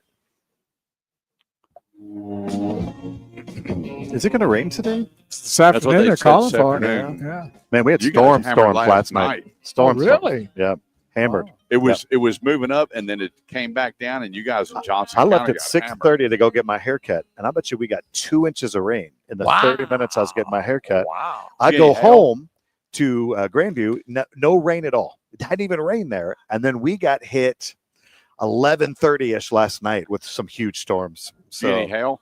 I did get some hail. Yeah, Wow. yeah, I know. I probably need to get my roof looked at. I just hadn't done it yet. So, but yeah, we got some pretty good size hail last You're night. too busy driving through drive-throughs. I do like drive-thrus. I love food. That's What's my your problem. favorite drive-through? Oh, I mean, I like them all. But I guess Whataburger's probably my favorite. That's a good one. They brought back the mushroom Swiss burger. Well, they brought back the fajita taco, and I loved it. Oh, is that right? Well, it's not. It was gone. It was just a Oh. limited time. We had it every day. didn't see As my it. guys. Yeah, grilled fajita taco is great. Wow. And yeah, They don't have it now? and I like Chicken E. I love Chicken Express. I don't think so. I don't know. Nothing don't wrong know. with Chicken Express. Looks like we're having Rudy's barbecue for lunch Do you get today. the? I you like get- those little you- corn nuggets at Chicken Express. Do you get tenders or you get the actual chicken? No, I get the tenders. I like Yeah. the spicy ones. Okay. Yeah. Yeah. I like, Nice healthy I diet like, you got I going like there. French don't fry. I like it all. you? Yeah. Yeah. Mexican food. I could eat Mexican Oh, I food love every day. Mexican I like food. that place you have here, but it's only open Thursday, Friday, and Saturday, whatever it is. Oh, Fresco's? Yeah. Yeah, that's great. What the pro- Their bacon wrap shrimp there, their Yeah. appetizer, I make a meal. It's hard Yeah. to eat Mexican food through a drive-through though, like Yeah, burritos and yeah. tacos. Yeah, I Like, got to get it to go. Yeah. I got you. Mm-hmm. You say that was number one worst thing to eat while you're driving is a taco. Probably. Exactly. Yeah. Crunch all everywhere. Yeah. Well, that's cool. Yeah, I like all those things. I've had to back off on that a little bit. I So need that- to. I need to. Like 2 weeks ago, 3 weeks ago, you give your annual blood work or Yeah. whatever. My doctor That's- calls me and he said, What have you been eating? I need lately, you to huh? come in. I said, no, man, I don't have time. Just tell me. He said, no, we got to have a meeting. Oh, really? Now I'm on like 7 different things every day. Yeah. Like, What have you yeah. been eating? I don't know. lately, Yeah. I got to do better. Well, there Got to you do go. better. Well, I tell you what, if you all these reports that come out, you're scared to death to eat just about anything. Yeah. That's Isn't it amazing growing up we fried everything. You took the Crisco and put it back in the Crisco can Oh, and yeah. reused But it. that's healthier than what all these seed oils are. They didn't want Oh, you really? to think. Oh yeah, Yeah, I didn't know that fat lard is better than all these unsaturated seed oils. We've kind of been through everything. You know, eggs are good for you. Eggs are bad for you. What do you think know. they took the food pyramid and turned it upside down? Did you see that? Yeah. Now they're saying And now- they had it backwards. Yeah, Because, you know, of course. RFKJ, you know, he's all talking about these dyes in your food. And, man, I don't really want him to take them out because I don't want to see what it really looks like. Well, let me tell you, I sent Bo, that company over in Germany, that 3D printer meat. Yeah. And so a friend of mine got some steaks that were made in a laboratory. Crazy. I love steaks. And so he cooked them up and he said, "Can you tell the difference?" Sad part was I couldn't. Yeah. He said, "You just ate a 3D printed Man, steak." I love steaks. And, but man, What's your favorite cut? I'm going to get a strip. I'm going to get a New York strip. Now, Fillets mine. not like a filet. I mean, that's a good girl steak. And, I know. I'll take it. I'm good. but with it's that. all, but it doesn't really matter the cut. It matters more how it's prepared. Because True. I mean, man, my brother-in-law, he'd be soaking it in butter for 2 You like it days, Pittsburgh? and I like it just flowing, the grease just flowing off of it. And See, I like mine Yeah. in Pittsburgh. If I do a strip, What I does like that it mean? Pittsburgh. I don't know what that means. That's where they sear it. Oh, okay. They sear it, Yeah. pull it off. So I need to cook just a little bit more than that. Well, it is. If you let it rest on a good yeah. hard sear, Yeah. 30 it'll cook. seconds. I will tell you, we have the like the Mexican meat market up here, and they cut real thin strips, and they call it strip steak. Right. Real thin. Right. And boy, you can just cook it one side, cook it to the side. Man, That's so kinda what they use much for flavor. fajitas. Yeah, kind of. Right. A little bit thinner than fajitas, Right. actually, and it is so great. And there, so you just great. do it real quick, and it sears in that juice. Yep. So when you eat it, Yeah, it tastes great. So, how do you like your barbecue? I personally like mine wet. Yes. no, Yeah. that's disgusting. No, You like the fat. I like gotta I have- can't do it. I like a little bit. What marble, he should marble. be legal. it's juicy. That's what they call so it, like the marble when it's a mix, juicy, right? Yeah. baby. It's good. Very good. 214-787-1190. This segment of the show goes to El Dorado Chevrolet. They just received last Monday 9-time Chevy Dealer of the Year. Good and for them. that means from sales to service and everything in between. In fact, they've had a barbershop there for 15 years. Go get you a little trim while you're there. If it's a Chevrolet, make it El Dorado Chevrolet, 380 and 75 in McKinney. Right now, get this, over $13,500 off on a Chevy Silverado. So for everybody that's talking about negative equity when you drive off the lot, if you go to El Dorado Chevrolet at $13,500 off, you don't have to worry about it. Now, the Malibus are going away. Their last allocation just came in, $5,000 off Well, on every Malibu that they have in stock. And then so no more Malibu? no more Malibu. I didn't know that. It's gone. Okay. And now And they're the home of the purple Corvette. they, Yeah, they and right now, quit get advertising this, that. you can add a diesel motor to a Tahoe or Suburban for only $900. Now it's a different diesel than the trucks, which is a $4,800 upgrade. But if you want long-term, Is that good 3.0? gas mileage, you can get the 3.0 Yeah, I like it. diesel for It's a good engine. $900 Yeah. right you know, now. Cadillac dropped it. You can't Yeah. get it in a Cadillac anymore. But I did know you could still get in the Suburban. That's yeah, the good. Suburban and the Tahoe, only Yeah. a $900 upgrade. Huh. Can't go wrong. At I your place, El Dorado Chevrolet, 380 and 75. The new general sales manager, Jason Long, and then you got Rusty McDonald on the desk with Justin Griffin on the desk. And I was just Yeah. up there the other day, and they are rolling. You talk about a used car. If you're in the McKinney area and you're looking to trade, you can't go wrong when it comes to Chevrolet. Together, let's drive in a new Chevrolet from El Dorado Chevrolet, 380 and 75 in McKinney. I like it. Joining us, the man, the myth, the legend, Big Wheeled Bo Carver. Yeah, I'm here every Saturday morning. And your new shirts are coming out, Super. and they will have that on it. I love it, baby. Yeah, wait till you see these. He needs it. Is it going to be on that or is it a different shirt? A different shirt. Okay. You'll have T-shirts with it. I still Then got you'll to have get. these. Okay. cool. Oh man. Yeah. The But man- I gotta find out who I need to talk to about a nice Burleson Nissan Polo, because these like are this pretty one right nice. here. Yeah. So that's my color with my blue That's eyes. a gorgeous shirt. Yeah, right there. I'd sport that well. I mean, I look at it in everything, but this is a good color. Yeah. Do you carry 5XLs in that? I could look into that. You two are Yeah. really pushing I the could needle look today. into that. You're really Maybe pushing we the could needle. put three together. And Cut one in half. Yeah. I know Omar the tent maker. Yeah, Give him a yeah. call. I've heard We'll that check one with too. Academy and see what they have. Wow. All right. Yeah. So let me ask you a question. Okay. I was talking to a group of people the other day. There was different bankers, investor was a big Yes. chamber meeting and everything. And I was talking about the auto industry, and I said, I wish that everybody would stop with 84-month financing. The one Yeah. banker says, we're considering is 96-month Yeah. because of the cost of cars. I'm Yeah. going, Ally's doing it. and a buddy of mine is doing 108-month financing in California. I'm going 108. Yeah, but if you're dumb enough to live out there, you're dumb enough. To And so my whole thing, Very much true. I wonder when as an owner, when you're sitting there Uh-huh. looking and you got 48 and 60, I got a couple of buddy Dane Miner over at Freeman. You can't do 84 months unless he sees the deal. Yeah. He wants to know why. And for me, I would think that it would be a back end killer. Sure. So a couple of things on the 84 months. It's a part of our industry and it's a part of where we're at. And it's going to be 15% of our business. Wow. And it's That's a lot. It's a payment issue. It's affordability issue. And it's something that I don't love it. But it is where we're at. It's just what's happened with the price of the vehicles. it is. And It is the average cost of it. families, they want a good you know. car. And I think if they want a really good car to trust and Yeah. depend on and do all that, they'd rather stick their neck out that far than buy a less car that they Yeah. don't really want or like for less Yeah, months. I agree with that. And two things too. We are appalled by the 84, but cars are better than they have ever been. It is not like a car is Right. not capable of lasting that long, Correct. And I think sometimes, before people are like, oh, I'd never finance for longer than 60 because the car won't last that long. We're just not there anymore. The average age of the car on the road right now is 9 years old. So if it makes it where more people can afford it, then it will. This is what I think, though. This summer, eventually, this dude who runs the Fed is going to lower the rate. Yeah. And when he does, we will get off some of these longer terms. But right now, these interest rates are paralyzing. And they're causing payments to be higher than they should be. And then some of these terms have been stretched out before that, So I think he has to in June. He has to lower the rate in June.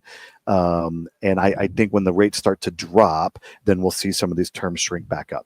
Well, I remember Kurt talking before a while. He was excited one time when they went to 60. Yeah. Yeah. So things change in time. It does. Well, I was there when they went 36 to 48. Yeah, you got we were excited doing over that. cartwheels. Yeah. And Yeah. then when I went I'll never forget it, when I went a week after I started at Westway Ford working Yes. for Joe Tighe. Yeah. Boy, he called everybody in. He goes, we're going to sell more vehicles. Is what he goes. We got 60-month financing at $14.99. Yeah. We're like, Uh-uh. woo! Yep. Here we go. It's all about 60, not the Yeah. 14. Yeah. But I exactly. was asked a great question from one of the bankers. He said, when's the last time people talked to you about price? And I said, probably 10, 15 years ago. Yeah. He goes, well, I said, everybody's a payment shopper. Yeah. It's the way it is. Unless, if you're in that 1%. There's a few. Yeah. There's a few that still want to talk about the price. And, I had a friend ask me the other day, way back in the day when I first started selling cars, when you were selling cars, we negotiated on a Foursquare. Right. And he said, do people do that? I said, no. Foursquares are dead. And he said, I always thought Foursquares were, like it was a scam, and I said, why? He said, well, because the price is the most important thing. And I said, well, sir, I can just tell you, I negotiated many, many car deals. And they said, listen, I need the price to be at $35,000. Okay. I said, no problem, sir. I'm happy. Okay, we'll get it to $35,000. Your payment is $675. Oh, I can't do that Right. payment. I need my payment to be at $450. And it is, all of it is important. People say, well, what's the most important part of negotiating a car deal? Is the price important? Yes, the price is important. Is your trade important? Yes, the trade is important. Is your cash down important? Yes, your cash down is important. Is the interest rate important? Yes, it is. But ultimately, it is the budget that you and your family can afford. Right. And it takes all 5 of those components 100%. to get you there. Good point. People tell me all the time, they say, because there's a book. There literally is a book that says like how to go buy a car. And they said, never tell your salesperson the payment you want to have or the amount of down payment you're going to put down. Okay, fine. I don't quite understand that because you're just going to spend longer and go in circles for no reason. Be honest. Our goal, this is always the misconception. Our number one goal, when we woke up today, we came to work, we need to sell 20 new and used cars today. And we didn't come in the morning and say we need to make so much money or this is our goal. That's not what we said. We need to sell 20 new and used cars today. And our goal is to put as many people in cars today. And to do that, it is a conversation and meeting in the middle to make deals happen for people, and there's going to be several deals that we lose considerable money on today. Hopefully a couple of deals we make some money on today, but that's what we do. And we're going to work it out. One of the big things when I would do follow-up is that I would talk to the consumer and I already bought a car. Sure. What happened? Yeah. And it was always came down to payment. 100%. And I said, well, hang on a second. And you know what? And I found out in a survey that I send out, and I was talking, guys are going to put their pride in their pocket and walk out the door because they said, it doesn't matter, whatever she wants. No, and then you hit them with the payment and they go, we're looking for something around 30 grand. And you hit them with the payment. They're like, you know what? Yeah, that's something we're to think about it. Yeah. And then they go to the next dealer and go, hey, let me look at that $24,000 car because that payment worked into the budget. 100%. And I always tell people. And none of us want to admit when we can't afford something. Right. I mean, I own way too many things that I shouldn't have bought because I was in a position I didn't want to admit that I couldn't afford it. And none of us do. But when it comes to the second biggest purchase you make in your life, you need to have a budget set in mind when 100%. You go in there. And if it makes sense for you, then do it. And if it doesn't, don't do it because you will destroy yourself and your credit if you make a bad car decision that, goes on. And a lot of times too, there's so many things. We just got done talking about 84 months and 72 months and 75 months or a 48-month lease or a 36-month lease. There are so many options to fit inside people's budgets. Like it's not necessarily, I got to be $500 a month and this is the only car I'll take. No. Maybe we can figure that out for you if we are open to different ways to get let me ask this. When 84 months come out, let's look at 6 months down the road because you're with a big auto group. Sure. Did you see a decline in product in F&I? No. Wow, really? No. I will tell you that is the one area of the dealerships that have been considerably steady. We talked about it earlier about the people that have more knowledge. Good consumers, they make good decisions in F&I. They buy gap insurance. They buy extended warranties for their cars. They buy aftermarket products that protect, that are valuable to them. I own tire and wheel on every car that I have. I don't buy key replacement because I don't lose my keys. But I know people who lose their keys, and so they'll buy key replacement. But no, we have not seen the decline there because again, too, they're financing for a longer term. They're like, man, I might as well get the warranty to cover me the whole time, which I think is a very smart decision on behalf of a consumer. Yeah, I was asked that because everybody, when they go to 84 months, it's always a budget-minded decision. 100%. Well, what about the product on the back end? I said, well, I've talked to some dealers that go, well, yeah, but it's always based on how much they're buying. Yes. And sometimes they're buying more just to have it, and they stretch it out and kind of blindside the product. But we have to be honest, too. There are situations, if you have 4 kids, you have to have a big SUV and they are expensive. There is no way around it. And we've got to be flexible to help those people fit into the budget. Let's jump into break real quick. 214-787-1190. Don't go away. We'll be right back. This next one's going to be quick, so I want to run through your specials. We're not gonna go past 84 here. But it is a big part of what's happening. Well, it's just facts. I mean, it is. People. It's affordability. The past 5 years have been extremely rough on people. Affordability. Well, let me ask you this question: would you rather for them to go 84 months and get the car they're going to be happy with and drive, or not buy a car at all? Well, 2 things. First of all, I don't want them to buy a car if it puts them in a financial position they can't buy another car. I know that, but I'm saying that they could handle that 84 months. Yes. You want to take care of them, or be open to an alternative financing situation like a 48-month lease or something like that. Okay, so, that's a good option too. If they can do something like that, for sure. But it's just reality. Yeah, unfortunately, it is. When you have situations, a fast melting ice cream cone can be a challenge while driving. Yeah, especially if you're texting and driving. Art Naismith. Yeah, we sent out a survey and then I compared it with a national survey on the worst foods to eat while driving. And number 1 was definitely taco. Yeah. Number 3 was ice cream. Oh, y'all seen the sign that says don't feel embarrassed when you fall apart because tacos fall apart and we still love them. I like that. Yeah. I don't hardly ever eat while I'm driving. I haven't done that in a long, long time. I couldn't tell you last time. I don't know how I do. I'm always on the go though. I don't French know. fries are hard to pass, aren't they? Yeah. I mean, they really are. I mean, it's tough when you're hungry. This time of year, we got softball and baseball every night. Yeah. I'm always going somewhere. Yeah, but you can't unless you buy that little thing that guy did on Shark Tank where it holds the ketchup and all the sauces. It's kind of hard because I like ketchup on my fries. Me too. But where that little thing where you put your phone to charge, it'll hold my ketchup packet right there. I got it figured out, dude.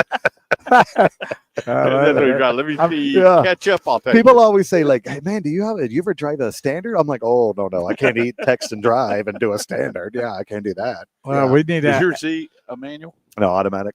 Yeah.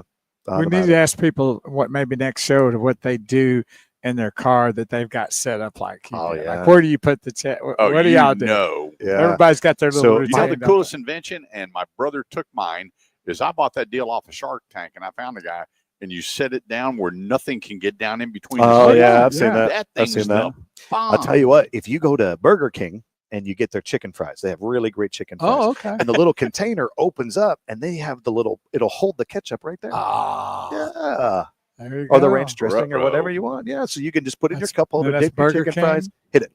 Yeah, Burger King. I like And Burger it's King. called chicken fries. Chicken fries, they're great. Oh, now I like chicken fries. Well, I'm I'm gonna have to go try. to on the way home.